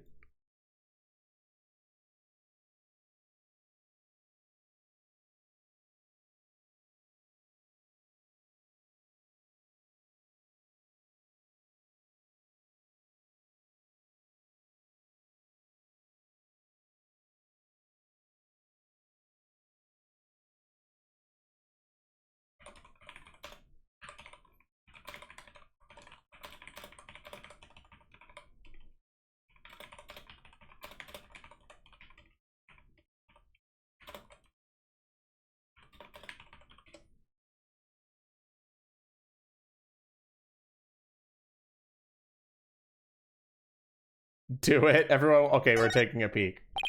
I feel guilty snooping around at someone's personal notebook, but maybe we should take a little look-see.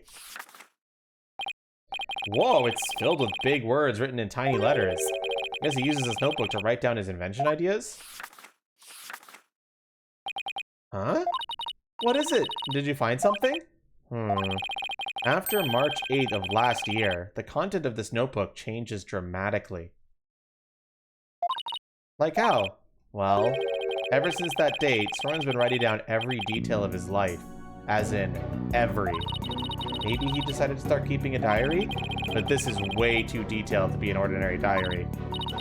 Either he's really compulsive, or maybe just plain forgetful. But is it really as simple as that? I feel like something happened on March 8th that made Soren change. Well, why don't you let me take a look at that? And I'll tell you. Hey, Maya, let go or we'll rip it. Eep. Now look what you did. You dropped it. You should have just let me take a look. How is this my fault? Oh no, Nick! Ah, it fell into that pool of Soren's blood. I can't read a thing on these 2 pages now. Fucking idiots, man.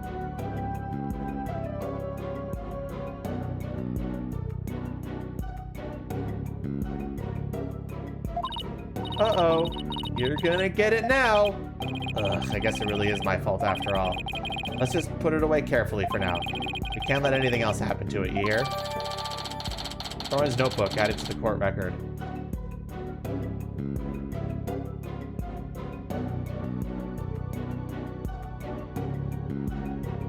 I don't know if that's really an upside.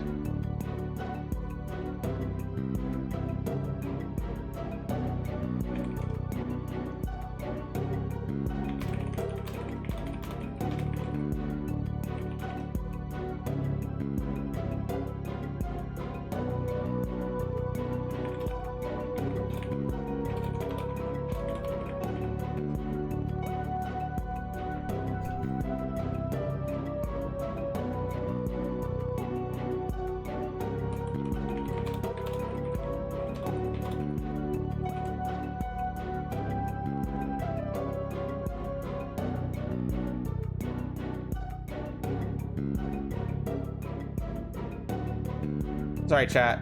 Just checking a few things as well.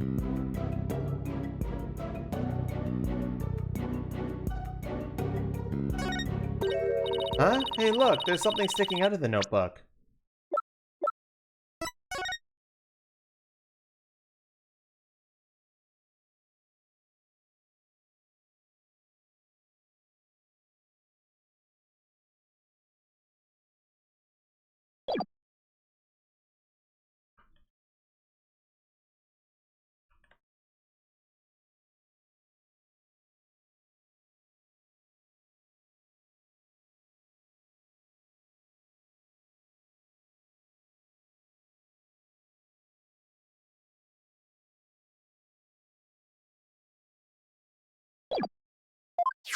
I have not. It looks like a newspaper article. Let's see. It's about the car accident Soren's sister died in. It happened on March 8th. That's the day Soren's notebook completely changed. Oh, wow. What else does it say? It says the driver at the time of the accident was Dumas Gloomsbury. It says Soren was in the car too and that he had sustained severe injuries. Just like Pierce said, Soren completely changed after the accident. Newspaper article added to the court record. The Gloomsbury was driving the car when they got into that accident.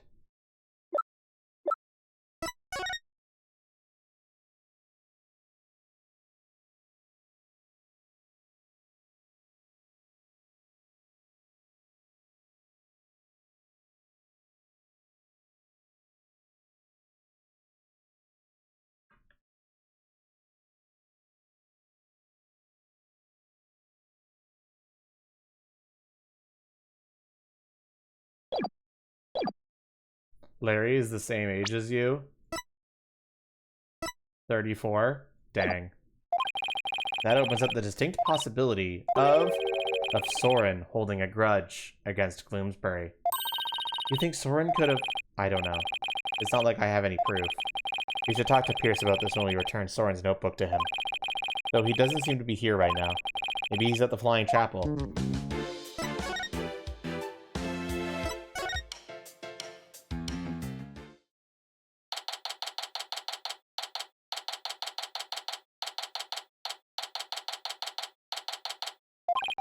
I sure hope Pierce is around here somewhere. Ah, Mr. Wright and Miss Fay. Hello, Pierce. We were just looking for you.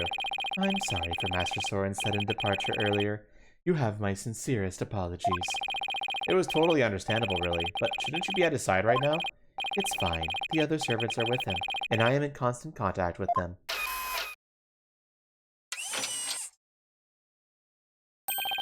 Do not forget to give him his pain medication, and be sure to keep him hydrated. Also, see to it that he is not up and about. He needs complete bed rest. Is this what happens when you're too rich for normal peasant phones?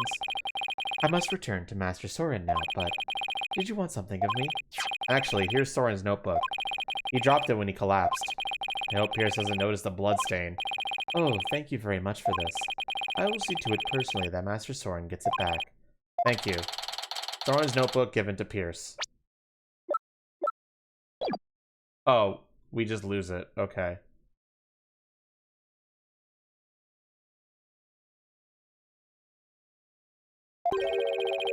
I trust you did not look inside. Oh, of course not. Because it is filled with numerous patent-worthy ideas, you see.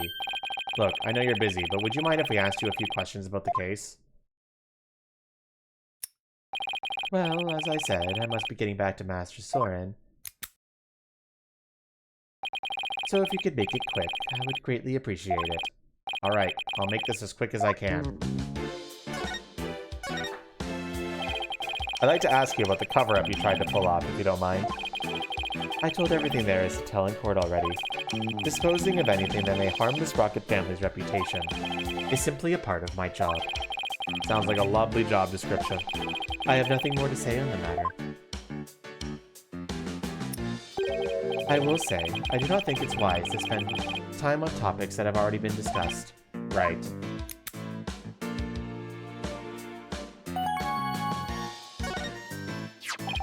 Pierce, could you tell us more about this accident? Where did you find that? And I did not already tell you about that accident? You did, but you conveniently left out one crucial detail. The fact that Dumas Bloomsbury was driving the car at the time.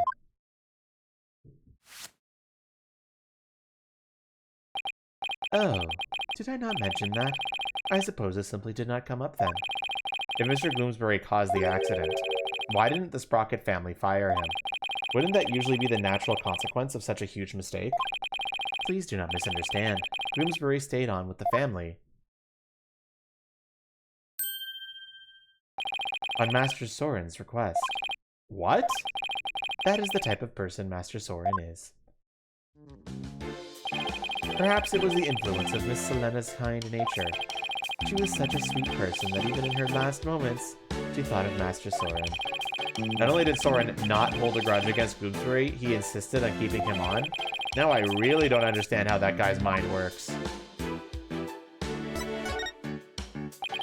So you were present for Selena Sprocket's last moments? Yes, in my professional capacity. The accident happened on the way to a certain party. And what kind of a party was it?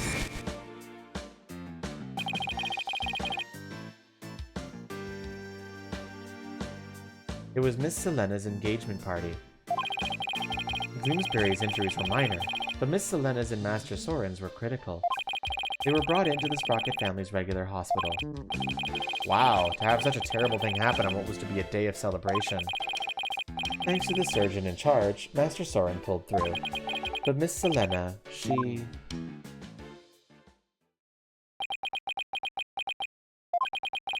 The last words Miss Selena said to me were, "Please help Soren." Ever since then, I have attended Master Soren and tried to help him in any way I can. I see. Selena's fiancé must have been devastated. Indeed. The shock of losing Miss Selena was so great, he quit being a surgeon. He was a surgeon? Wait, so the surgeon who tried to save them both, was he? Yes, he was Miss Selena's fiancé. What a terrible tragedy. How awful. So where is her fiancé now? Good question. I wonder that sometimes myself. So Selena had a fiancé. I'd like to find out more about him, but I doubt I'll find it anytime soon. So, are we done here? I'm afraid I must be going. Could you please just tell me a little more about Soren? There's nothing more to tell.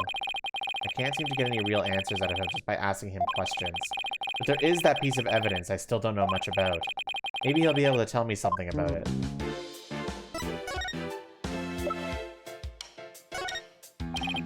Pierce, have you ever seen this candelabra before? No. I don't know anything about it.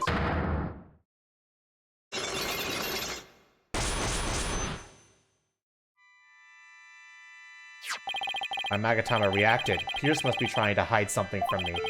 I have to break those Cyclocks and find out what. Take that!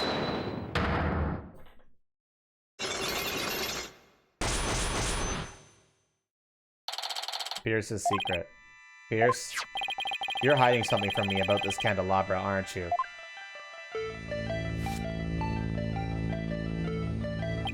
It is one of the candelabras from the Flying Chapel, is it not? Is there something special about it? Actually, yes. There's some blood on it, you see. I think the blood might belong to this person.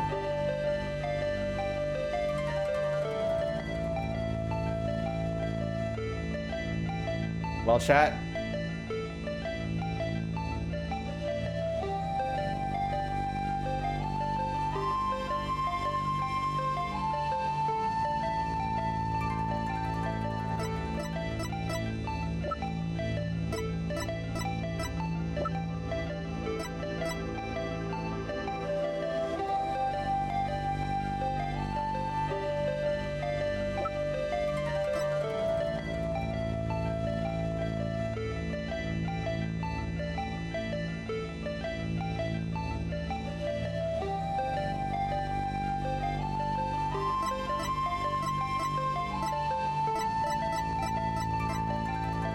One more yes and I fucking do it.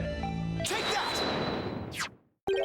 Soren has a rather nasty wound on his body, doesn't he?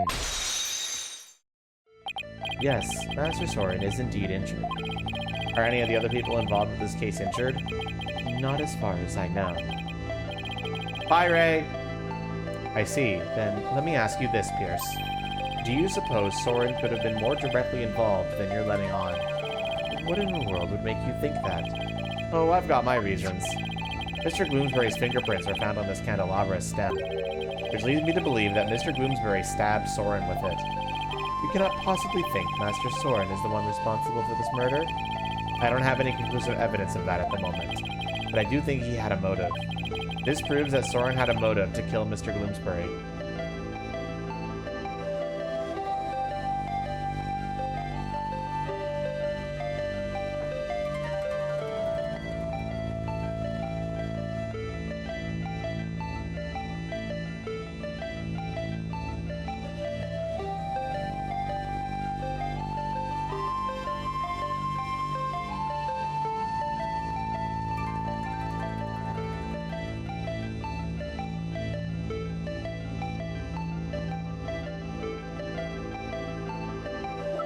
Your imagination wants to present the newspaper. Did I take a picture of this?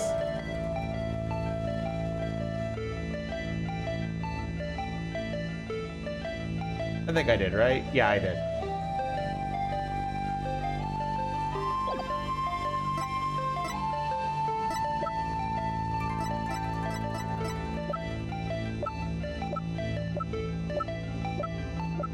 Are we good with the newspaper, chat?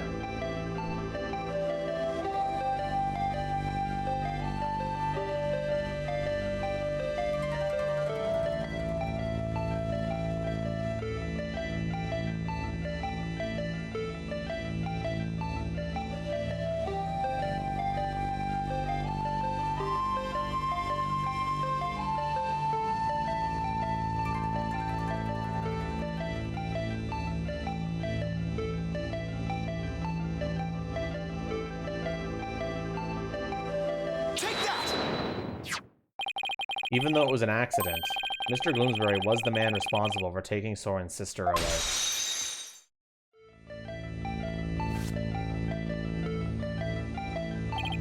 Let us suppose that Gloomsbury did stab Master Soren with the candelabra. Can you prove that it had anything to do with this case? He might have been stabbed at some other location for some other reason. Sorry, but I can prove it was related to this case. Oh, really? Soren's stabbing and Mr. Gloomsbury's death are definitely connected. Are they now? This is the piece of evidence that ties Soren's injury to Mr. Gloomsbury's murder.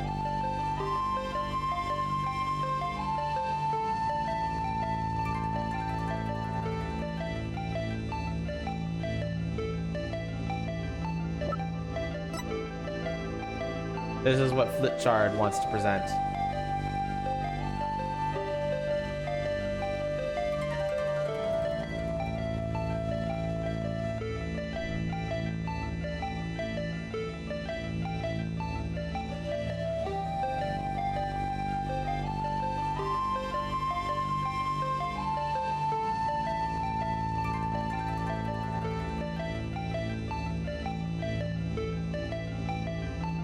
We got one yes for Lift Blood, and Hanataro is trying to go for something completely different.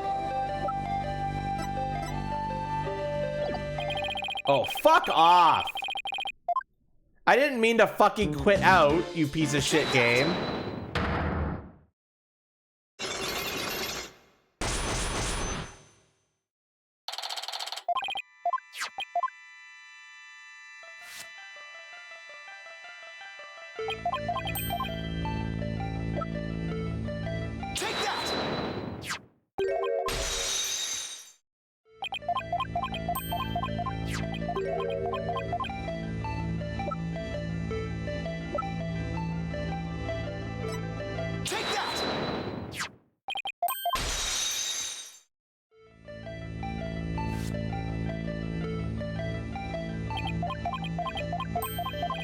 All right, what are we presenting? Flitchard still wants to go with the Lift Bloodstain.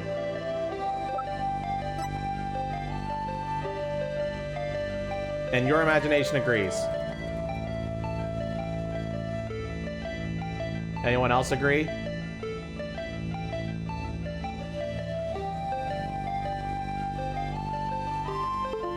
What the fuck? Hand tracker, please.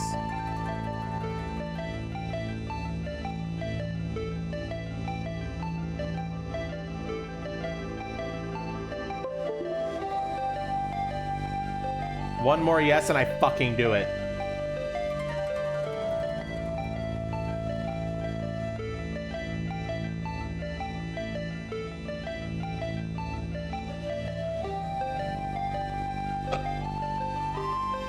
Take that! A bloodstain was found on the side of the lift that goes between the hold and the Vista deck. Its blood matches the blood that's on the candelabra. I obtained the results straight from the police, so I can assure you this information is correct. This bloodstain on the lift indicates an important fact. It shows us that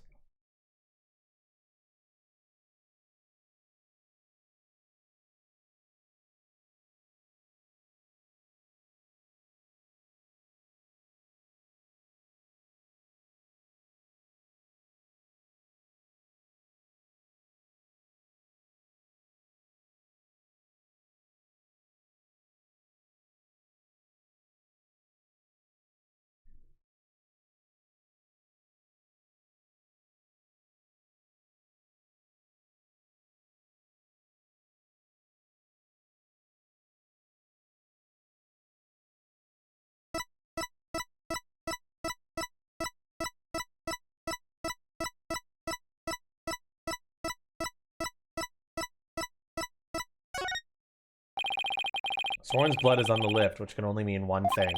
He was there, wasn't he? Soren was at the scene of the crime. You were very astute, Mr. Wright. It appears I cannot hide this from you any longer.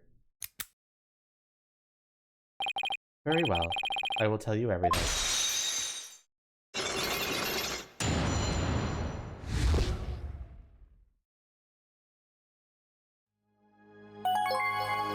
Hey, you bitch, motherfucker. I hate you.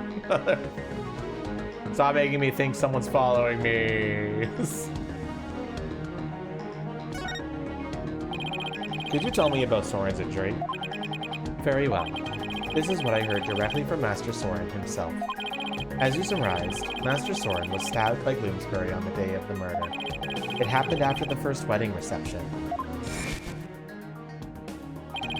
The happy couple was in the reception hall when suddenly Gloomsbury appeared. He attacked Miss Ellen and tried to take her away. Master Soren went to stop him and found himself in a struggle with Gloomsbury. That is when Master Soren was stabbed with the candelabra, he said. Must I stop? No.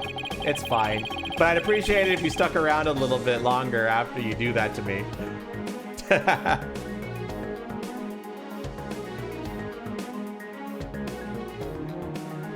Even though Master Soren was badly injured, he went after Bloomsbury. The Soren really was at the scene of the murder, huh? Yes, that is correct.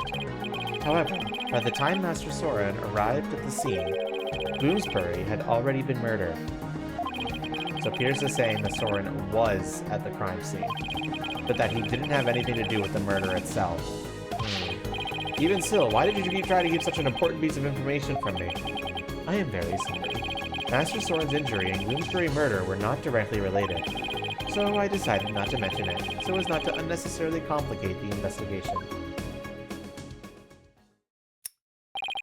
Now then, I am sorry, but I'm afraid I really must go now. Please excuse me. Thank you for your time. Peter should have just told us everything in the first place and saved us all the time. Yeah, but I guess it isn't that simple for him. He is the family butler, after all. He sure didn't want to make our jobs any easier, did he? But at least we learned something new. Soren was at the scene of the crime. That's true. One step forward is better than none. So what's next, Nick? Let's see. The forensic team might be done investigating the reception hall by now. Let's go check it out. Sounds like a plan.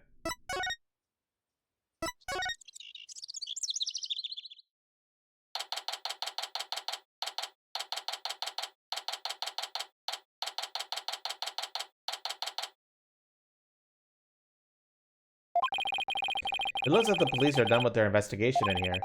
I wonder if it's okay for us to take a look around now. Oh, hi, Mr. Wright. Hi, Emma. Would it be alright if we investigate in this room now? Sure, the police are all done, so go for it. Oh, remember that broken lantern? I restored it to perfection. I have to say, it's some of my best work. Sounds like the repair job was a resounding success. Thanks, Emma. We'll take a good look at it, too. Well, I have to be getting back to the station. Try not to mess up the crime scene if you can help it. We'll be careful. I'll be seeing you. Bye, Emma, and thank you. Well, shall we get started?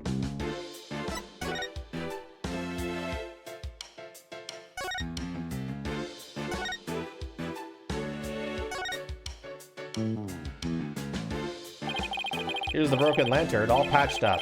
And I do mean patched.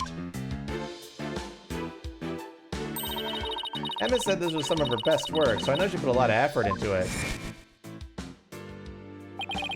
It was pretty smashed up. It must have been a lot of work to piece it back together. Well, she gets an A for effort at any least.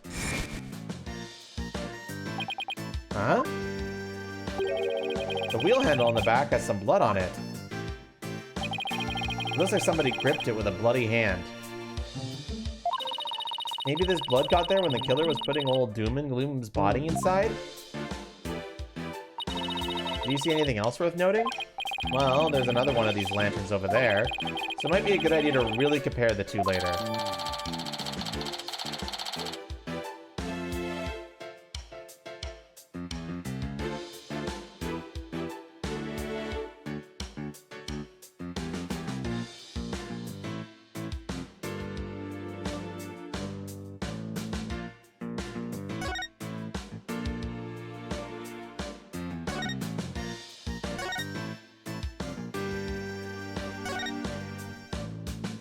It's a Pega cow, yeah. And Pega bull, actually. This is the unbroken Pega bull lantern. And this is the one that Emma restored. I wouldn't say they look exactly the same, more that they're made up of the same parts. Wait a minute. What is it, Maya? I think there's something off about this Pega bull. Just about everything about it looks off to me. I'm not quite sure what it is, but some detail isn't quite right. Show me the restored lantern again. Hey, I know, it's this, right? What? Where? This thing about the restored lantern that off is the... What is it, chat?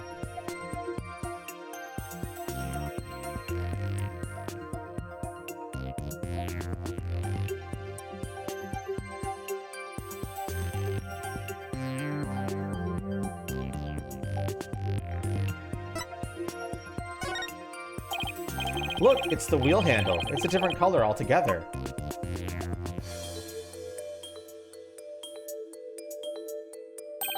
Emma got the inside and outside wheel handle switched around. Oh wow, you're right. And there's blood here on this handle, as if somebody gripped it with a bloody hand. Right. Which means that the blood got on the handle from inside the lantern.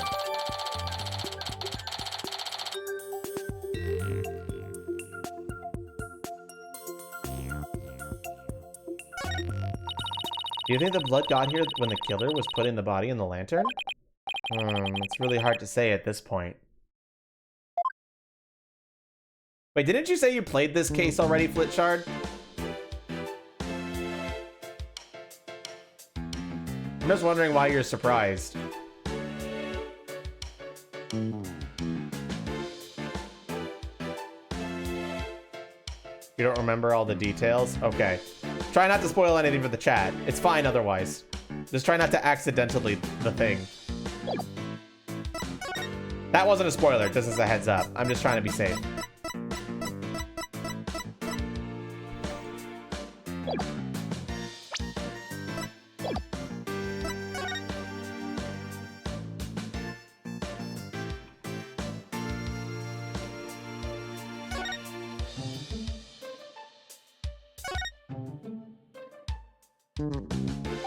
Hey, take a look at that door. I wonder where it goes. Shall we open it up and see? Wait! Please don't open that! It's the emergency escape hatch! It leads directly outside. You'll fall to your death! Whew, that was a close one, huh, Maya? I'll say.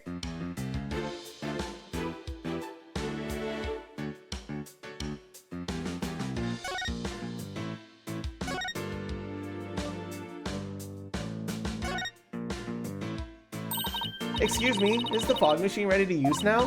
No, I'm afraid not. We only put dry ice on it when there's an actual reception. I see. That's too bad. She still wants to blast me with a cloud of smoke, doesn't she?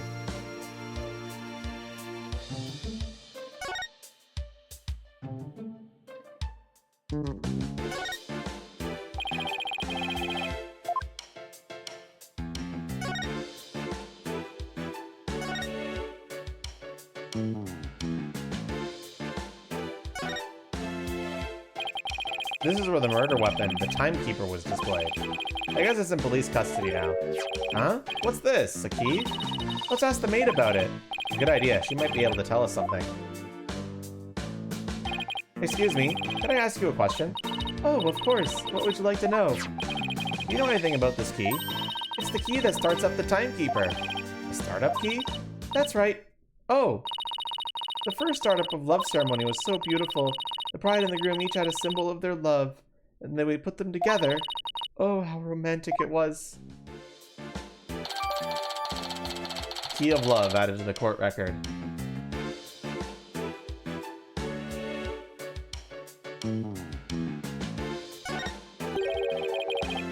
First startup of Love Ceremony? What exactly did that entail?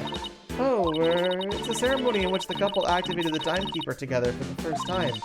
I suppose it was kind of like a cake-cutting ceremony. And what are these symbols of their love you mentioned? Well, that's kind of an industry secret, so I can't really say. I'm sorry. I better be getting back to my work. Looks like there's an order from above not to talk about it.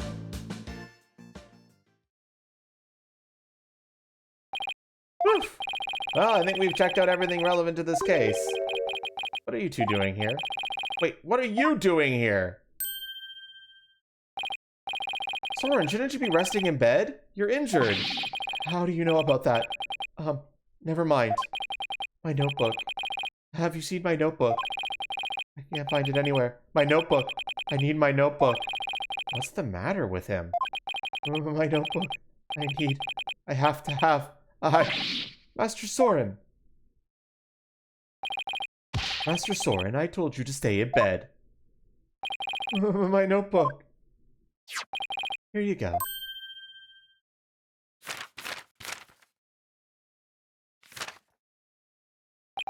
Yes, this is it. So Soren gets emotionally unstable without that notebook of his.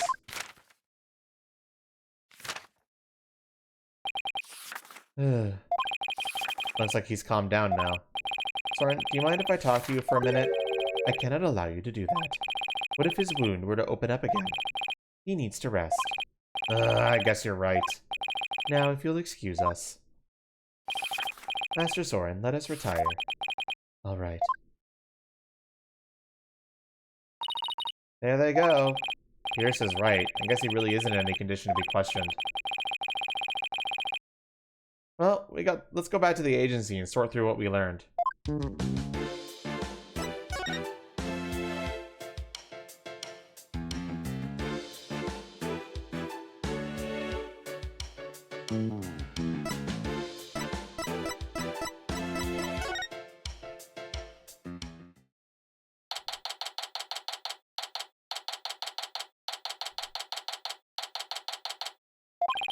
We're back. Anyone here? Oh, hi, boss. Athena, I thought you were with Trucy. I guess you could say that I'm taking a short break. But enough about me. What about the investigation? Did you find out anything? Well, it turns out that the third person Ellen says she saw at the crime scene might have been Soren Sprocket. What? Really? I always thought he seemed suspicious. Thing is, by the time Soren got to the Vista deck, murder had already occurred, apparently. No way, I don't buy that. Not for a second. It's a cover-up. A cover-up, I tell you. That's certainly a possibility. And as a lawyer, it's certainly a possibility I have to pursue, but what? It's your job, right? So pursue the heck out of it. Just do it. Yeah, but is that really what's best for Ellen? Soren could be found guilty if the truth comes out tomorrow. But if we don't pursue this possibility, Ellen could be found guilty instead. Oh man, either way, it sure doesn't spell out happily ever after for the two of them. What are you gonna do, Mr. Wright? I can't let an innocent person get convicted. So I guess all I could really do is pursue the truth, even if it ends up devastating Ellen. What a tough call to make. Still, there's always a chance, right? Maybe something will come up during the trial that will save their marriage. I hope so.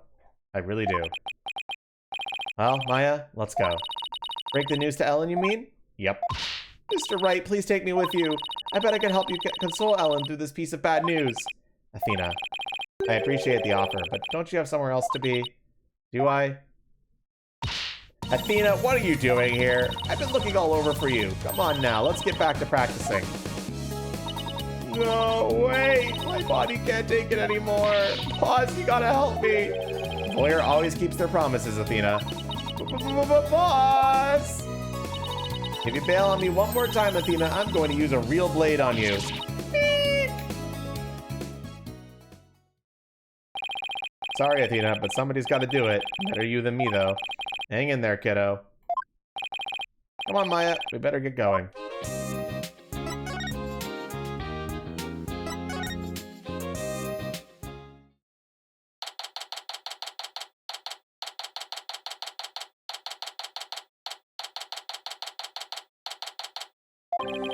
Hello, Ellen. How did your investigation go, Mr. Wright? Before I answer that, I need to ask you something. Was Soren with you when Mr. Bloomsbury attacked you in the reception hall? I'm sorry I kept it from you.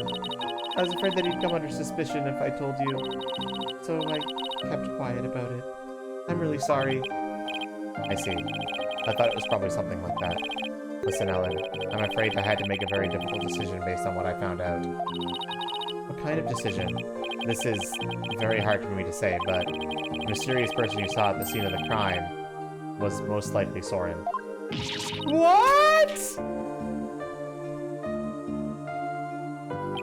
In other words, in court tomorrow, I'm afraid I'll have to propose the possibility that Soren is the true culprit. No! Soren is innocent! No!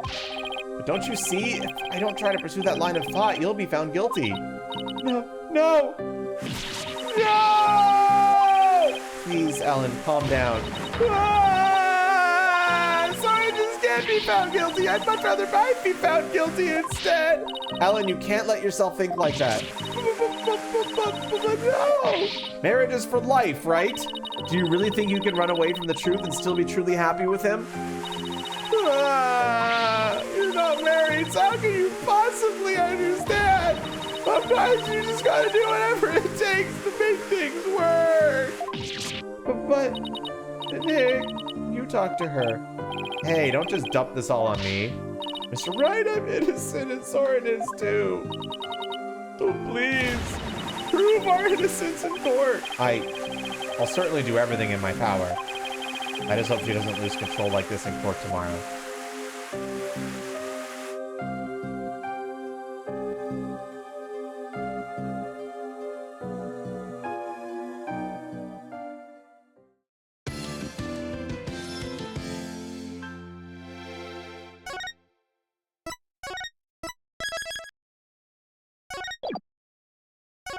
All right, chat. Final trial time. It's time to wake up. Wake up, get out there.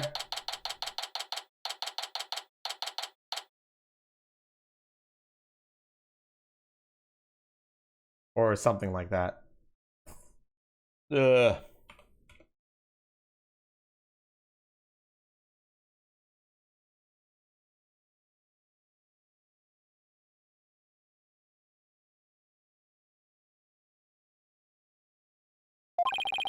So the one thing we found out yesterday is that Soren was there at the crime scene. I only hope I can get some testimony from him that'll get to the heart of the matter. Mr. Wright. Good morning, Ellen. Look, I'm afraid you might like the result of today's trial. Nevertheless, don't tell me you're still thinking of going that route. Soren is innocent. He can't be found guilty. Take me instead. Ellen, please, try and get a hold of yourself.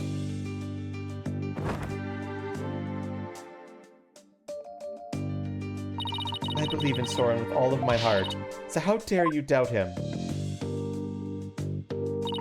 Regardless of which one of them is found guilty today, it's going to be devastating for Ellen, isn't it? We'll just have to do everything we can. That's the best we can do, you know? The trial is about to begin, Mr. Wright. Alright, let's go, Maya. Yeah.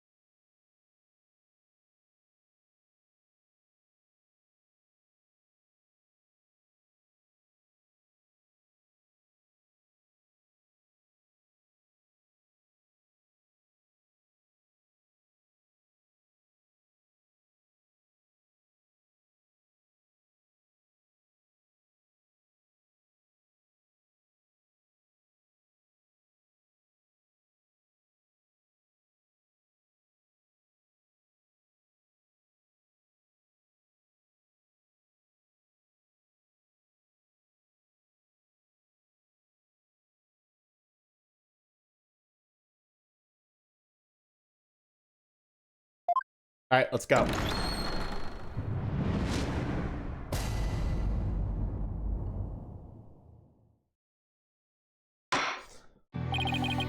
Court is back in session for the trial of Ellen Watt. The defense is ready, Your Honor. Prosecution is ready, Your Honor. Let's see now, where were we? In yesterday's session, we found out about the Sprocket family's conspiracy to cover up the murder of Dennis Bloomsbury with a second reception. Why is my hand tracker not working? I hate this, man.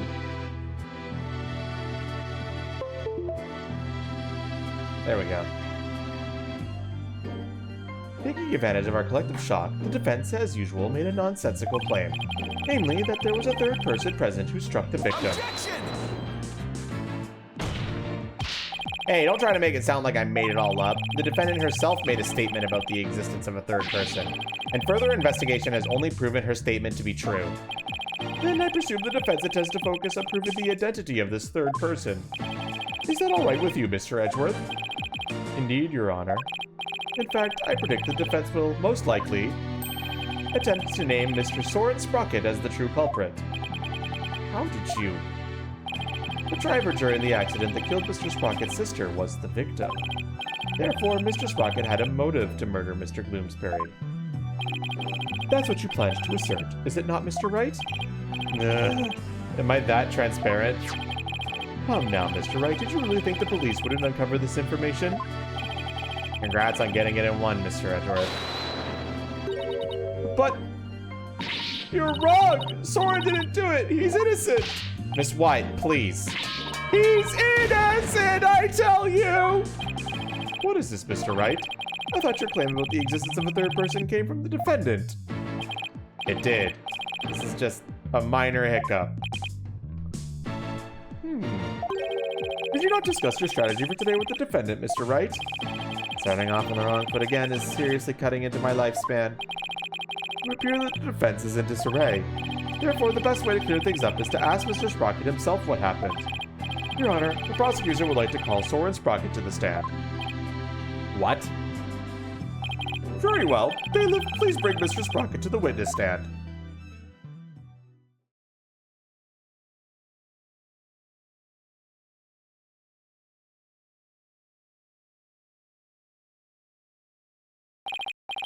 Witness, please state your name and occupation.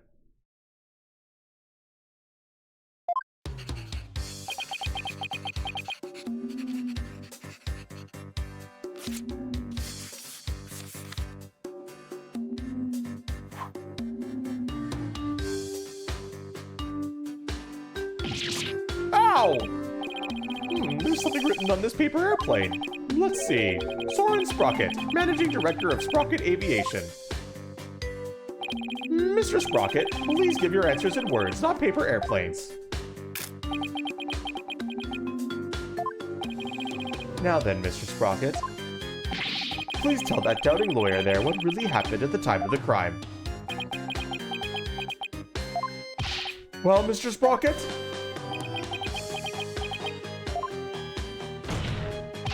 Mr. Sprocket! Alright. You want me to talk about what happened when the crime occurred? In other words, after the first wedding reception. When Ellen and I were in the reception hall, right? Not even the power of the court could stop him from marching to the beat of his own drum.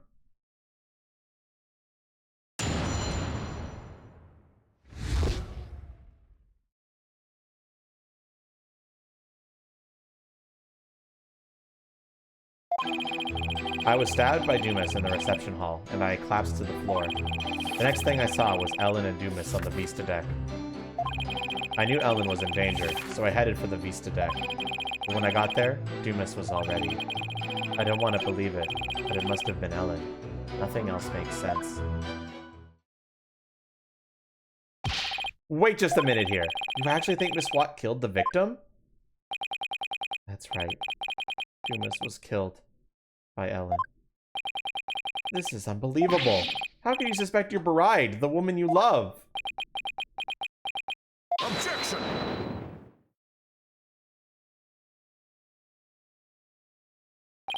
The truth can be cruel. Miss Watt, you must be very upset. Is there anything you wish to say?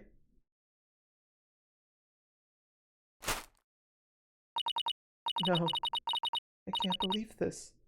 Soren, I thought that at least you would believe in me. The best way now is to show your love for your groom is to admit your guilt and try to atone. Soren. Hold it! Mr. Edgeworth, I haven't even cross-examined the witness yet. And quit picking on the clearly distraught. Yeah, that's not cool, Mr. Edgeworth. A court is where we seek the truth. And the truth is unyielding, even to the truly pitiful. Mr. Edgeworth, I find it distasteful to make a lady cry. It's to your honor. What are you gonna do, Nick?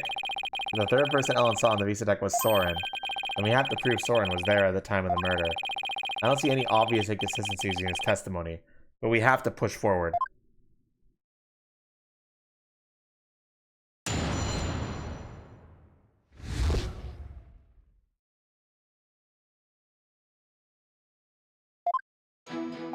Alright. I'll press until someone tells me to do something else. I was stabbed by Dumas in the reception hall and I collapsed to the floor. Hold it! Please tell me everything you can about when you got stabbed. After the reception, Ellen and I were enjoying a moment alone in the reception hall. Then Dumas appeared and stabbed me. He grabbed Ellen and the timekeeper and left the reception hall. Did Mr. Gloomsbury say anything at that time? I don't remember. After I was stabbed, I was immobilized by pain. I see. The next thing I saw was Ellen and Dumas on the Vista deck. Hold it! The Vista deck, huh? But it was nighttime then. Could you really see them in the darkness? The moon was out, so I could see them clearly. From the looks of it, Dumas was trying to push Ellen and the timekeeper off to the side. So you saw the defendant, about to be thrown off the airship, you say? That's right. In such a desperate situation, it would only be natural for her to fight for her life. And the murder weapon was right there within her grasp. Ugh, this isn't going well at all. I've got to do something fast. I knew Ellen was in danger, so I headed for the Vista deck. Hold it! I understand that your bride was in danger, but were you really able to move with a stab wound to the gut? I was desperately trying to push the pain out of my mind. I see, so adrenaline kicked in and gave you strength. Is that right? I don't see much of anything in this statement I can refute. That's right. I almost passed out several times as I made my way to the Vista deck. But when I got there, Dumas was already. Are you absolutely sure, Mr. Sprocket, that by the time you got to the Vista deck, the murder had already been committed? Yes.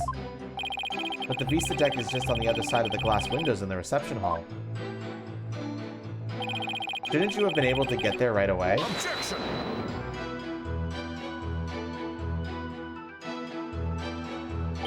Mr. Wright, have you investigated nothing? The only way to the Vista deck is to go to the hold and take the lift.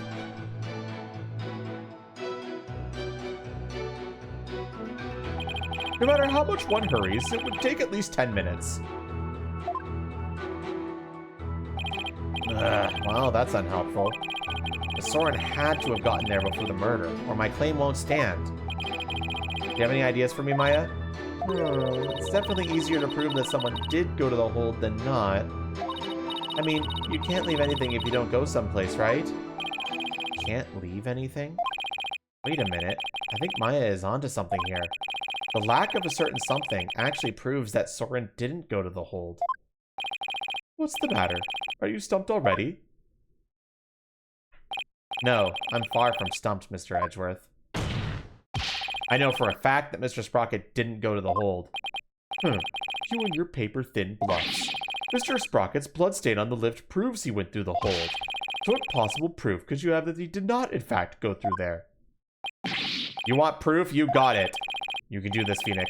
There's got to be proof that Soren didn't go through the hold. Well, Mr. Wright? This proves that Mr. Sprocket didn't go through the hold.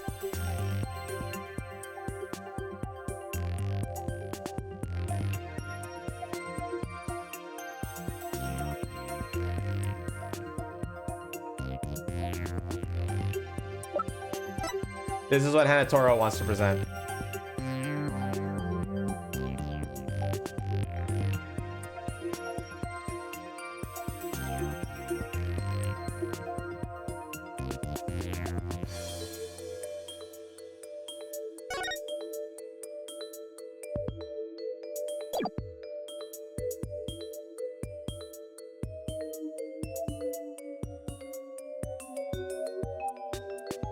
One more yes, and we commit to victory.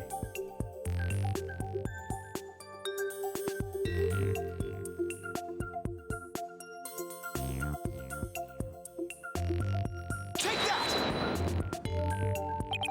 As anyone can see from the hold entry record, there's absolutely no mention of Soren Sprocket entering the hold.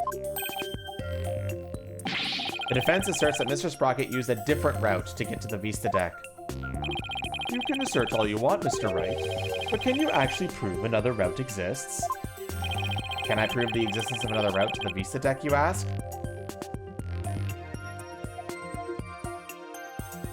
Well, chat, can we?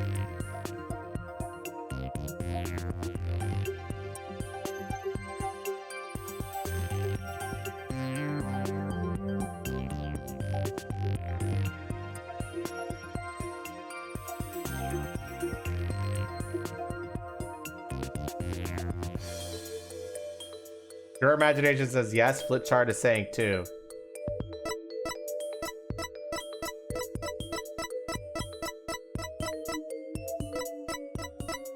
Save? Sure.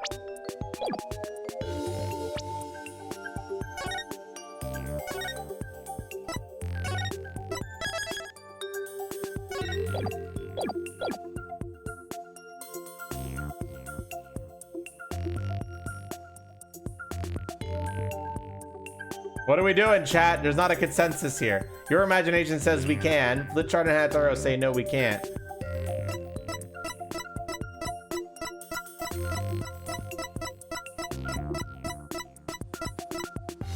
Pixel, I know Pixel isn't paying attention. Sorry, Pixel.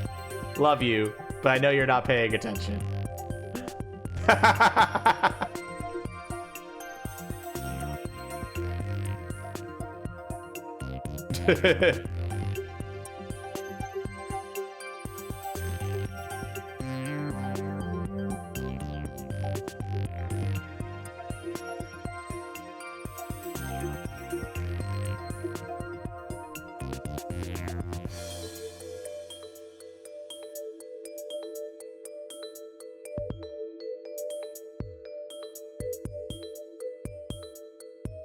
Well,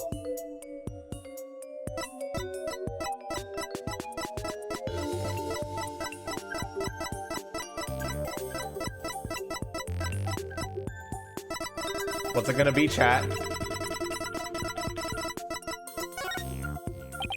Well, now that I really think about it, I guess it's going to be hard to prove. But I can't back down now. The trial will be over if I do. There's only one thing I can do at a time like this. I can prove it. Sorry, guys. It was a but thou must. Y'all are stupid. Even if it's just a bluff, I have to present something. Anything that could prove the existence of a faster route to the Vista deck.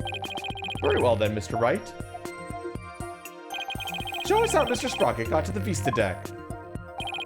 Mr. Sprocket made for the Vista deck through here.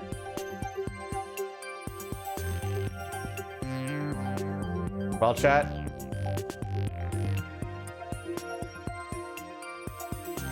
What's the answer?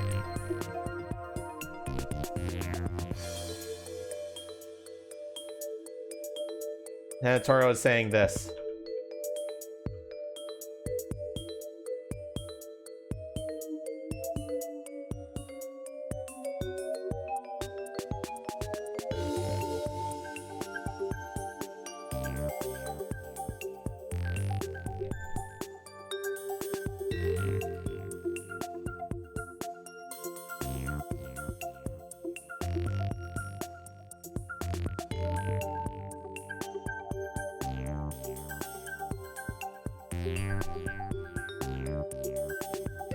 There's enough yeses. To save his bride from danger, Mr. Sprocket opened the escape hatch and made his way along the outside wall to the Vista deck. Isn't that right, Mr. Sprocket? We're definitely not lacking on viewers right now. What we're lacking on is interactive viewers. We got a lot of lurkers, and I hope you're all enjoying the show, by the way.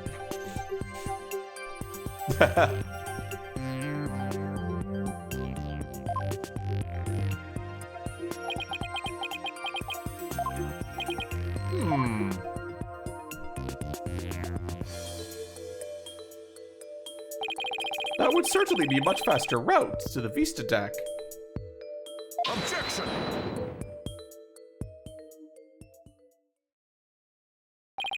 I'm disappointed, Mr. Wright. Is that really the best you could muster?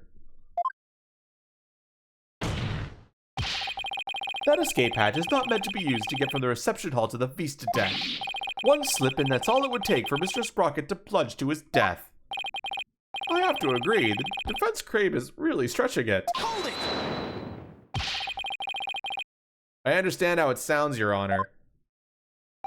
But at this point, it's too early to definitively say that he didn't go that way. So that's what you're going with then, I take it? Of course, Your Honor. This is real life, Mr. Wright, not some cinematic drivel or comic book. Do you have some sort of logical explanation to share that would convince us of your claim? I do. Are you sure, Nick? Kind of. Actually, I have nothing, so I'll just have to wing it somehow.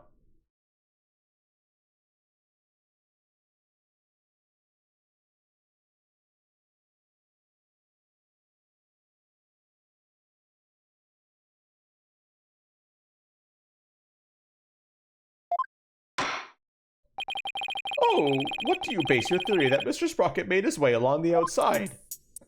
My theory that he was able to go along the outside wall despite the danger is based off... Well, chat. What's the answer, chat?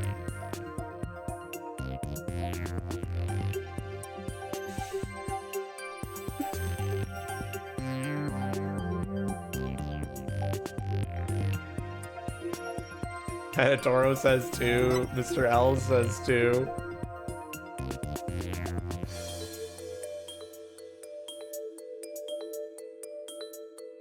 Crocu says 3.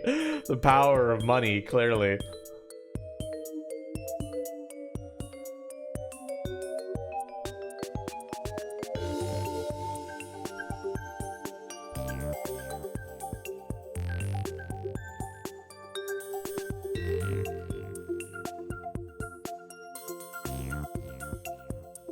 It's the power of love, guys.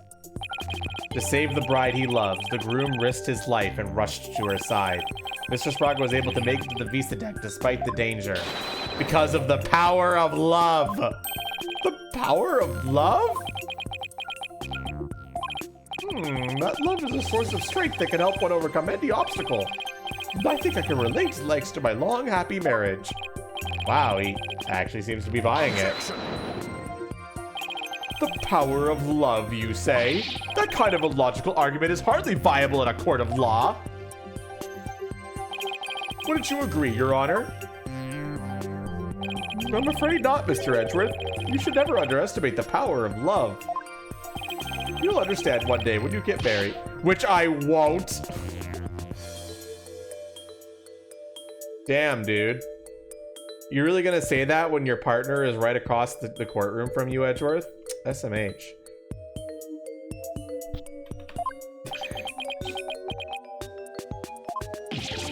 Exactly what is so wrong with wishing to remain unwed? Bro's a virgin. I mean, I am too, but that's because I'm Arrow Ace, but...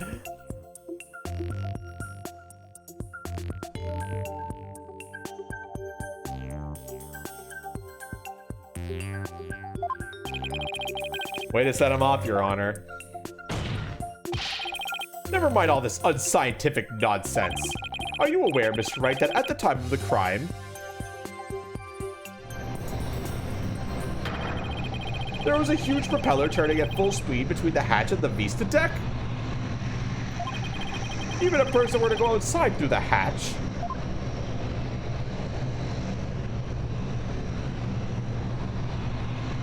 they get blown away in an instant. Ah! Where does your power of love get you now, Mr. Wright?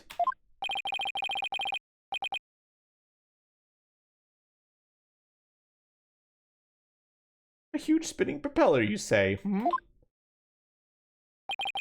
In that case, I have to admit it does seem impossible.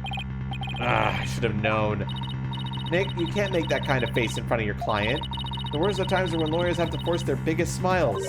Right? Right. I feel like I just saw Mia looking out at me through Maya's eyes. What's wrong, Nick? Why are you gaping at me like a giant sunfish? Thank you, Maya. You just helped me remember something really important.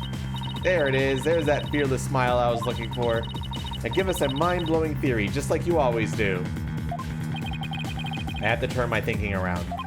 Instead of wondering how Soren could have moved past that huge propeller, I had to think about what would have made it possible for him to do so.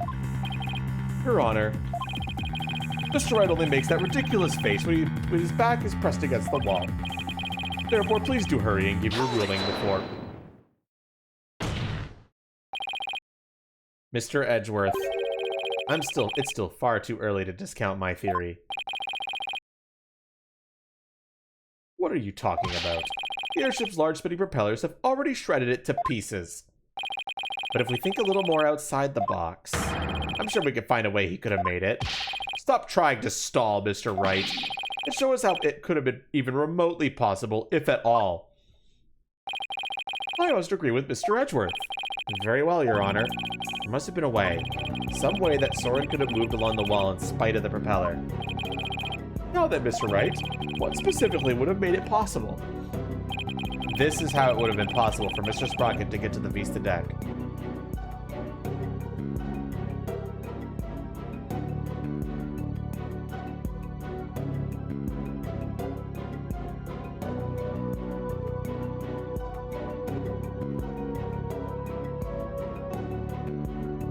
Well, chat.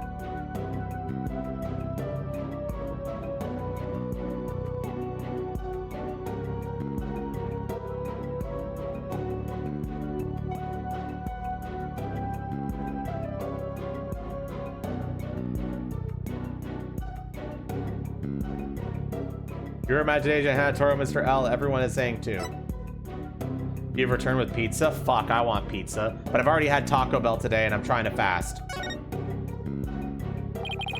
What allowed Mr. Sprocket to go along the outside wall in spite of the propellers is the location of the flying chapel at the time of the crime. The location of the flying chapel? But wasn't it flying high in the sky? No, Your Honor, I'm afraid it wasn't. What? Where was it? At the time of the murder, the airship wasn't flying through the sky, but moored to the ground. What? And if the airship wasn't flying, then that means the propellers weren't turning.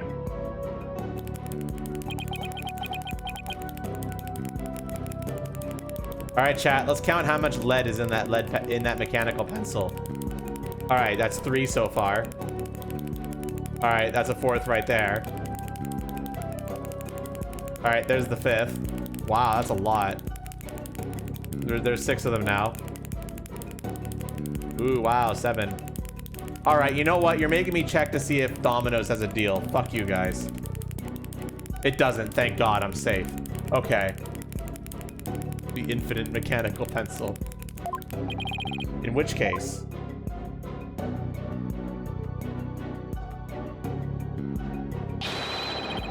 Mr. Sprocket could have gotten to the Vista deck along the outside wall. Isn't that right, Mr. Sprocket?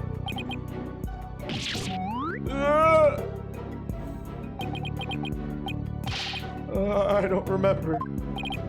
Ow, he stabbed himself with his pencil. That's gonna leave a mark. Objection!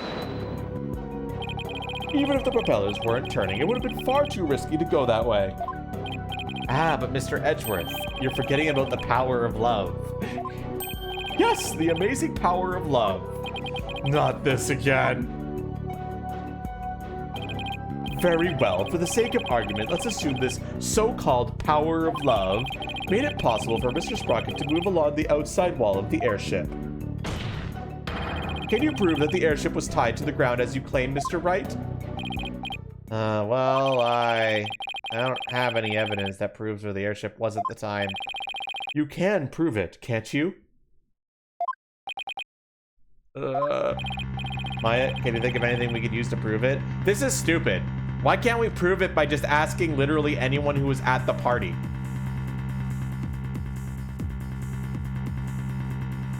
There's so many people who should be able to be witness testimony to the fact that that thing was on the ground. Pierce should be able to prove it. Call him to the fucking stand. Whatever. Can't say I can. Oh, wait. Didn't somebody see something outside a window at the time of the crime? I think I remember someone saying as much. They all lied earlier, true. Do I have a piece of evidence that shows what was outside the airship? Well, what are you waiting for? This piece of evidence shows what was outside the airship at the time of the crime.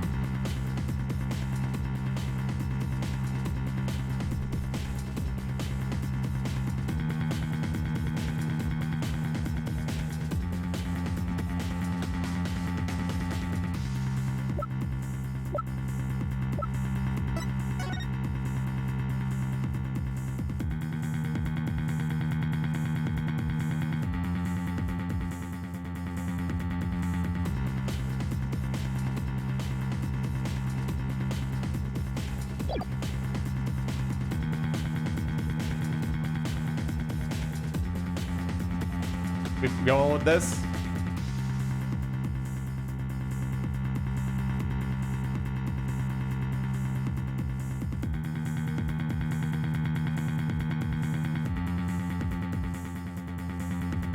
It's the butts, cat. Take that! This piece of evidence shows what was outside the airship at the time of the murder. What kind of lousy drawing is that? It's a drawing made by Larry Butts. And what can you prove with that poor attempt at artistry? Fuck you, bro. That's not poor at all. This is actually really well drawn, bitch. Larry made this drawing before he switched the lanterns. So it must have been right around when the murder was being committed.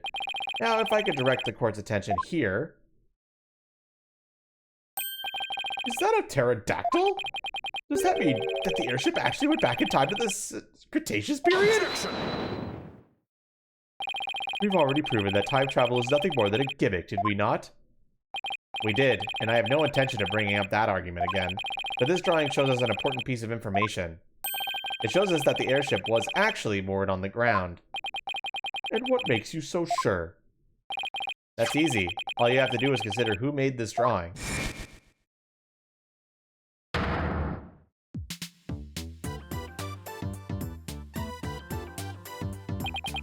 Larry. That's right, it was Mr. Butts, and we both know what he's like. He must have seen something else and mistaken it for a pterodactyl. I can't argue with you there. Hey, wait just one doggone second here. What kind of moron do you guys take me for? I saw it with my own eyes. A pterodactyl flew right by the window, I tell you. I have the sharp eyes of an artist, don't you believe me? No. Nick! Nope. Some friends you guys are. What about the judge? You believe me, right, Your Honor? I'm sorry, but I'm afraid you need to leave this courtroom. Bailiff, if you would. Come on, buddy, let's go. Why doesn't anyone believe me? Don't take it personally, Larry. I know you're just being, well, you. Now then, so you're saying that what Mr. Butts really saw bears some relation to what was outside the airship at the time of the murder? Yes, Your Honor. At least I think it does. What this pterodactyl really is will prove the airship was anchored at the mooring dock. It had better, anyway. If it doesn't, my whole argument is a bust. If you're that confident about it, then please go ahead and tell us what it really was. Yes, Your Honor.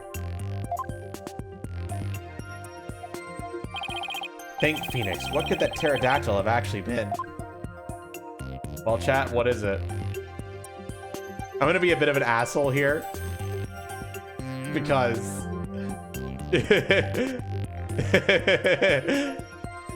because the second I stop being an asshole, it'll make it very obvious.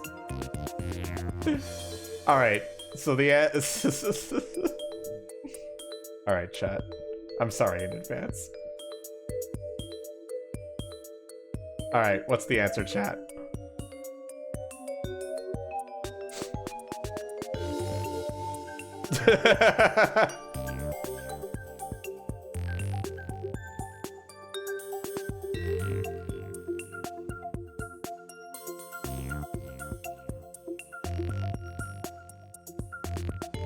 It's my tail! Correct! He mistook a pterodactyl for my long, thick tail. Take that! Clearly. Please take a good look at this sign. At the sign? It appears to have been broken and then repaired. What does the sign have to do with the pterodactyl? Please focus on this part of the sign. The part that broke off and got reattached? What about it? How about if we turn it like this? Oh, that shape! It's the pterodactyl in the drawing! What Mr. Butts actually saw was this chunk as it was being blown through the air by the wind. What?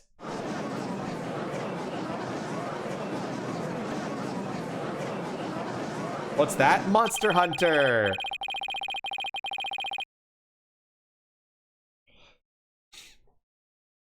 On the day of the murder, there were some heavy winds in the area of the mooring dock, but it's hard to imagine that this sign would make it up as high as an airship would fly. That means the flying chapel must have been anchored at the mooring dock that night. Isn't that right, Mr. Sprocket? Ugh. Objection!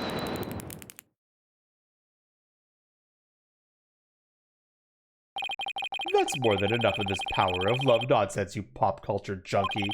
Present all the proof you want, but your argument is based far too much in conjecture. Why don't we turn to reality now? What do you mean, too much conjecture? Even if the airship wasn't flying, that alone doesn't prove the witness went along the wall. True, even now it's no more than a possibility. And how do you propose Mr. Sprocket got to the visa deck, Mr. Edgeworth? I noticed something as I went over the evidence. Please take a look at this hold entry record. What about it? I don't see Mr. Sprocket listed on here anywhere. Don't you remember? In yesterday's session, we had a very similar kind of argument. Did we? Honestly, Mr. Wright, are you going senile already? We talked about Larry Butts using the defendant's keycard to enter the hold. Oh, we did talk about that, didn't we? In other words, even if a person's name isn't on the entry record, it's still possible for that person to have entered by using someone else's card. Mr. Sprocket, you entered the hold with Mr. Nickety, didn't you? I did. What? Why did you tell us that in the first place? Pierce is indispensable. I didn't want to mention him unnecessarily and risk having him wrongly accused. I couldn't do without him. Mr. Sprocket, I ask that you testify in greater detail about your movements that night.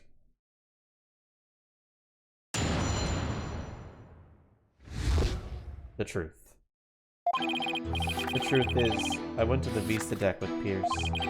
That's why my name doesn't appear on the hold entry record. I was badly injured from being stabbed, but I was frantic. By the time we reached the scene, it was all over. Well, this doesn't help me one bit. Mr. Sprocket, you concealed information from us time and time again.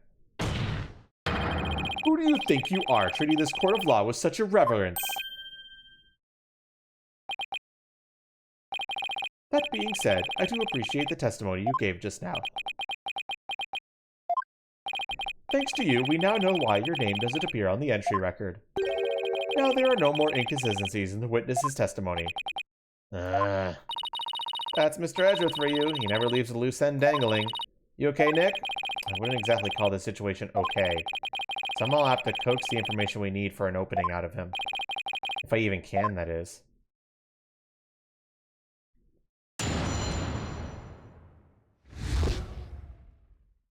One second. I don't really like how stanced up I look with this. Because my hands are should be a little closer to my body. One sec.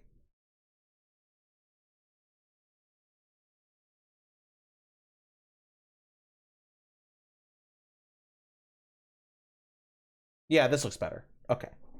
The scale was a little off. That makes more sense.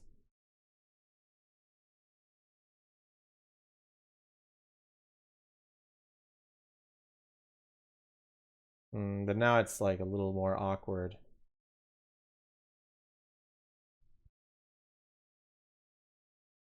When I'm like doing this, but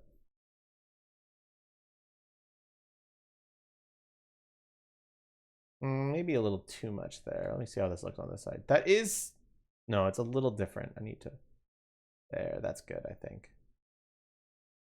I'm trying to get it to match how my arms are actually in real life. And they are kind of like this.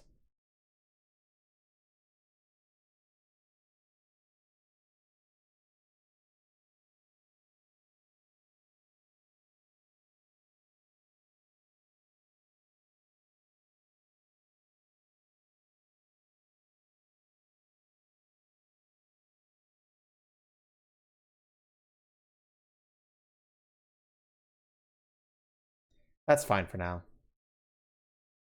I could tweak it more later. The truth is, I went to the Vista deck with Pierce. You didn't mention this because you didn't want Mr. Nickety to fall under suspicion? Is that because he has something to hide? I just didn't want the police to take up his time with all their questions. That's all. Neither the company nor the household would function smoothly without him. I see. Wow, it sounds like Pierce is absolutely indispensable to the Sprockets. Anyway, getting back to your statement. When did you meet up with Mr. Nickety? We met up on my way to the Vista deck. I think Pierce and some of my relatives were on another floor. The Pierce heard the commotion and came running to my aid. He could hear the pandemonium all the way from another floor. Mr. Wright, would you like the current statement added to the witness's testimony?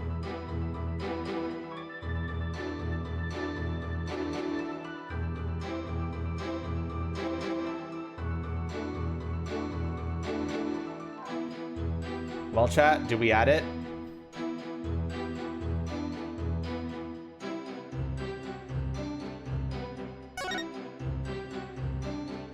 Yes, please, Your Honor.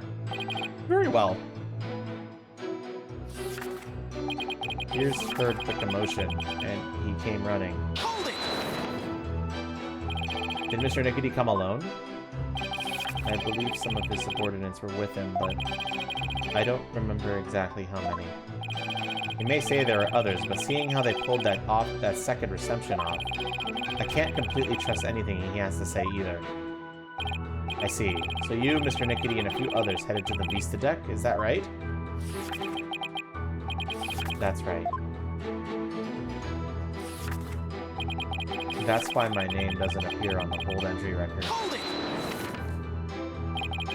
Your name doesn't appear on the hold entry record because you entered with Mr. Nickety using his keycard? That's right. So I guess the hold entry record doesn't matter as much as we thought. But now that Soren's saying he was with Pierce and a few others, it's pretty tough to refute that statement.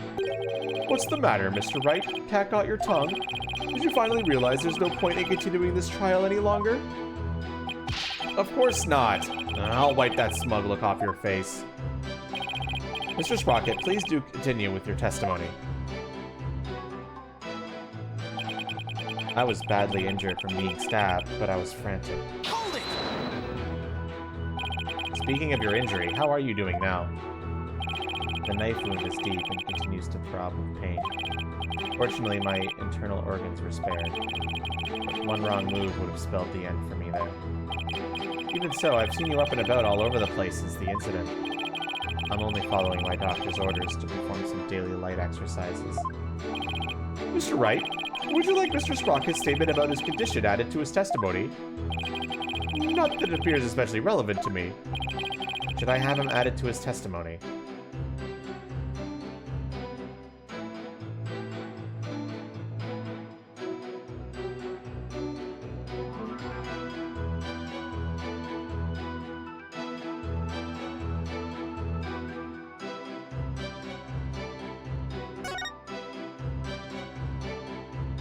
Yes, Your Honor. I'd like to have it added to his testimony. I see. Very well. The knife wound is quite deep and continues to throb with pain. Hold it! Your injury was really that deep? Luckily, it missed my internal organs. Otherwise, I wouldn't be alive right now. According to his doctor, his injury will take about 3 weeks to heal. There's no way someone with that kind of injury could have gone along the outside wall. But he might have been able to with the burst of adrenaline brought on by the pain. Adrenaline. Is that your answer for everything? In a court of law, the only thing that matters is evidence, not rampant speculation.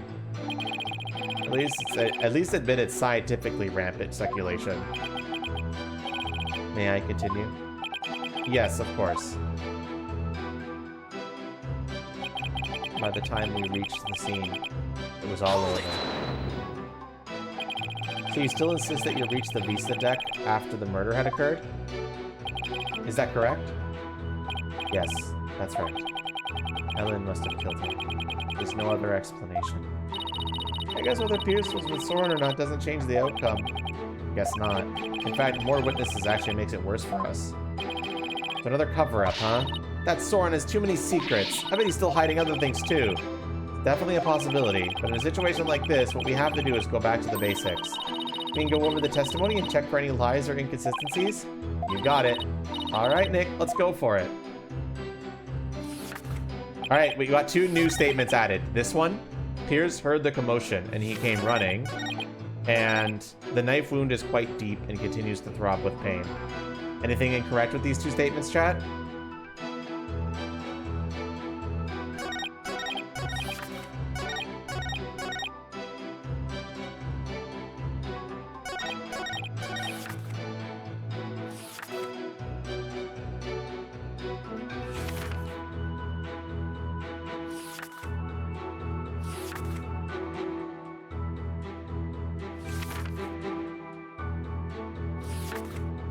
Have I pressed the knife one? Yes. Hi, Storyteller Glitch Puppet. How you doing? No. Don't say it if you remember it.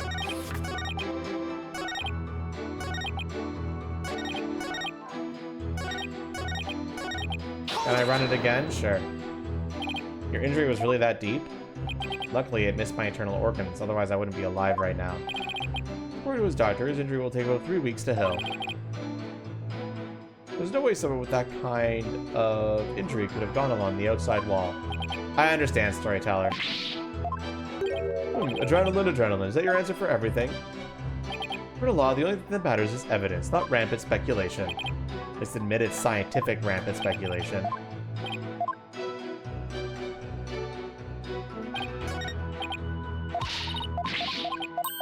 So Hanatoro wants to present on the last statement.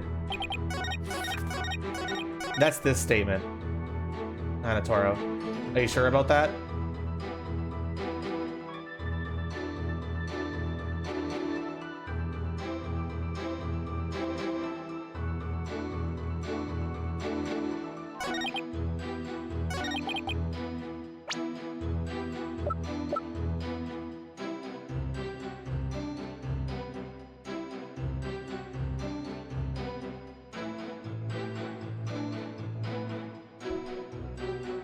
Hanatoro wants to present the candelabra on this statement now.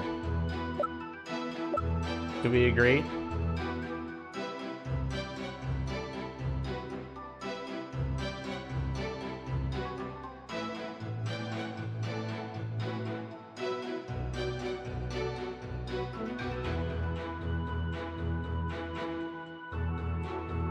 Objection! Mr. Sprocket, you just said your injury is a knife wound, didn't you? But the weapon you were stabbed with was this candelabra. A fact I know you're quite aware of.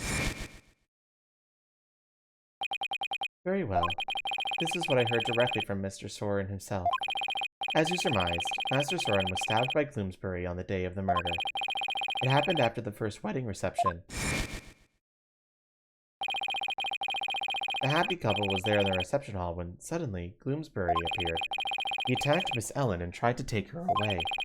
Master Soren went to stop him and found himself in a struggle with Gloomsbury. That is when Master Soren was stabbed with the candelabra, he said.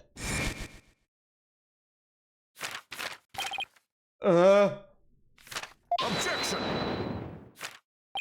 It must have been simple memory slip that made him misspeak. It happens to everyone. It has nothing to do with the case. So is it you when there's only one donut left?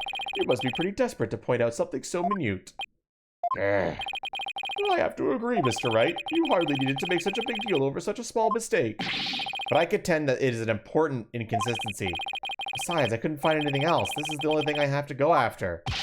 And I say it's not important. Now let's not waste any more time on this matter. I agree. Everybody has a little memory lapse every now and then. But, Your Honor, please let me explain. But can you? Can you really explain to this court what makes this slip so important? Yes, I can, Your Honor. After all, it was Soren himself who told Pierce that he had been stabbed by a candelabra. This is more than a simple memory slip. There has to be some kind of reason for it. Well, Mr. Wright, please explain why the witness's slip of the tongue is so important. The point to focus on here is why the witness would mistake the weapon used to stab him. Think carefully, Phoenix. This could very well change the course of the trial. I see. So why did the witness make that mistake, Mr. Wright? Mr. Sprocket identified the wrong weapon used against him because...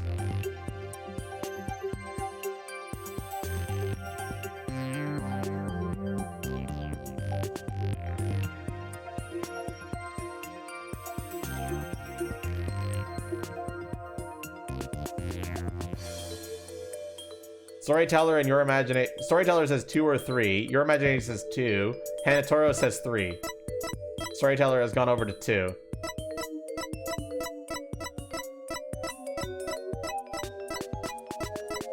We now have 2 votes 3, 2 votes 2. Who's going to be the tiebreaker?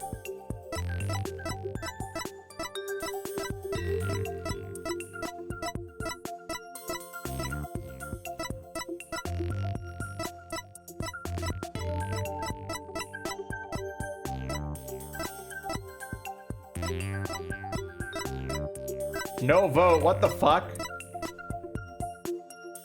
Well, then what are we doing?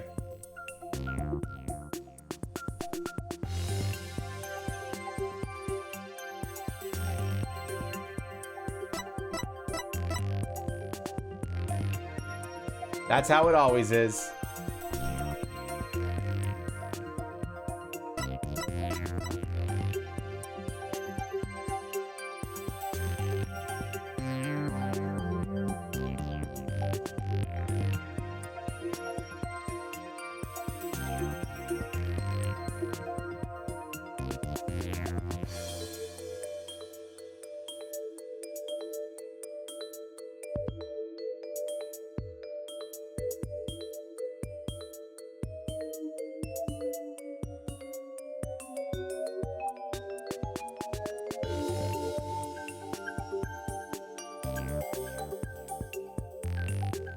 Toro is out here trying to explain his point of view because he's the only vote on 3 right now. Anyone getting convinced by it?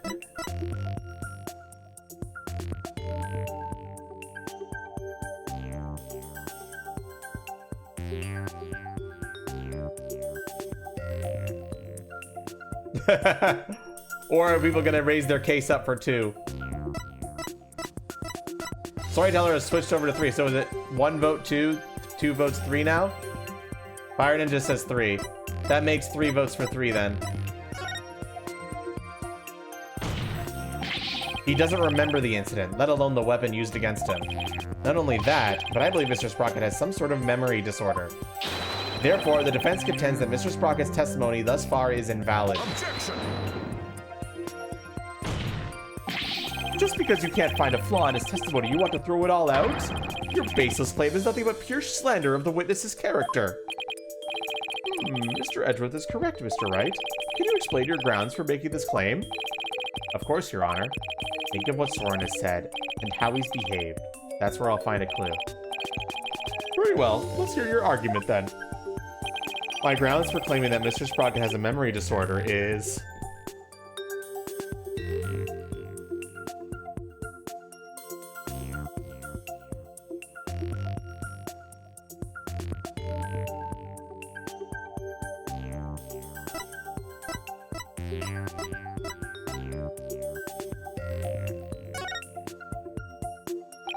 the notebook he always has with him. I saw daily events and information about the people around him recorded in it. Like a diary, perhaps? No, Your Honor. It's much too detailed to be an ordinary diary. It's more on the order of a database, actually. A database, you say? That's right. For some reason, Mr. Sprocket is apparently unable to retain memories. That is why he writes every little detail of his life down in his notebook. How could you possibly know that for sure? He might just be an extremely compulsive person. I thought so too myself at first. To be honest, we accidentally got a stain of that notebook yesterday. You mean you got a stain on it. Hey, you're the one who tried to grab it out of my... Objection! Never mind whose fault it was, just get to the point already. Right, sorry. It's just Sprocket. The page Miss Faye got a stain on yesterday. That's the page with the details of your stabbing on it, isn't it? No, I only write in this notebook because I'm very compulsive. Now drop the subject already. Sorry, but I'm not convinced. I noticed an odd fact about your notebook, Mr. Sprocket. On the earlier pages, you used it to write down invention ideas. But after a certain date, you started writing down a lot more and in much more detail. I believe your memory disorder stemmed from what happened on that date. Something so monumental it caused a memory disorder, Mr. Wright? You don't know what you're talking about. Sorry, but I do know what I'm talking about, and this is the proof. This is the thing that caused Mr. Sprocket's memory disorder.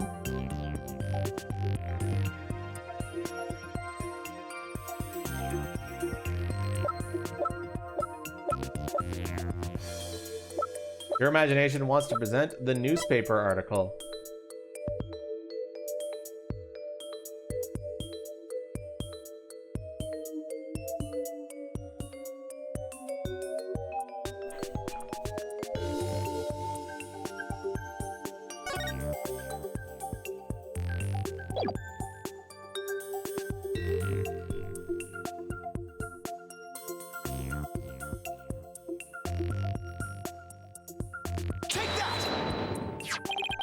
You were involved in this car accident too, weren't you, Mr. Sprocket? And the shock of losing your beloved older sister is what caused you to develop your memory disorder. Is this true, Mr. Sprocket? Well, is it?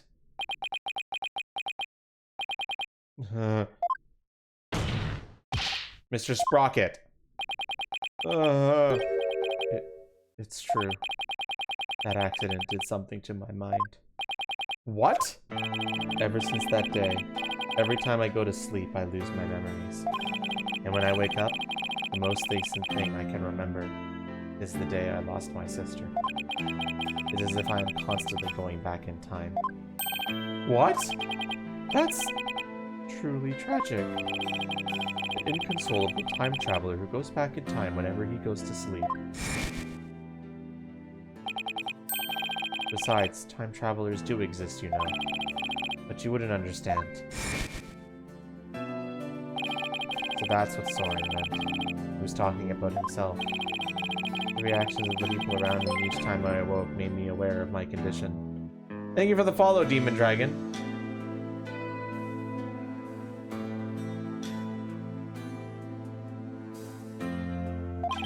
That's why I decided to write everything down in my notebook, so I could move forward. But the only memories you have since that day are the ones written in that notebook? That's right. And since the page about your stabbing got stained, you couldn't read from it, could you? There's just one more thing I'd like you to clarify for me, Mr. Sprocket. Exactly what are your feelings towards the victim? Mr. Sprocket's feelings towards Dupas Gloomberry? That's right, Your Honor. The witness said that every time he wakes up from sleep, his mind goes back to the day his sister died. Mr. Wright, you can't mean... Mr. Sprocket. Your pent-up feelings of anger and resentment towards Mr. Gloomsbury for the accident were renewed each and every time you woke, were they not? You couldn't take it anymore, so you turned to murder, isn't that right? What? Mr. Wright, are you saying that the witness murdered Mr. Gloomsbury for revenge? Ugh. Well, Mr. Sprocket...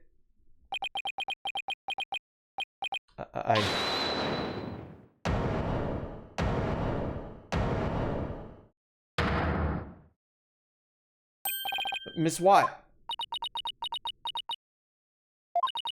Your Honor? I did it. I killed Mr. Gloomsbury. No! What?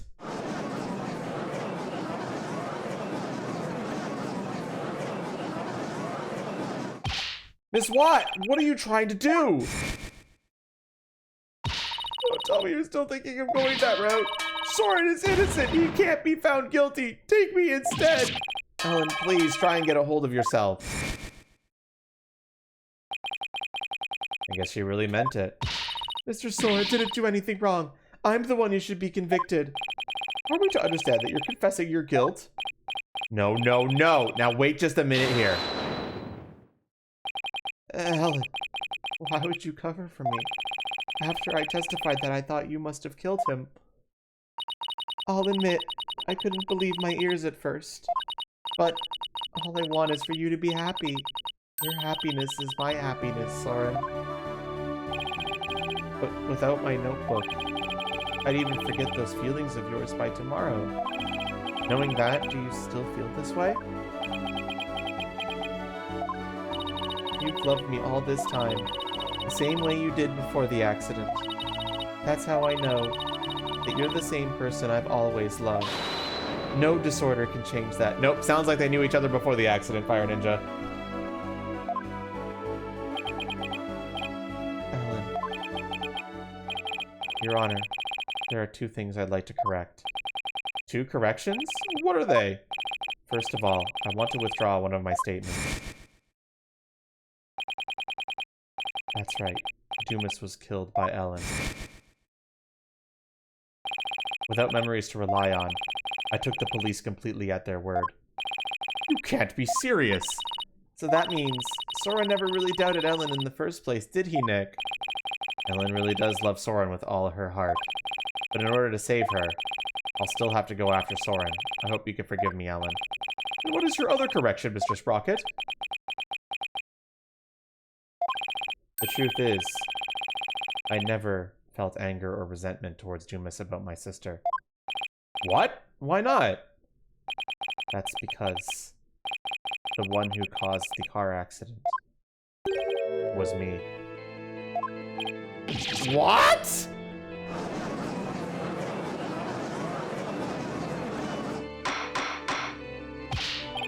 Order in the court!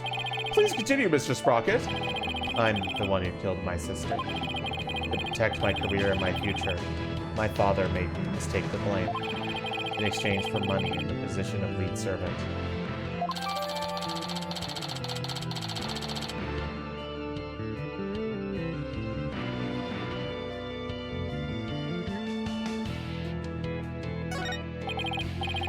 So you see, Dumas must have held a grudge against me, not the other way around.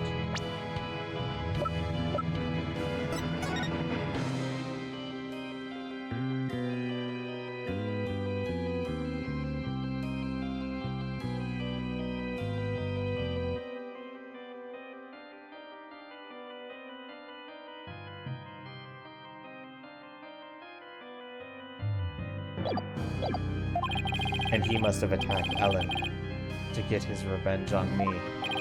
Are you sure about all this, Mr. Sprocket? Very sure. It's all been written down in detail in my notebook. That notebook is important evidence, supplying background to this case. I must insist you submit it as evidence. Soren's notebook added to the court record.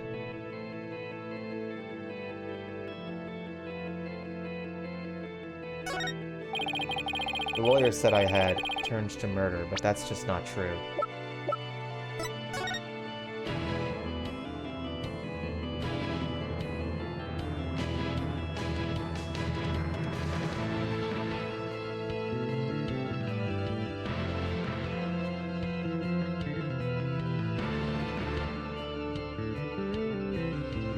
Okay, that didn't change. Okay. However, it is true that my older sister and Dumas are both dead because of me and my negligence. I just glanced through Mr. Sprocket's notebook. I wasn't able to read the part about when he was stabbed due to the bloodstain. But what's written here about his sister's car accident is exactly as he stated. Your Honor, as long as it matches what's written in that notebook, can we still take the witness's testimony as valid in spite of his memory disorder? Yes, I believe we can.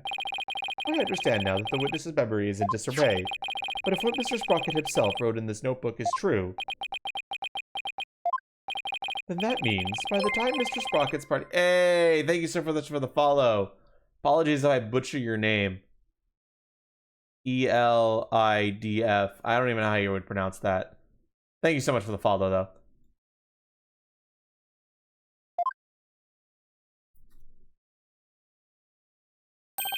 The victim had already been killed. Edgeworth's right. I'm still in the same bind as before. But should I really simply accept the contents of the notebook as a substitute for Soren's memory? Well, Mr. Wright, what do you think? Will you accept Mr. Sprocket's notebook as official representation of his memories? Will I accept Mr. Sprocket's notebook as an official representation of his memories?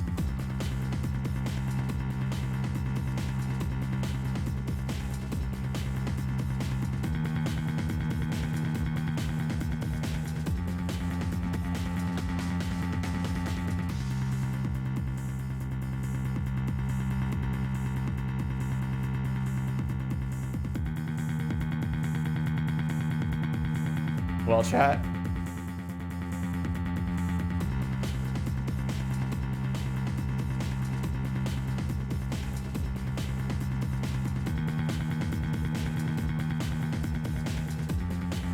Chat, can you answer the question?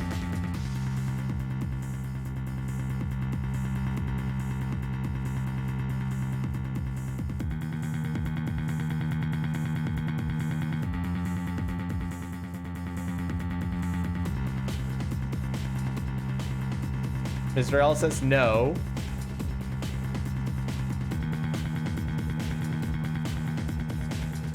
What does other people say? Glitchard says no.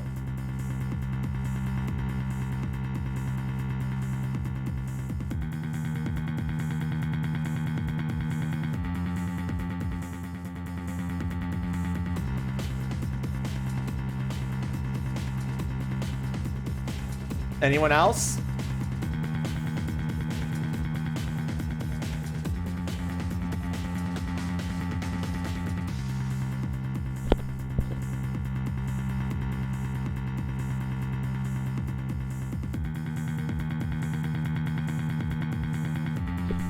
That's enough people saying no. Wait a minute, Your Honor. The defense requests a chance to examine the notebook to see if it's trustworthy. Very well, but be quick about it. Thank you, Your Honor. So, how should we examine it? Well, we should look at it from all different angles to see if there's anything suspicious.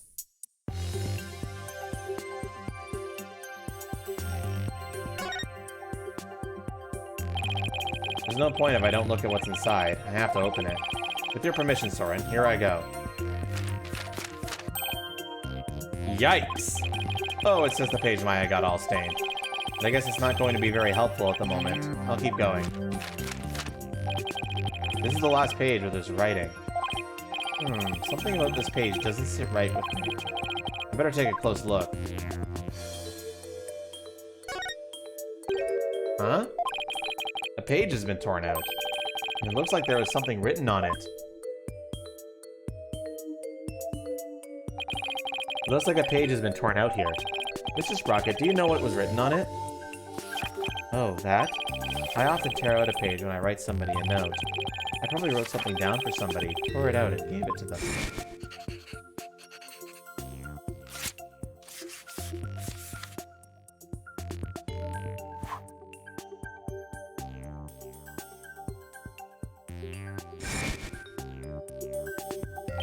Oh, yeah. That solves that then. Wait a minute. We can't ignore the possibility that something important was written on that page. But now that the page has been torn out, how can we determine what was written there? Well... let's see. To find out what was written in the notebook, we should...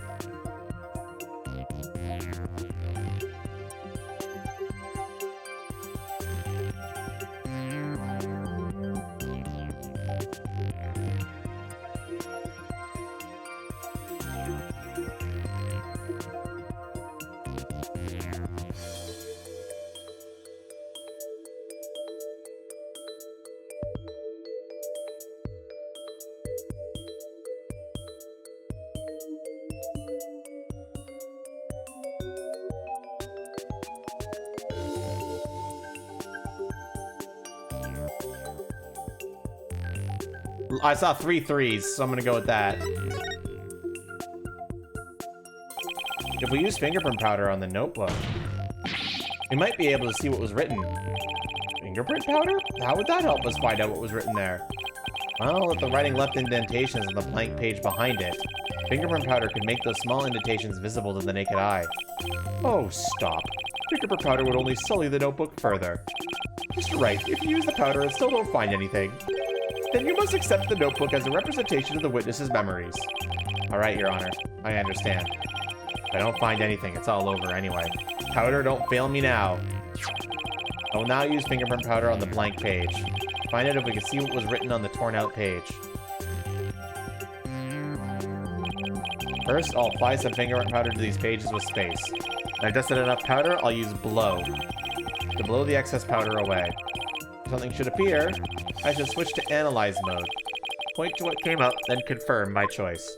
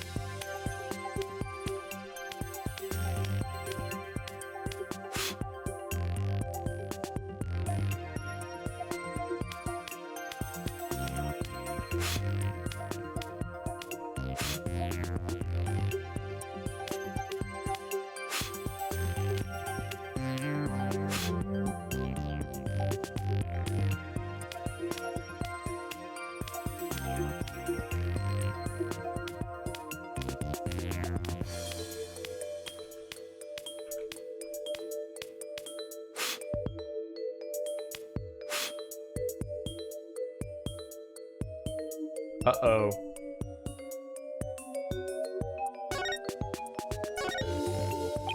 It says, I struck and killed Dumas. This is huge.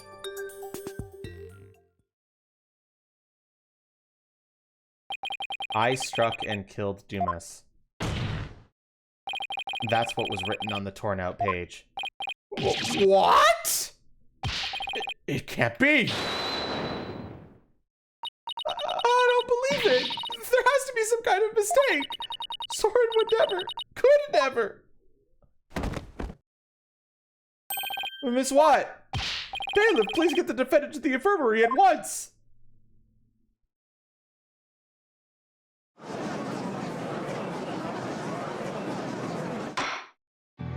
Apparently, the defendant got too worked up. She's resting in the infirmary as we speak. Now then, please continue, Mr. Wright. Yes, Your Honor. This notebook is all Mr. Sprocket has to remember things by. With this critical page torn out, not even Mr. Sprocket himself knew the truth of what he'd done. I'm the one who killed Dumas? So it wasn't Ellen? Oh, thank goodness. Mr. Sprocket, does this mean you were at the crime scene during the murder after all? I guess I must have been.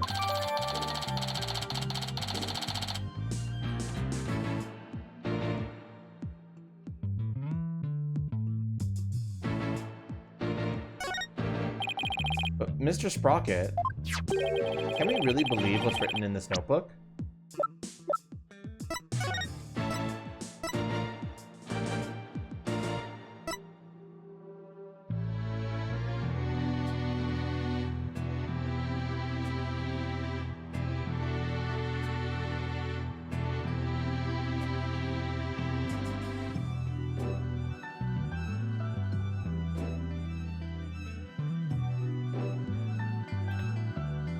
There we go. Evidence updated.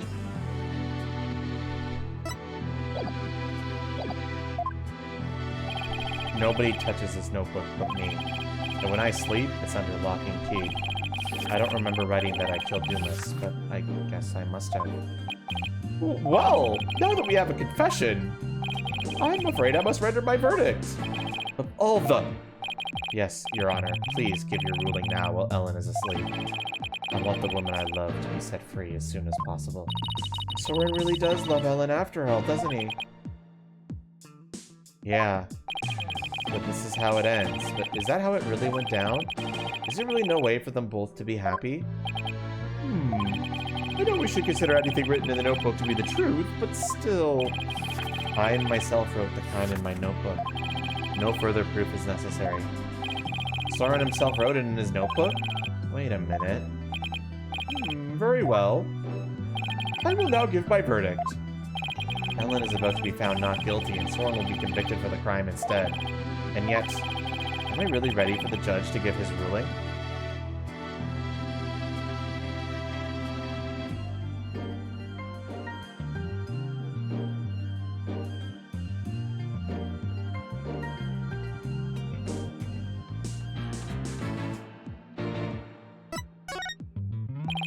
No, not when there's still one more avenue left to explore.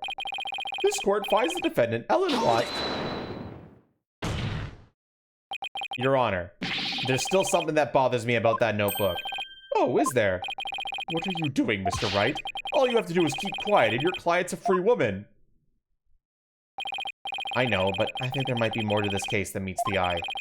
I'm not quite sure yet, but I think there still might be a way. A way for Ellen and Soren to be happy. What do you mean by more than meets the eye, Mr. Wright? I believe the question here, Your Honor, should be, why was the incriminating page torn out in the first place? Why, to destroy evidence, I would imagine. But removing it from the notebook is the same as removing it from Mr. Sprocket's memory, which means he wouldn't have been able to trick the police if he came under suspicion. No, if he wanted to cover up his crime, he would have to remember that he had done it. Just what are you getting at with this line of inquiry, Mr. Wright? Yes, please explain so that we can all understand. Yes, Your Honor. The page was torn out of the notebook because...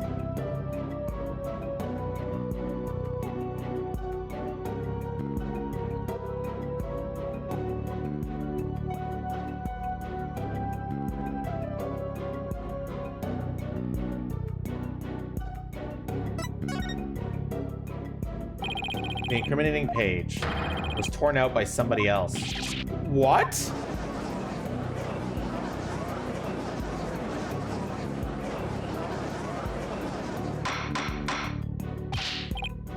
Order, order!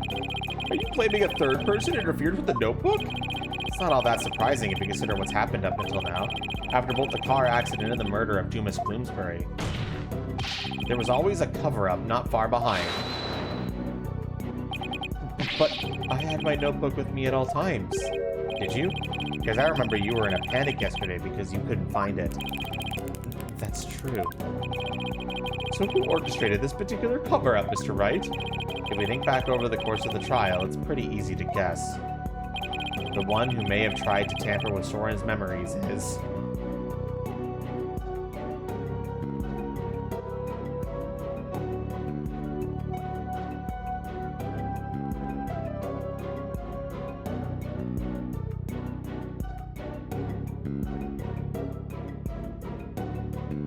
It's Bakiri, guys.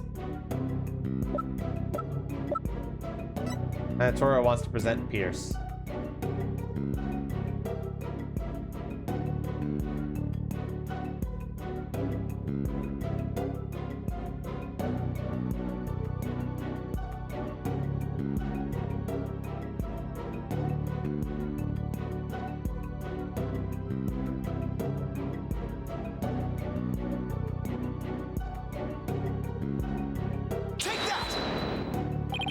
The one who tampered with the notebook in order to manipulate Mr. Sprocket's memory is Pierce Nickety.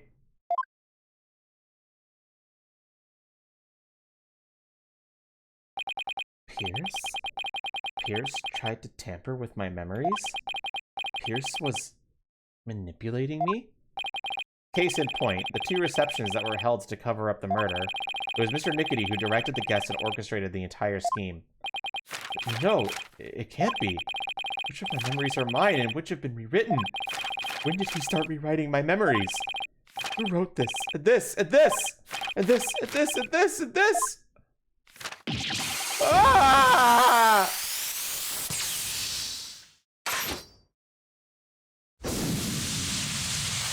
Oh, he just dips. Okay. He literally took off. Ah! What?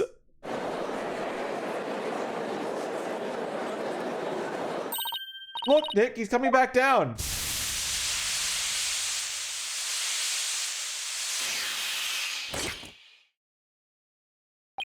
My memories.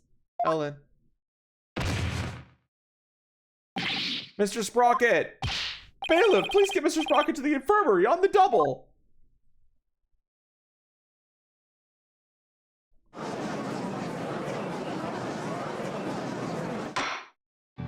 Mr. Sprocket has been taken to the infirmary. We don't have to worry about him running away, so let us resume where we left off. Your Honor, the defense would like to call Pierce Nickety to the stand. Objection. We already know he carried out the cover-up to protect the company of Mr. Sprocket. What more do you want from him? This time it's different. The notebook, or rather, Mr. Sprocket's memories have been tampered with. That means the only person who knows the whole truth is now Mr. Nickety. Don't tell me. Are you actually trying to drum up a third suspect? In order to extradite the defendant and her groom? I'm not drumming up anything, nor do I have grounds to accuse him of anything. Yet. All I know is that Mr. Nickety is the only one who knows the truth. And I think he's still hiding something. Something we don't know about yet.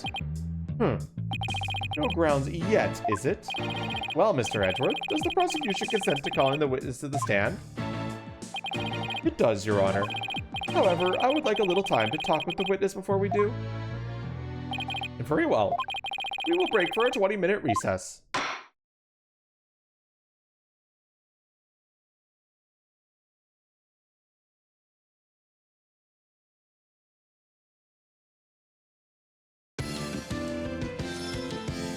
All right, chat. We're in the final legs of the race now, and because of that, I actually do have to go to the bathroom. So I'm gonna be right back.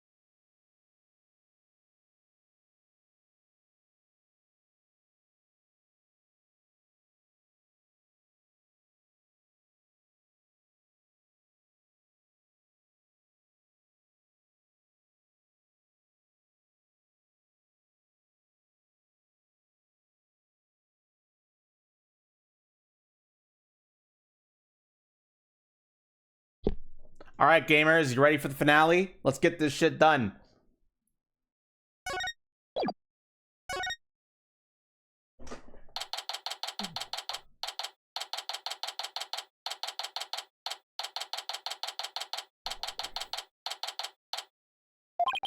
Now I'll have to face Pierce on the stand. I'm not sure if I should be surprised or not. One thing's for sure, he won't be an easy adversary. So, do you think Pierce did it? It's too early to say anything at this point, but I do think he's still hiding something. Nick! Why did you pin everything on Soren Loser back there? Looks like Larry still hasn't given up on Ellen. This Pierce guy's the real bad guy, and Soren and my Ellie will live happily ever after together! Larry, that's not the kind of thing a decent human being says.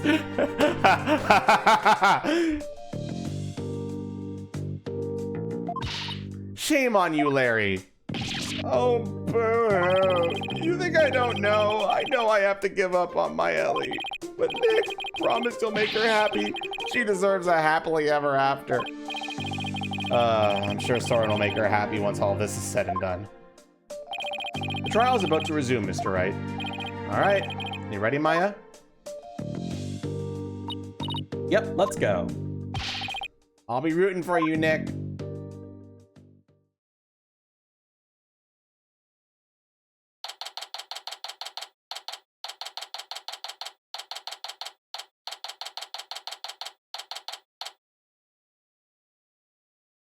Rootin', tootin', and bootin'.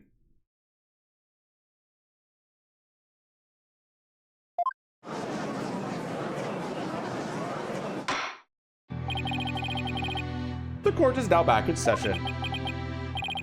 Witness, please take the stand.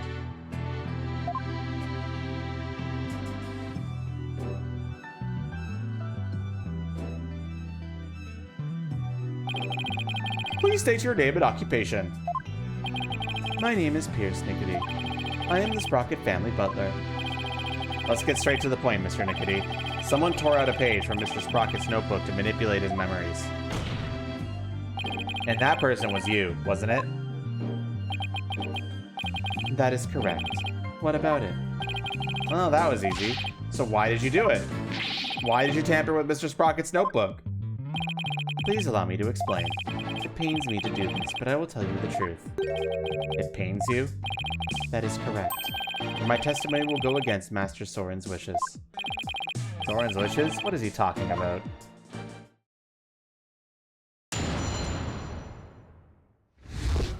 Why I tore out the page. I rushed to the Vista deck, but the crime had already been committed. I saw Miss Ellen and Bloomsbury collapsed and Master Soren writing in his notebook. Master Soren said to me, I'll take the blame for the murder, so please take care of Ellen. But I went against his order. I tore the page out of his notebook and hid the body. Wait a second. But Mr. Sprocket was writing in his notebook at the time. Could it be... It was meant to be a confession, an admission he killed Gloomsbury himself. He wrote that message to take the blame for Miss Watt? That is correct. Master Soren did hit Gloomsbury with the timekeeper to save Miss Ellen. Then Mr. Sprocket was the culprit after all. However, that blow did not kill Gloomsbury. That makes sense. Mr. Sprocket's injury wouldn't allow him to put much force into it. Enraged, Gloomsbury tried to attack the Master Soren, who was already seriously wounded. But just in the nick of time, Miss Ellen hit Gloomsbury from behind, and finished him off, it would seem. So the one who inflicted the fatal blow was the defendant? Yes, that is correct. The Master Soren tried to take all of the blame onto himself. No way! This is pretty bad, Nick. No kidding. Pretty bad is an understatement. Well, well, Mr. Wright, it seems your decision to call for Miss Dignity has backfired. For the true culprit behind this case remains the defendant, Ellen Watt. Could this get any worse? Pierce was involved in the cover-up plot, and I bet he still has something to hide.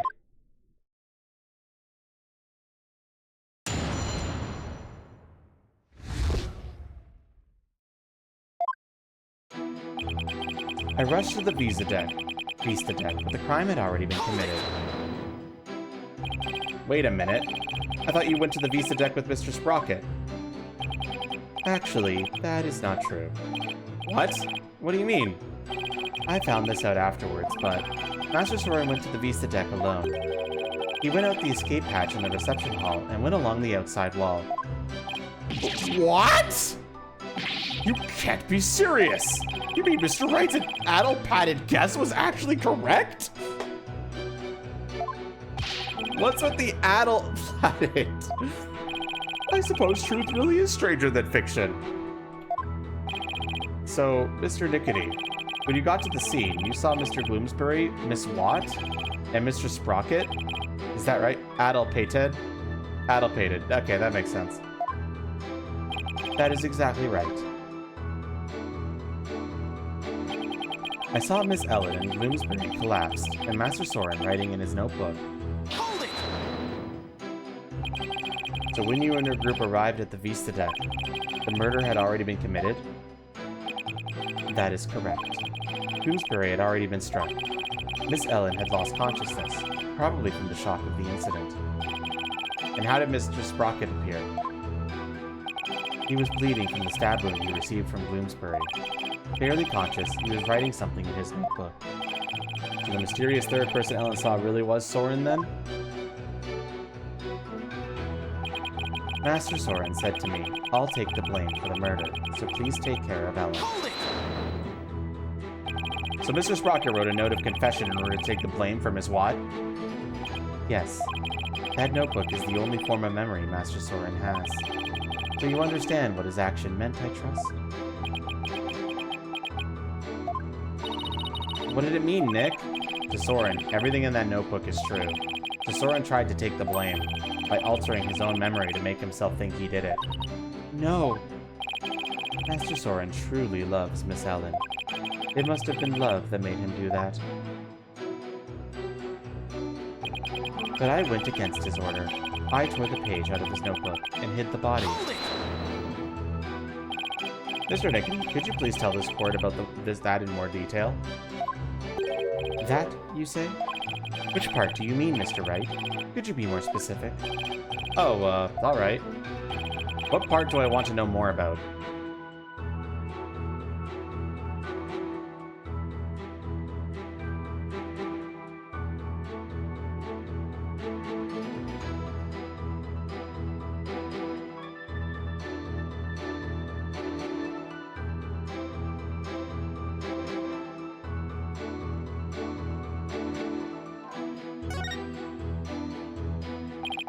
Please tell me more about hiding of the body.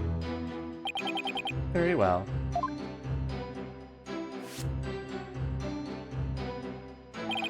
After saying he would take the blame, Master Soren passed out. That's when I hid the body. I quickly took the lift down to the hold, where I hid Bloomsbury's still warm body in the spare Pegable lantern. So it was you who hid the body, not the defendant? I think Mr. Butts would move the lantern containing the body to a reception hall. Well, I did not see that coming. I don't blame you. Not even Larry can predict what Larry will do next. Maybe I should take another look at the lantern and evidence. Mr. Wright, would you like that statement added to the witness's testimony?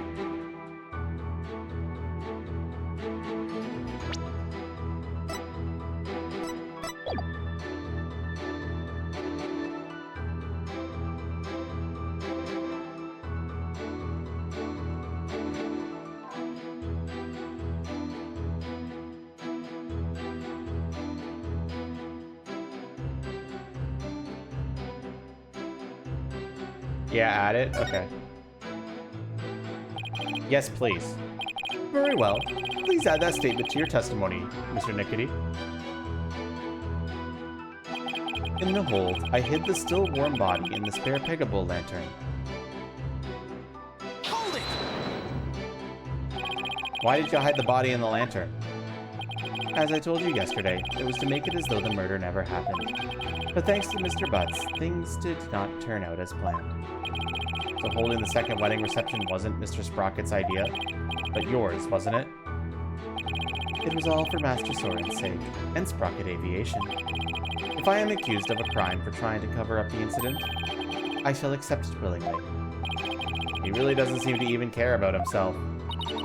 So he's talking about the cover-up after the incident, huh? Right. That's information only somebody who was actually involved could know. So it might be a really important piece of testimony. I think so too. I really have to tread carefully here. Anything about this statement, chat?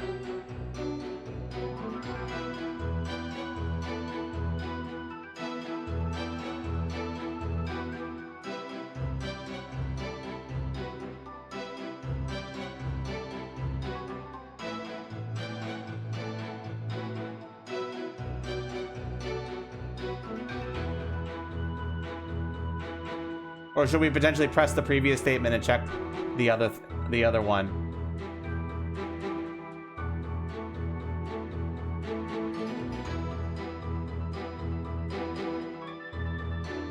Or do you notice anything about this one?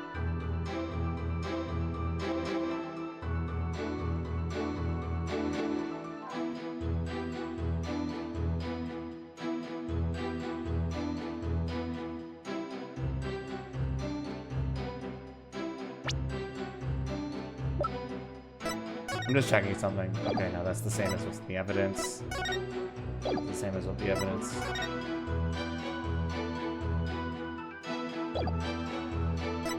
Okay, we're all good on the app should be fully updated.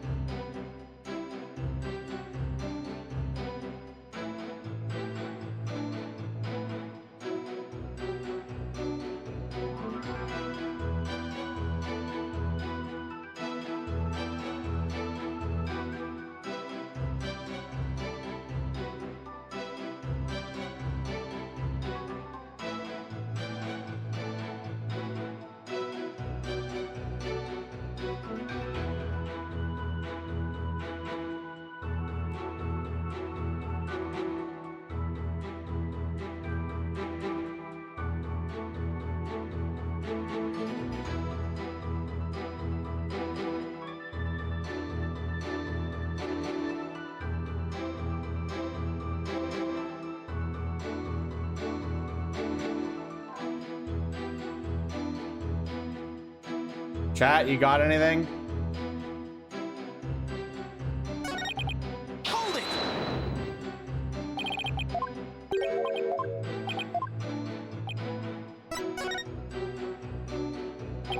Why did you go against Mr. Sprocket's order and tear out the page? That is a silly question. As I told you before, disposing of anything that may harm the Sprocket family's reputation is simply a part of my job.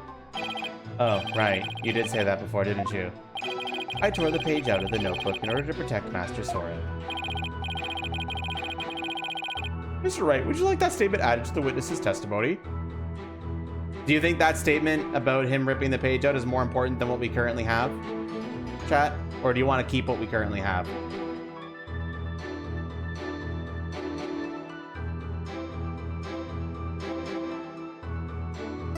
Not necessary then? No, I guess not, Your Honor. I better be a bit more cautious here. No? All right. Very well.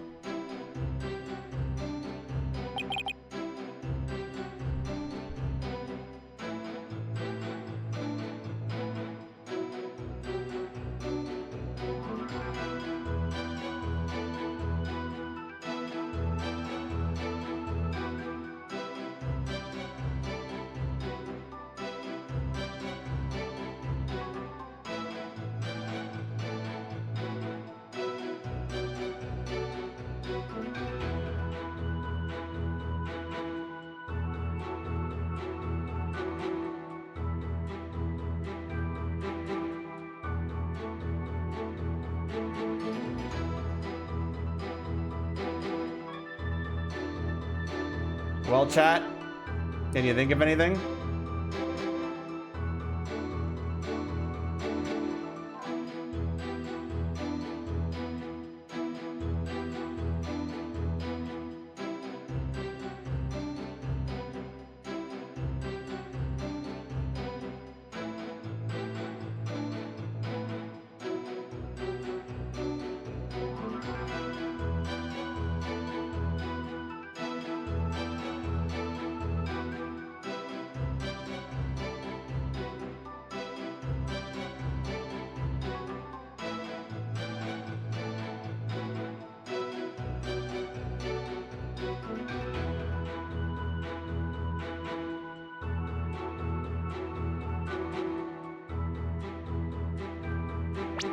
And Toro wants to present the broken lantern here.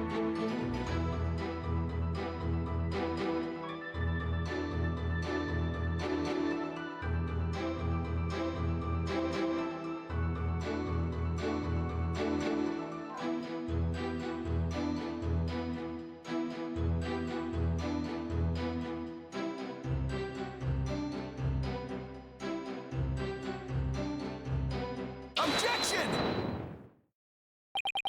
Could it be? Is that what happened? If what I'm thinking is true, then maybe I could prove neither Ellen nor Soren did the deed. Mr. Nickety, you said the body was still warm when you hit it, correct? So then, what if Mr. Gloomsbury was still alive when you went to put his body inside the lantern? What? What? That's preposterous. Actually, this shows that the victim might have still been alive when inside the lantern. Hmm? I'm afraid you'll have to point out which part you're talking about, Mr. Wright. This part here shows that the victim might have still been alive inside the lantern.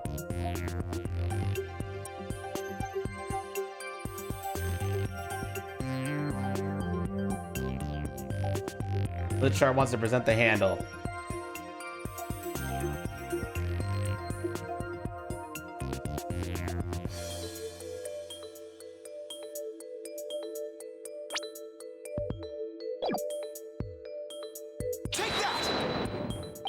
As you can see, the back end of the lantern is a door, and there's a blood here on the wheel handle.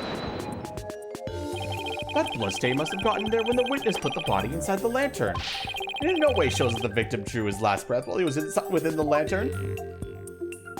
I disagree, Mr. Edgeworth, for you see, in putting this lantern back together, the police inadvertently placed the inside handle on the outside, and vice versa.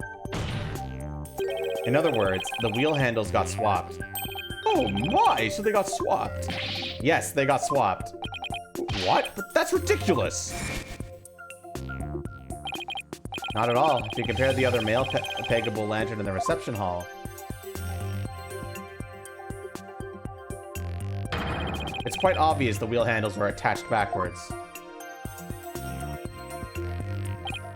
The detective in charge of the restoration will see me in my office later. Sorry, Emma, and good luck.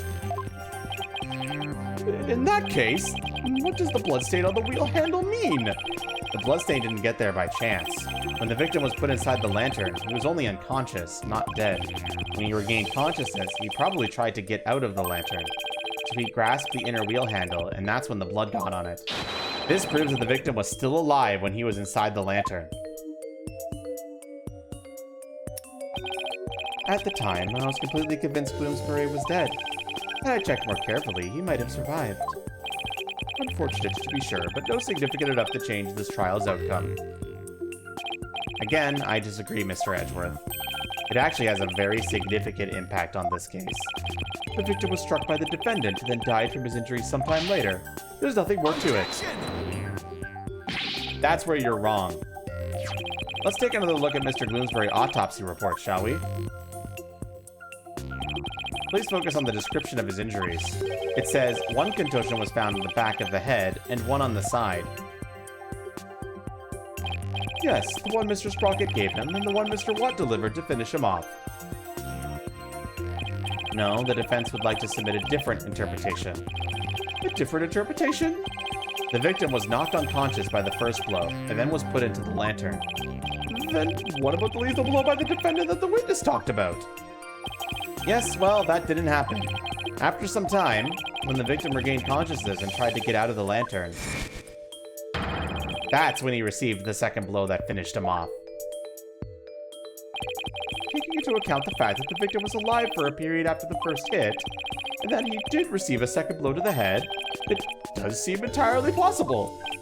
Yes, as long as the first blow didn't kill the victim instantly, then there is a possibility that someone other than Mr. Sprocket or Mrs. Watt delivered the fatal blow. That's all you've got? Even if there was a time lag between the two blows, the prosecution's position doesn't change. What? What do you mean? It's elementary, Mr. Wright. After the reception, when the defendant was cleaning up the reception hall, the victim, who was supposed to be dead, suddenly came out of the lantern. The defendant grabbed the murder weapon, which was right there, and finished him off. That theory sounds awfully familiar. Of course it does, Your Honor, because it's exactly what I proposed at the very start. The second blow was inflicted by the defendant after all. I see. It seems a tangle of mysteries that unraveled into a single thread. Objection! But as long as there's a possibility that the fatal blow was delivered by a third person, then we must continue the deliberations. Give it up, Mr. Wright. Unless you have something to prove the presence of your precious third person. Okay, Nick, just relax. You could do this. Come on now, take some deep breaths. Good idea. Deep breaths. Deep breaths. There, don't you feel better already? Maya's right. I should calm down, get my focus back, and go over everything again. And then, hopefully, I'll be able to find something to prove there was a third person. Let's see. First, why did Gloomsbury attack Ellen? Because he was tired of taking the blame for the accident. Something about that line of reasoning just doesn't feel quite right to me. No? How come? Well, if it's just a personal vendetta, he had already stabbed Soren. So why then was he so determined to go after Ellen? You're right, this whole thing feels too premeditated for a crime of passion. But Gloomsbury didn't seem to have a personal grudge against Ellen. If Gloomsbury didn't have a personal reason to attack Ellen, then... You've taken long enough, Mr. Wright. Now it's time for some action. What proof do you have that a third person was involved? Alright, I'll show you. I'm not completely sure of what I'm doing yet, but it looks like I'm out of time. This piece of evidence proves the involvement of a third person.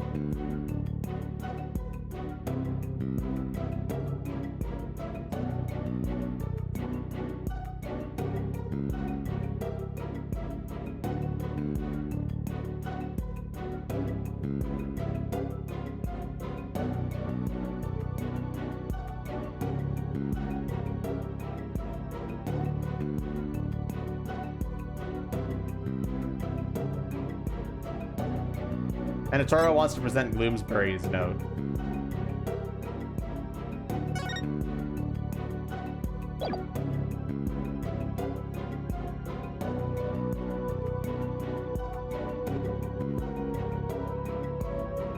Take that!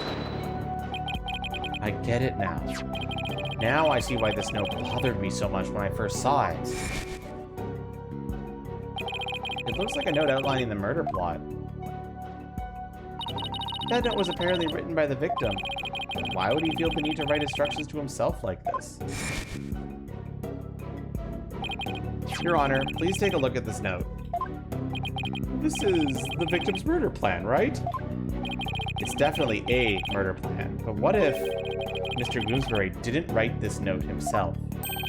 What?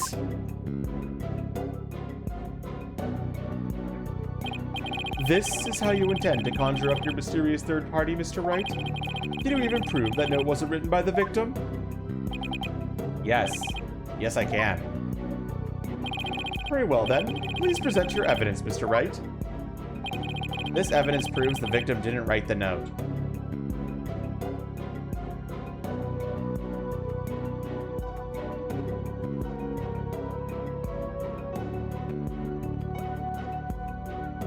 Your imagination wants to present the candelabra.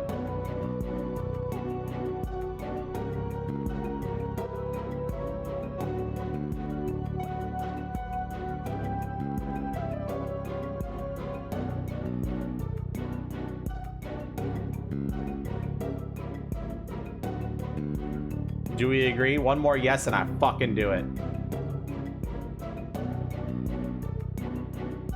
Take that!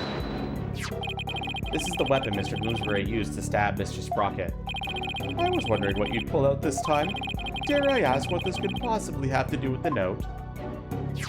Mr. Bloomsbury prints were found on this candelabra, and the prints were from his left hand. So, that makes the victim left-handed, correct? Exactly, Your Honor. The police looked into it too and confirmed as much. Now, take a look at the smudged writing in this note. Notice how the smudging only starts from the middle of each preceding line? Had this written by a lefty, the writing would be smudged from the far left end. This means that whoever wrote this note was definitely right-handed. In other words, somebody other than the victim wrote this note. What? But if someone other than Mr. Bloomsbury wrote it, then what does this note mean? Mr. Bloomsbury followed this note to the letter when he attacked Mrs. Watt. So clearly this note isn't a murder plan written by Mr. Bloomsbury, but rather, these are instructions to kill Miss Watt issued by somebody else. It wasn't the victim who wrote these so-called instructions. Then who wrote it? Most of the people involved are right-handed, you know. He is correct. The majority of the family and their employees who were on the airship are indeed right-handed. I must say, that is a very rough and slipshod conjecture you've proposed. I admit I haven't figured out who wrote it just yet. Leave it to Mr. Edgeworth to go for the jugular. This culprit who ordered Mr. Bloomsbury to attack Ellen. What could their motive have been? It doesn't seem very likely Ellen did anything to incur anyone's wrath, right? Right. Not too likely, anyway. In that case, it has to be about Soren. If somebody were to hold a grudge against Soren, what would it be about? That accident, I'd guess? I can understand if Bloomsbury felt resentful about having to take the blame.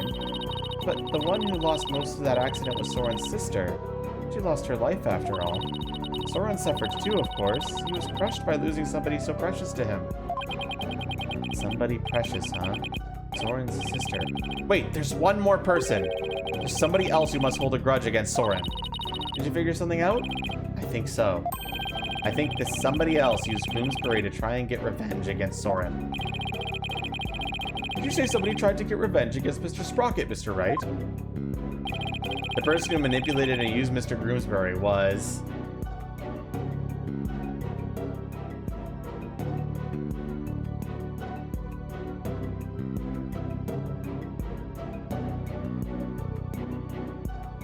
Anatoro says 3.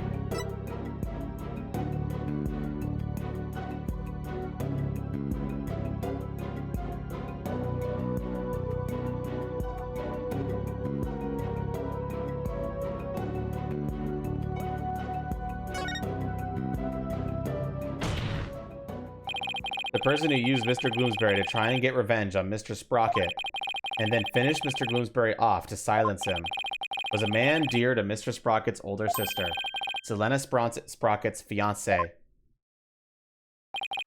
Not that I'm not positive, but it's certainly possible. This fiancé could have made Bloomsbury attack Ellen to get his revenge on Soren. What? Her fiancé?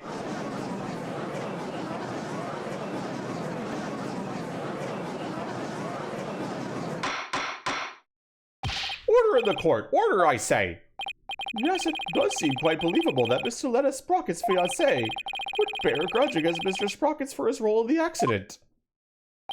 Exactly, Your Honor. Maybe our fiancé was trying to murder Miss Watt in order to make Mr. Sprocket experience the same pain he felt. Objection!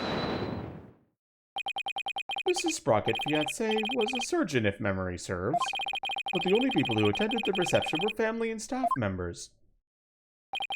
That may be, but then that just means that Mrs. Sprocket's fiancé must have been amongst those who attended. What? Really? Of course. Otherwise, how could he have killed Bloomsbury? Oh, I see what you're doing. This is just another giant bluff, isn't it? All right, I'll bite. Who exactly do you claim this fiancé to be? Yes, I would like to know as well. Are you sure you're going to be okay, Nick? Maybe. When it comes to suspicious people, there's only one person on my list. I need to find something that connects him to Selena. This will help us identify Miss Sprocket's fiancé.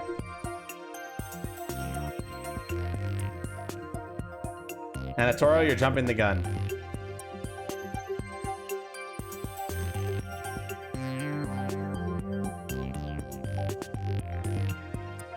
Your imagination wants to present the Selena photo.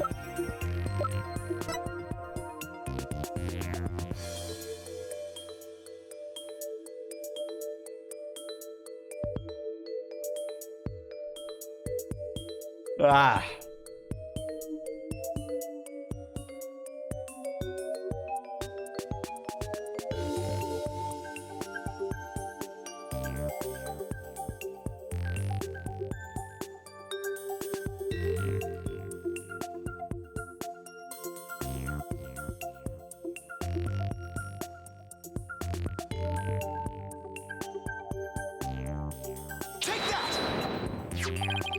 Please take a look at this photo, Your Honor.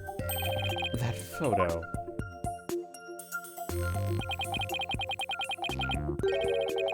Notice Mr. Sprocket's pocket watch? Haven't we seen it somewhere before?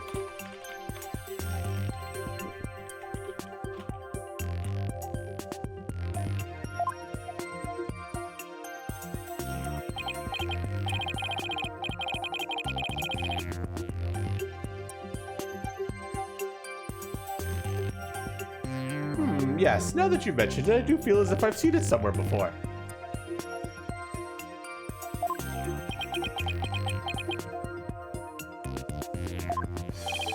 I believe we've all seen it. Right here in this very courtroom. Ugh, impossible! That's right, the pocket watch in this photo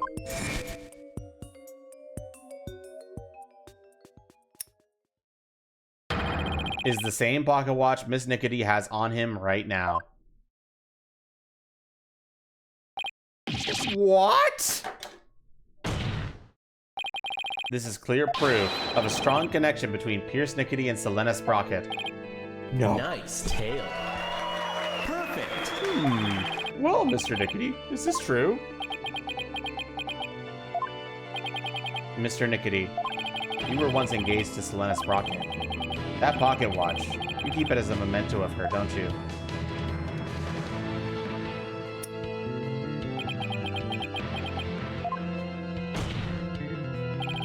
Mr. Nickety, you plan to rob Mr. Sprocket of his loved one, to make him feel the same pain as you, isn't that right? But Mr. Sprocket managed to fight back and knock Mr. Gloomsbury unconscious. You thought Mr. Gloomsbury was dead and hid his body in the lantern. But then you noticed Mr. Gloomsbury regained consciousness. And so you finished him off to prevent your plan from being exposed.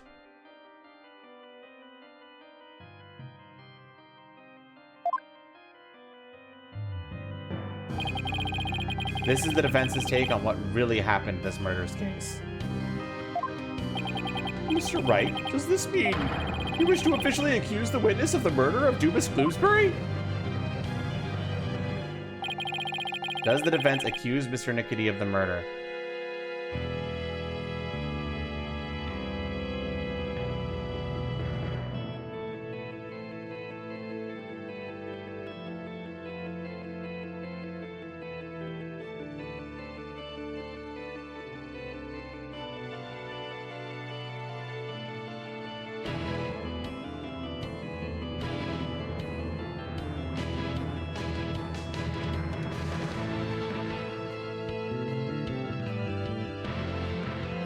Like, duh.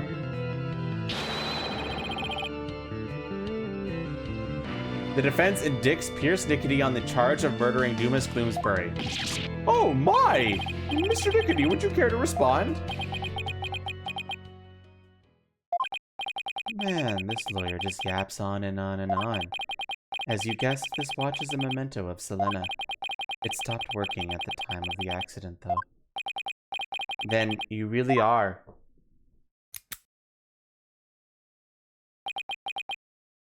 Yes, I was Selena's fiancé. And not just her fiancé, but the surgeon beside her deathbed. Objection! Mr. Nickety, why didn't you tell me any of this before?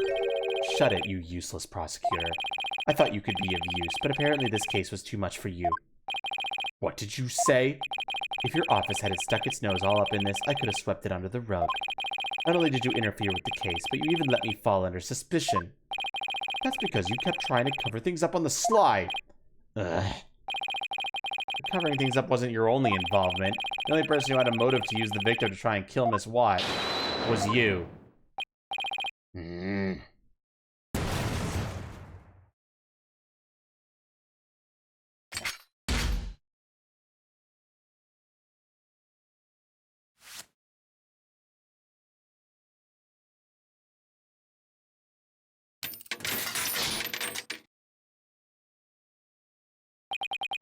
Malignant tumors. There are malignant tumors in this courtroom. Lesions oozing with false charges. The tumors are the one idiotic lawyer and one useless prosecutor. After the truth is revealed, I'll have the both of you incised from the legal world.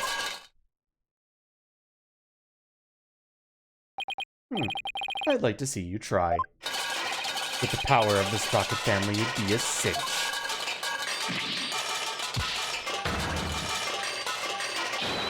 I will now begin the operation. What in the world happened to Mr. Nickety? Looks like he's finally showing his true colors. Nick, look what he did to that shoulder mag. Quit your yapping before I stretcher your chatty lips shut. It's like he's a completely different person. Sure looks like it, huh? We can't let our guards down now. Mr. Nickety, it's finally time for you to testify to the truth. It seems we're entering the final act at last. Witness, your testimony, please.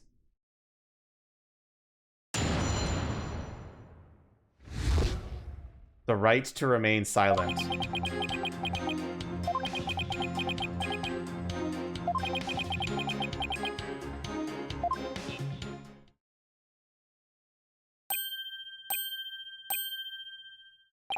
Mr. Nickety, why didn't you say anything? Ah!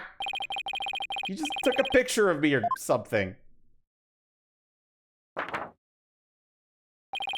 You want me to voluntarily testify, hoping I will make a slip of the tongue? Not a very impressive plan. Or brain, I might add. Ow. That was uncalled for. If you want to know something, you ask the question. I will answer, but I have no intention of making any voluntary statements of my own. Nah. What's he trying to do, Nick? He's using the silent treatment as a strategy to avoid getting tripped up. Clever guy. No more lies, Mr. Nickety. You will tell us nothing from the truth but now on.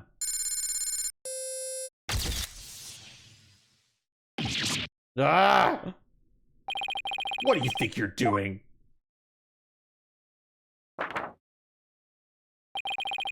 No one asked you to speak. Just keep quiet over there and play with your frills. How dare you? Well, this is rather unconventional situation, but please proceed, Mr. Wright. Yes, Your Honor.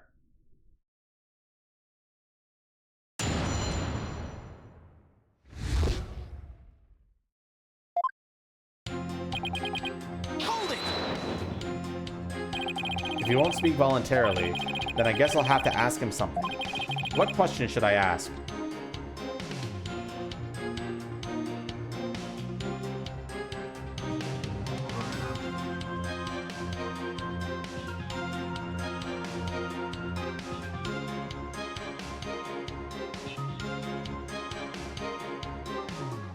What should we ask first, chat?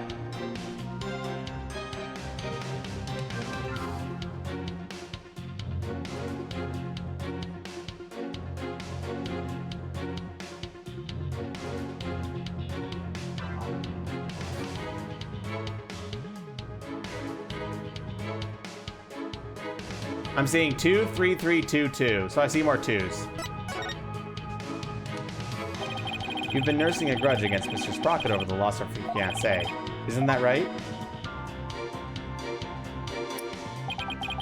I'd be lying if I said I felt no resentment whatsoever. The Master Soren didn't cause that accident on purpose. Master Soren himself has suffered greatly. But you quit being a surgeon and found a way to get even closer to Mr. Sprocket. Wasn't that so you could carry out your revenge on him? Don't insult me.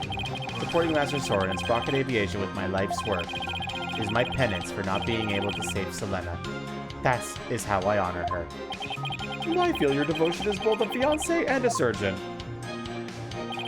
Her statement breaks my heart. I've never thought of exacting revenge on Master Soren.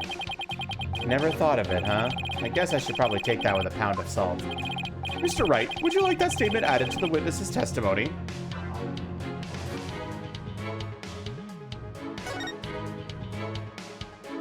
Yes, please, Your Honor. I have to find an opening somehow. I'm just gonna say yes to these because you can actually make all three statements. Of all three of his statements turned into a proper testimony. So we'll do that for you. Because it's obvious that's what you do. So we'll do all three. And then you guys can figure it out after. Isn't it true that when Mr. Bloomsbury remained conscious inside the lantern, you murdered him in order to silence him? He was an excellent employee and very loyal to me. Bloomsbury was my right-hand man. I'd suffer the most from losing him. You really think I'd kill a guy like that? That would make sense only if you were innocent. But since your goal was revenge, you don't really have to care about something like that. But I am innocent, I tell you. Don't try to force your conjectures onto me. Because without decisive evidence, I can't pursue this line of questioning any further.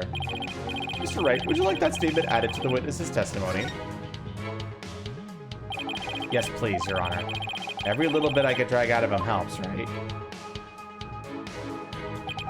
Bloomsbury was my right-hand man. I'd suffer the most from losing him. I never thought of extracting revenge on Master Soren. One more. You won't speak? Okay. On the day of the incident, you were constantly surrounded by your subordinates. Isn't that right? Is that right? Absolutely. I was in someone's line of sight at all times. After all, I was busy taking care of every detail of the event. Mr. Edgeworth, I believe your investigation backs up my claim. I got statements that said groups of his subordinates worked with him in rotation, so he was always with someone. As the prosecutor just said, I couldn't even get close to the lantern containing Bloomsbury by myself, let alone kill him. Pierce didn't have a chance to get close to the victim alone, huh? Mr. Wright, would you like that statement added to the witness's testimony? Yes, Your Honor. I'd like to have that statement added to his testimony. Very well. I was always in the company of others. I didn't have an opportunity to murder Bloomsbury. What do you think, Nick? Is there a chance for us here? Well, as long as we have some kind of testimony from him, there has to be. I'll just have to compare his testimony against the evidence and find an inconsistency, right? Exactly. This is it. I have to do this right. Alright, here are our three statements, chat. Bloomsbury was my right-hand man. I'd suffer the most from losing him. I've never thought of extracting revenge on Master Soren. I was always in the company of others. I didn't have an opportunity to murder Bloomsbury.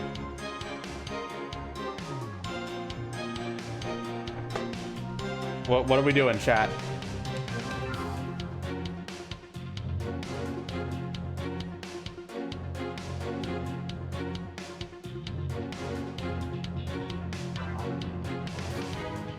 Yeah, let's let Hanatoro or your imagination step up to the plate. If you guys know it already. And Storyteller as well. Check the evidence.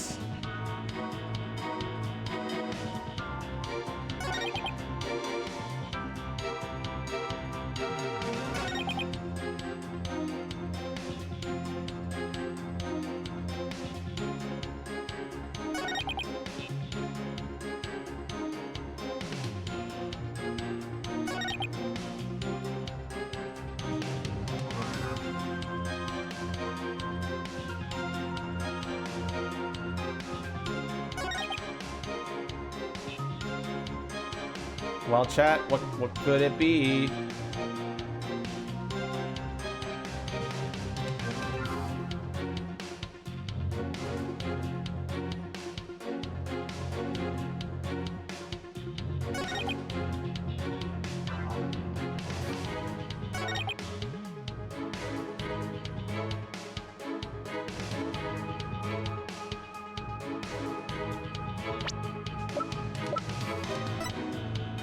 This is what your imagination wants to do.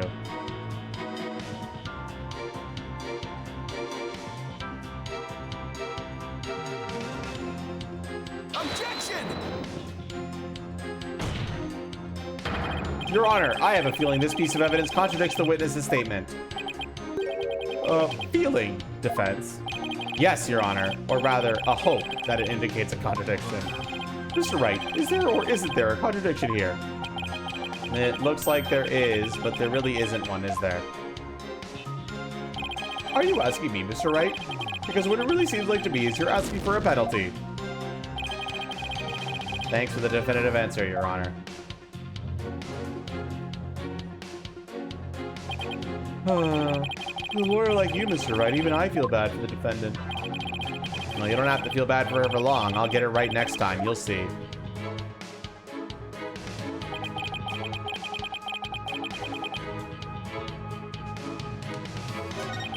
Any other ideas, chat?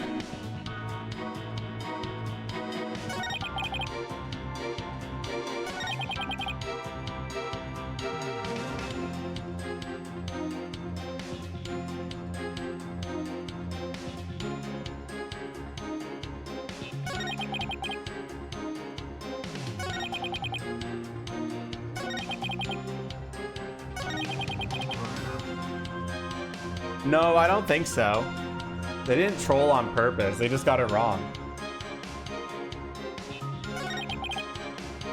No vague hints. Let's let them think for a bit.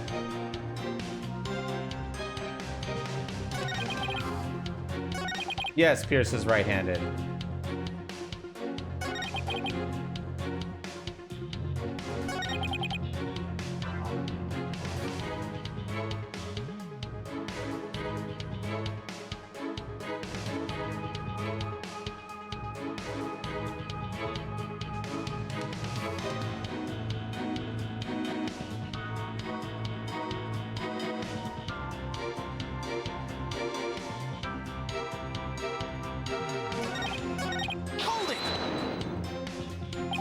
What did Mr. Goomsbury think of Mr. Sprocket? After all, he was forced to take the blame for the accident. He must have been resentful. He got his position as the lead servant in exchange for taking the blame. It wasn't exactly a bad deal for him. But he must have felt some sort of indignation. Who knows? Now that he's dead, we'll never know for sure. It's pointless to talk about it any further. Alright, dead men tell no tales after all.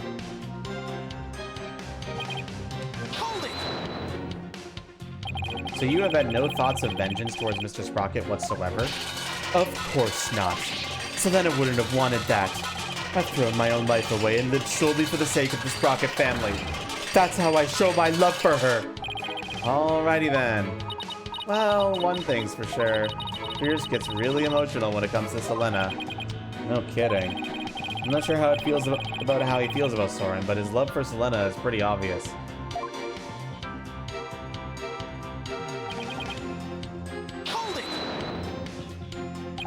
So, you were always in someone's line of sight? I was surrounded by family members and staff as we prepared for the reception. During the reception, I was stationed behind the sweetheart table to attend the couple. When could I have possibly committed murder? I'm not buying it. If Pierce is the true killer, then there must have been some time when he was out of everyone's sight. What do you think, Nick? Is there a chance for us here? Well, as long as... Okay, we already went over this.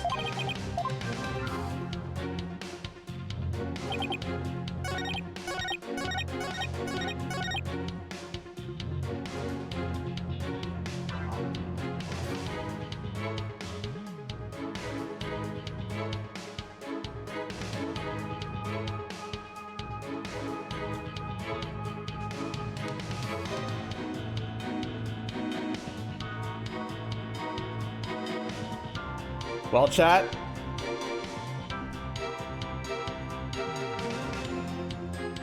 So the options are... Is there anything that would contradict Bloomsbury being the right-hand man? Is there anything that would prove that he did think about extracting revenge on Master Soren, despite the fact that he claims he doesn't for the accident? And is there anything that would show that there was an opportunity for him to be out of sight?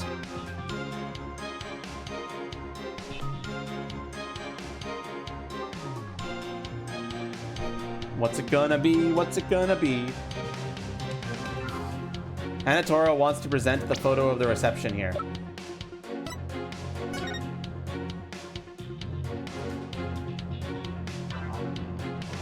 Do we agree?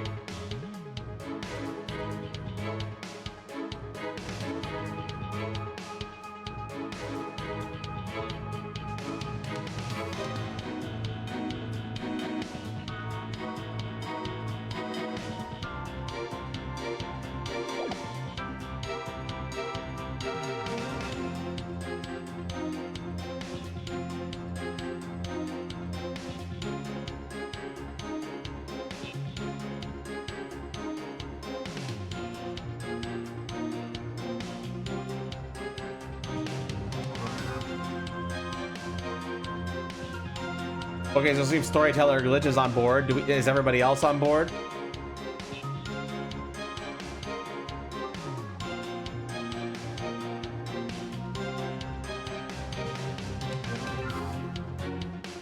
Your imagination doesn't sound convinced.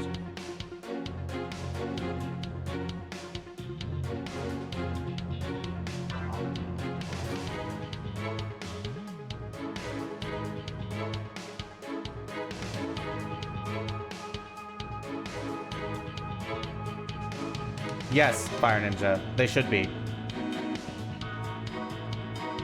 That's been established in the case, to answer your question.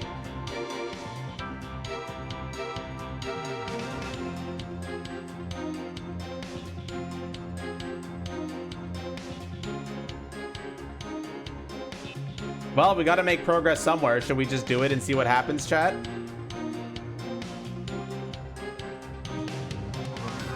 That's 2 yeses. 1 more yes and we do. And it looks like your imagination's on as well. Objection! Mr. Nickety testifies that he was always with someone at the time of the incident and never had a moment alone to commit the crime. Yes, and the police investigation backs that statement up, doesn't it? But there was an opportunity. In fact, one and only one. A moment where Mr. Nickety could have killed Mr. Bloomsbury without anyone noticing. What? And the one thing that made that moment possible is shown here in this photograph. With all those people watching, I couldn't have possibly committed murder. Do not believe him, Your Honor. This lawyer is a malignant tumor. He wants to infect this judicial body with virulent accusations. Mr. Nickety, I would ask that you keep quiet this time. We need to evaluate the defense's claim, and your yammering only serves to throw further suspicion your way. Ugh. Mr. Wright, let's see this one thing you mentioned. But be warned, this had better not be one of your offhanded claims. Who do you think you're talking to, Mr. Edgeworth? Very well, Mr. Wright. Please point out for us the one thing that made the moment of murder possible.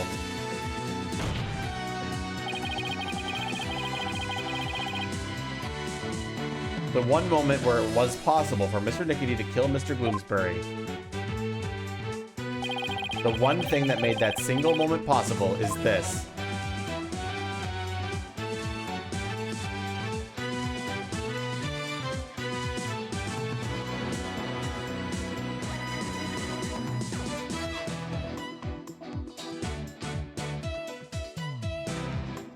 The fog machine.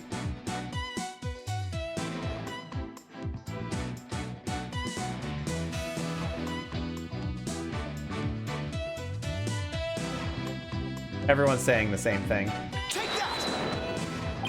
The one thing that made the moment of the murder possible is this thick mood fog that engulfed the entire reception hall. It is under the cover of this fog that Mr. Nickety murdered the victim.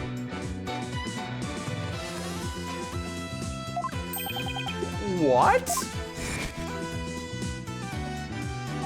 Mr. Nickety was standing right next to the lantern that Mr. Bloomsbury was in. This is the only moment the murder could have been committed without being seen. I can accept that there was a moment when the witness was obscured for the others by fog. But that doesn't prove Mr. Nickety killed the victim at that very moment. If you can't prove the crime was committed during the reception, the trial ends here. Ugh. I was so caught up in finding a foothold that I forgot to think that far ahead. Well done, Mr. Edgeworth. It's time to call this trial's time of death. Well, Mr. Wright, can you prove the murder happened during the reception? Don't even bother. His claim is dead on arrival. victory is within your grasp, prosecutor. Quiet, witness. I have no interest in victory. All I care about is the truth. One that we can only arrive at through further deliberation. Edgeworth. Enough of this, Your Honor. This trial is over. No, Mr. Dickety, that is for me to decide. Mr. Wright, can you prove it? Can you prove that the murder was committed during the wedding reception? Why is there no verdict yet? The lawyer's obviously out of answers. The prosecutor, the judge, they're all infected. Their malignant stupidity is so advanced, not even the best surgeons can save them. In fact, not even a brain transplant can cure them. The court is infected with idiocy. It's a pandemic. Mr. Dickety, that's enough already. Finally ready to give up, are you? No, just the opposite, actually. I'll prove the murder was committed during the reception. By you. Yeah. You'll prove it? Can you really, Mr. Wright? Yes, I can, Your Honor. To be honest, I don't know exactly how I'll do it just yet. But if I want to get to the truth Edgeworth was talking about, I'll just have to find that way. Very well, Mr. Wright. Let's have your proof. Enough of this foolishness. He's just bluffing. Stop him from speaking, Your Honor. I will do nothing of the sort. You are just a district court judge. With the power of the Sprocket family, enough of your foolishness, Mr. D. This judicial body will not succumb to the influence of money or power. Ugh. Now then, let's hear it, Mr. Wright. Let's hear your truth. Think, Phoenix. Remember everything you've learned so far. You can do this. You can find the definitive evidence that will lead us to the truth.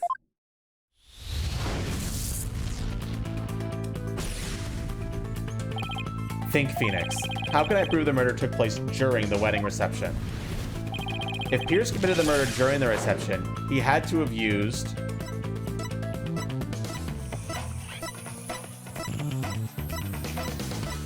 his shoulder mech, the murder weapon, or the reception photo.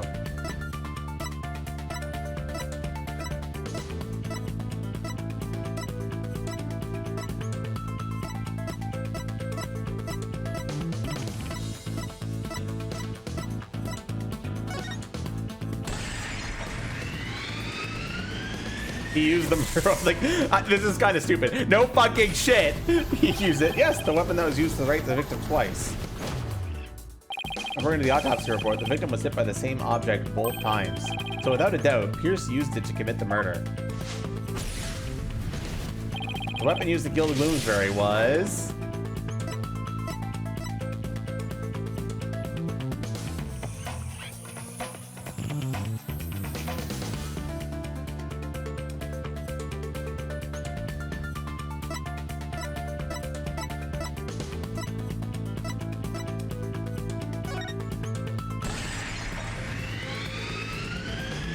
the timekeeper was the murder weapon.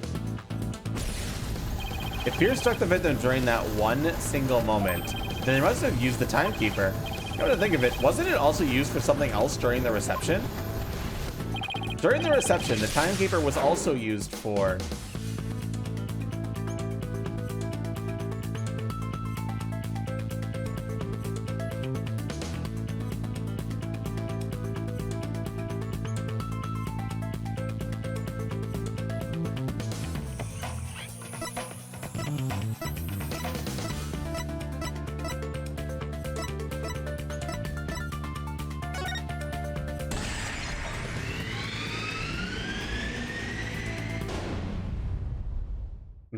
The timekeeper had been activated.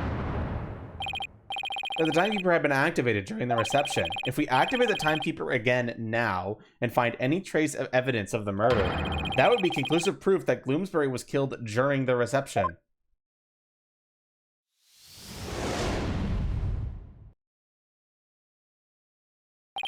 A special ceremony took place during the reception in question. What kind of a special ceremony? It was called the first startup of love. Apparently, the couple activated the timekeeper for the first time during it. Does that mean the timekeeper here in evidence isn't activated at the moment? And what would happen if we were to activate it? Why don't we see for ourselves?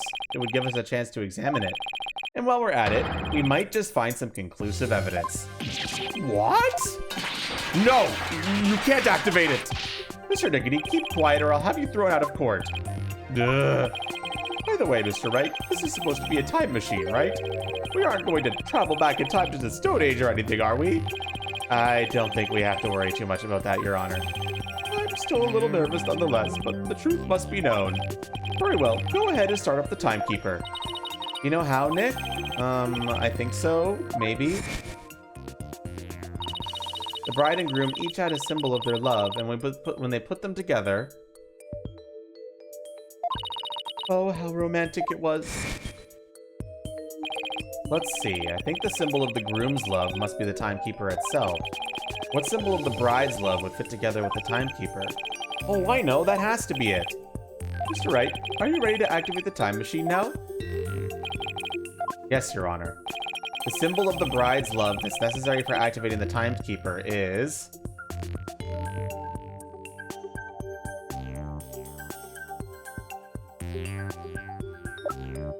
You want to present the key?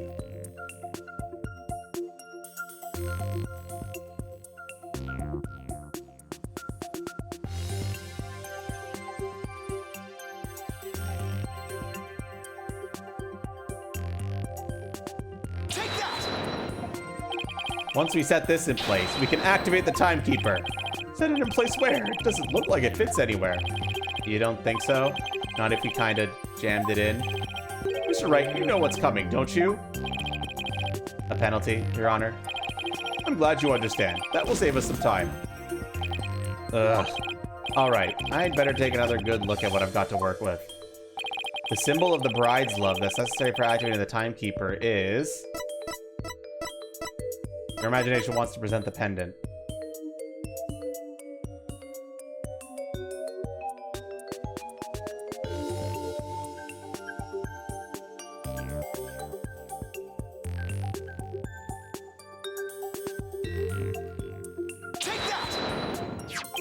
Mrs. Watt's pendant is the symbol of the bride's love that's necessary for activating the timekeeper. What? Does that mean you just started up with Miss Watt's pendant? I believe so, Your Honor. Very well. Please try it now, Mr. Wright.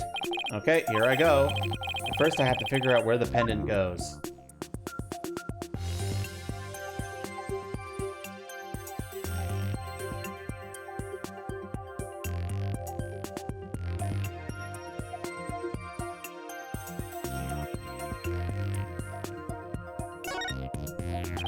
This hole looks like a good spot. I'll try setting the pendant in here.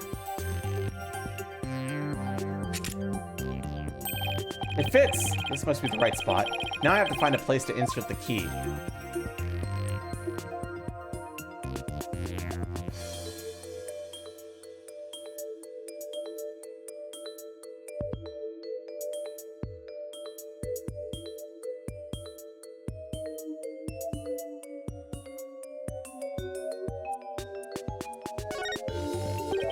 This hole in the middle of the pendant. Could this be it?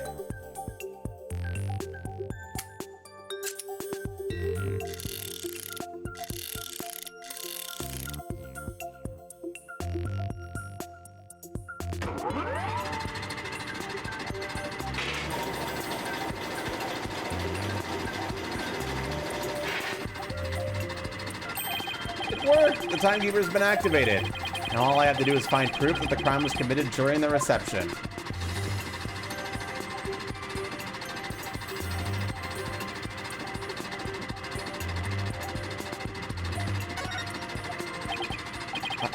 I think I found it. Conclusive evidence that the murder was committed during the wedding's reception.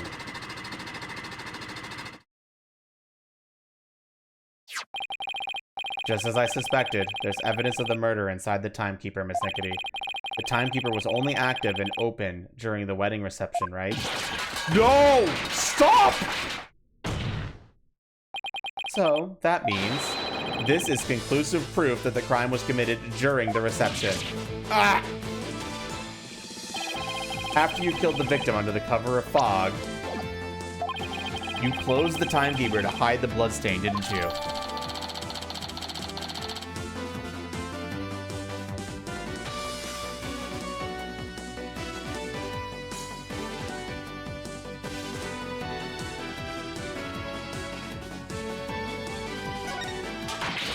No, you're wrong. Ellen killed Bloomsbury. It wasn't me, I tell you. Give it up, Mr. Nickety. How could the defendant, who was in the middle of pledging her love, have possibly committed the murder with everyone watching her? It was the family. Yes, all the family members conspired together to kill him.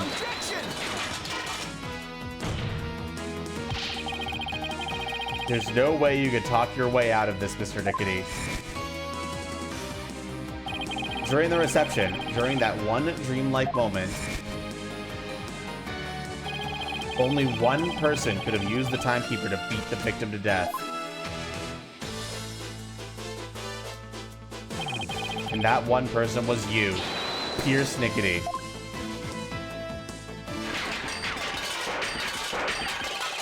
Ah! Ah!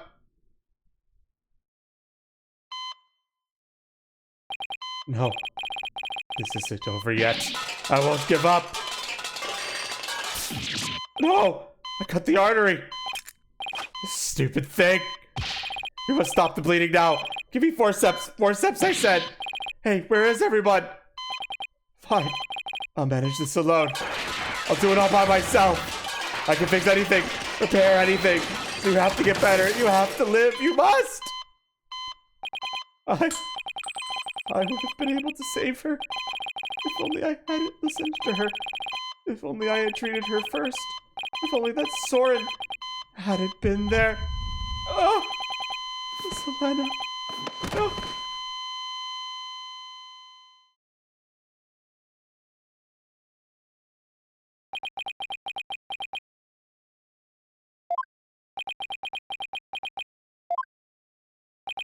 Witness, are you finally ready to tell us the truth? It's just as the lawyer deduced. So it was all a revenge scheme against Soren Sprocket? Do you have any idea how hard it is to lose someone you love right in front of you? Selena's condition was clearly more critical than Soren's. But in spite of that, she said, "Please, help Soren." Miss Sprocket's last words. So that's what she really meant by those words. I was able to grant her wish, but at the price of her life. You got a job with Sprocket Aviation and wanted your chance to get revenge. You got close to Mr. Bloomsbury and hatched this plot, is that right? Bloomsbury already bore a grudge against Soren. So when I tempted him with an even better position, he immediately took the bait. He was your accomplice, someone who shared the same goal as you. Why was it necessary for you to kill him? I didn't expect Soren to strike Bloomsbury out of the feast deck. And I certainly never imagined he'd make his way there alongside the outside wall. Soren's love is the real deal after all. My plan had been compromised, so for the time being, I hid his body in the lantern, and tried to think of my next move. And then Mr. Bloomsbury came out during the second wedding reception.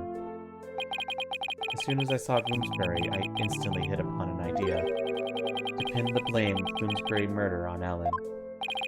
You tried to break up the couple by making the bride out to be a murderer. How despicable. Soren was getting the company and a wedding. Both things that were supposed to be Selena's. He took every happiness from her. Who's the despicable one here? Huh. Do you think what you did would make her happy? I know it wouldn't. I couldn't just stand by watching Soren enjoy his happiness.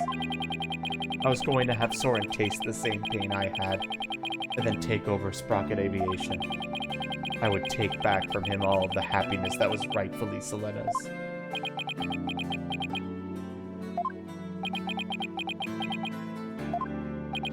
Time stopped for me the day I lost her. Just like this pocket watch of hers. Pierce! Miss what? I believe Selena would have said, "Leave this ill will behind. Your time is yours to live."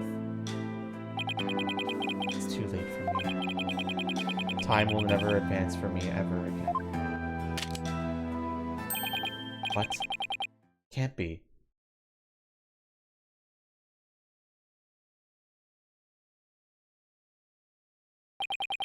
I see now, Selena.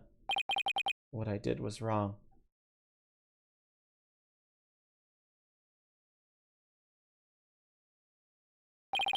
I see no further need to continue this trial. Bailiff, please take Mr. Nickety away.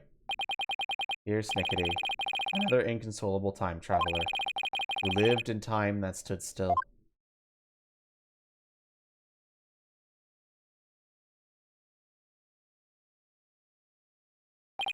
Now then, I must render my verdict regarding the defendant.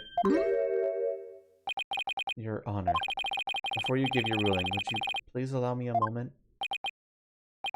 Very well. Ellen, there's something I need to say to you. Yes, Soren? I've put you through something truly horrible. This whole thing happened all because of me. I would understand if you wanted to call off our marriage. What?!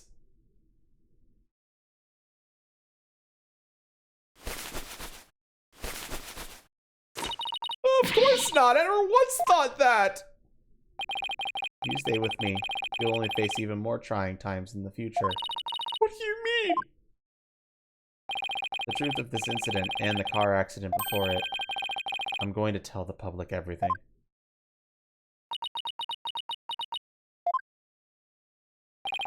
I expect the company's reputation will suffer, and I'll take a lot of criticism. But I feel I can only really start over once I get everything out in the open. Soren? After all that's happened, I might not have the right to ask you this, but... Well, how should I say this? Maybe I'll just...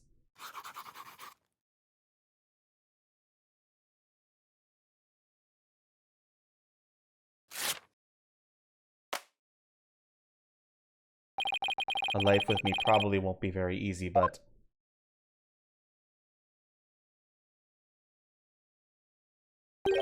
Will you marry me? Yes, of course! Your Honor, thank you for this time. Please continue with your ruling. Very well, but first I have one question. Would the two of you pledge your eternal love for each other to the goddess of justice, Themis? I do, Your Honor. I do. Does the prosecution or the defense have any objections? Well done, Your Honor. No objections here. The defense has no objections either, Your Honor. This court finds the defendant, Ellen Watt. Oh, that's not right. This court finds the defendant, Ellen Sprocket.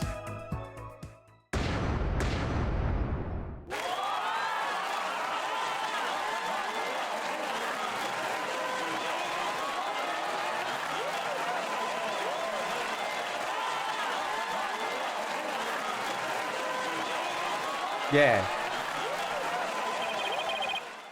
This court is adjourned.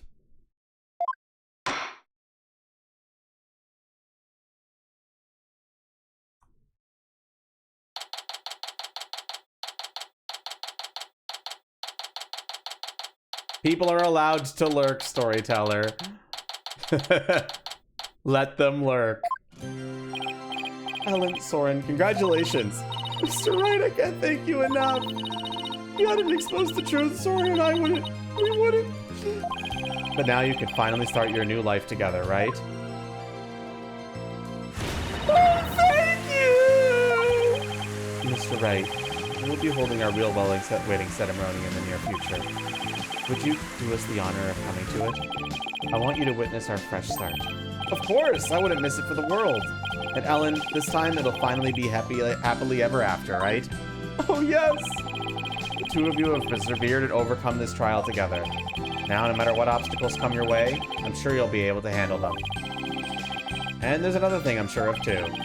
This person will always be watching over the two of you.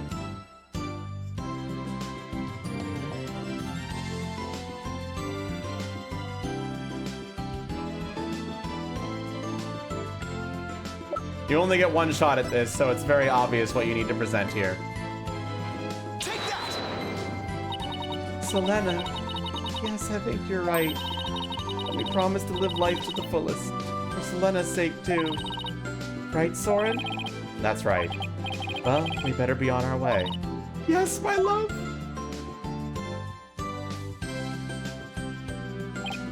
Wow, the old threshold carry, huh? Way to show off. We'll be seeing you. Goodbye for now. I'll be looking forward to that wedding. Hold on tight, Ellen. You better believe I will. I'm never letting you go. Oh my gosh.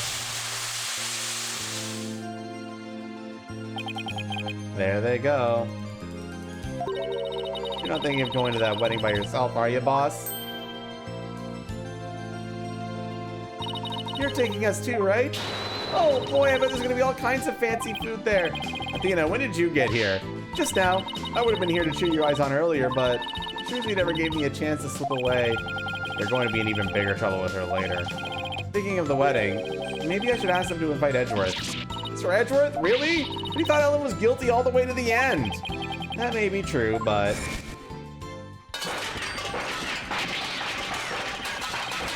Arrival. Victory is within your grasp, prosecutor.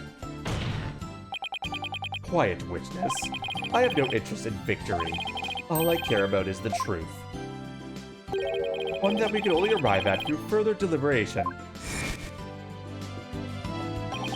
If he hadn't stood up for us when he did, the trial probably would have ended there. You mean Mr. Edgeworth gave us that chance? Maybe. Though, knowing him, I doubt he'd ever tell, even if I asked. Well, if that's how you feel about it, Nick, then why not try to give him invited? Hey, Maya, have you ever tried to catch the bouquet? What? No. I never have either. Fighting over a bouquet that's been tossed by the bride? Talk about a fierce competition. I'm totally stoked. I'm not sure it's really supposed to be all that competitive. I'm a pretty good jumper, so I think I got a chance. She's definitely missing the point of the whole thing. And Larry, how did you manage to stay so quiet for so long? Shut up! Wishing a lady you fell in love with every happiness is what a real man does. I'm pretty sure that relationship was over before it even began, Larry. Darn it all, if only I was 10 years younger, things would have gone differently. Hands off time, why don't you turn back for me? Damn, Larry, you're so fucking pathetic.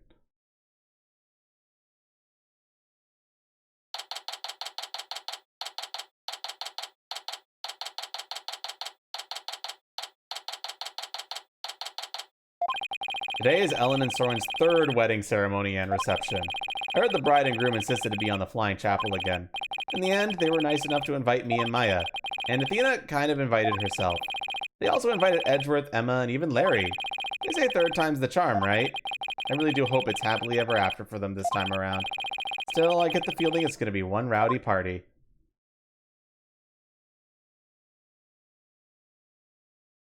Ready when you are. Okay, here we go. Damn, even Larry's there. Motherfucker. Huh? Oh my gosh. Hey! Look who's next! Huh? Get back!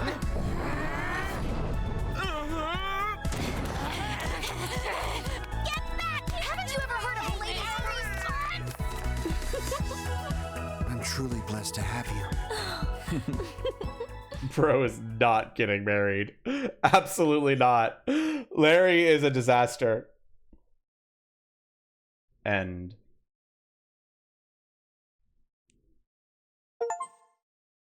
Oh, hey, let's look here. You unlock special bonus in the music and background settings screens. Cool. Oh my gosh. This art is incredible.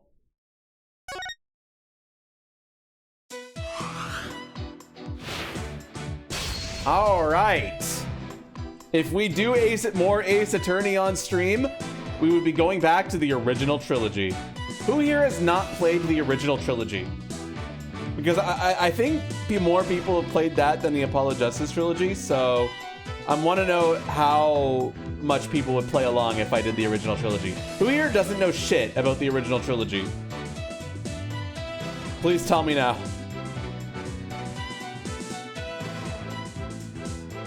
That would be far in the future, though. Did I do Professor? No, I haven't done that. stream on it. I've never streamed the original trilogy. The only thing I've streamed is Ace Attorney Investigations and this trilogy here, in terms of Ace Attorney.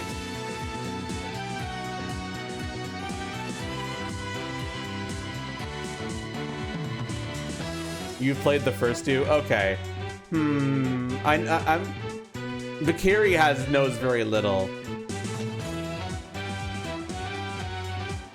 Great Ace Attorney, I have personally, but not on stream. I played all the Ace Attorney games. So if I streamed it, it would be for chat and for them to play along and for me to do fun voices with it. That's what it would be. It would be for me to do fun voices, for you guys to play along. And I want to know how many people haven't played it so that it would be fun for you guys to play along like I did with this trilogy and stuff. You know what I mean?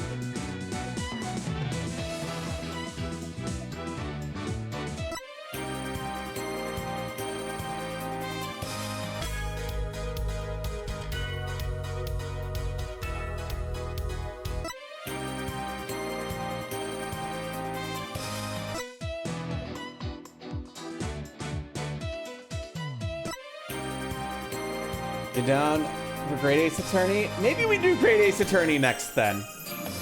I think less people have played Great Ace Attorney than the original trilogy, so that might be a better one to do, but we'll see.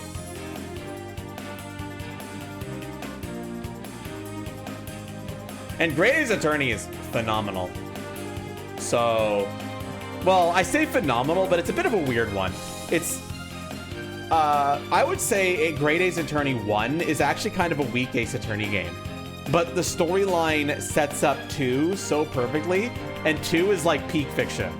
And you have to play both of them to get to 2, which is peak fiction. And 1 still has a lot of great moments. Chapters 3 and 5 in the first game are really good. But I'm not a huge fan of chapter 1, 2, and 4 in the original game. But Great Ace Attorney 2 is like peak throughout the whole game, so.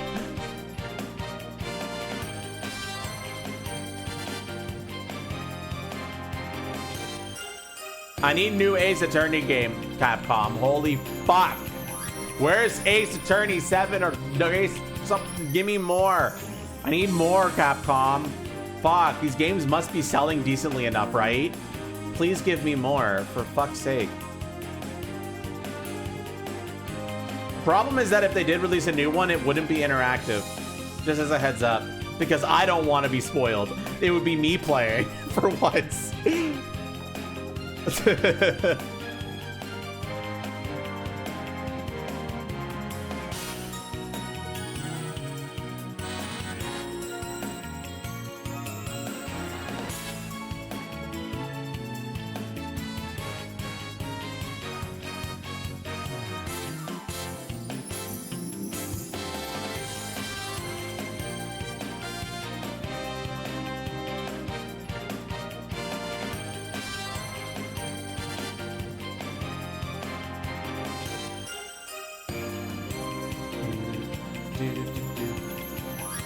New Danganronpa? I don't want a new Danganronpa. Danganronpa's dead. I'd rather they just do new things. But like with a similar murder mystery still. I feel like making another Danganronpa game would kind of sour the ending of Danganronpa V3 if you played that game. Like the whole point was about moving on, you know? That said, we could stream Danganronpa and make you guys play it. That could be fun. But at the same time, I don't think I want to do that. Danganronpa also has timers, so it's a bit harder to make interactive. We can't just sit and think. Like a sci-fi strategy game? You mean like that game I spent like a whole month streaming? Holy fuck. 100 line was insane. I can't believe it. Anyway, okay, I need to find a raid target because I need to rest and get ready for Anthrocon tomorrow. Next week, streams are going to be very limited.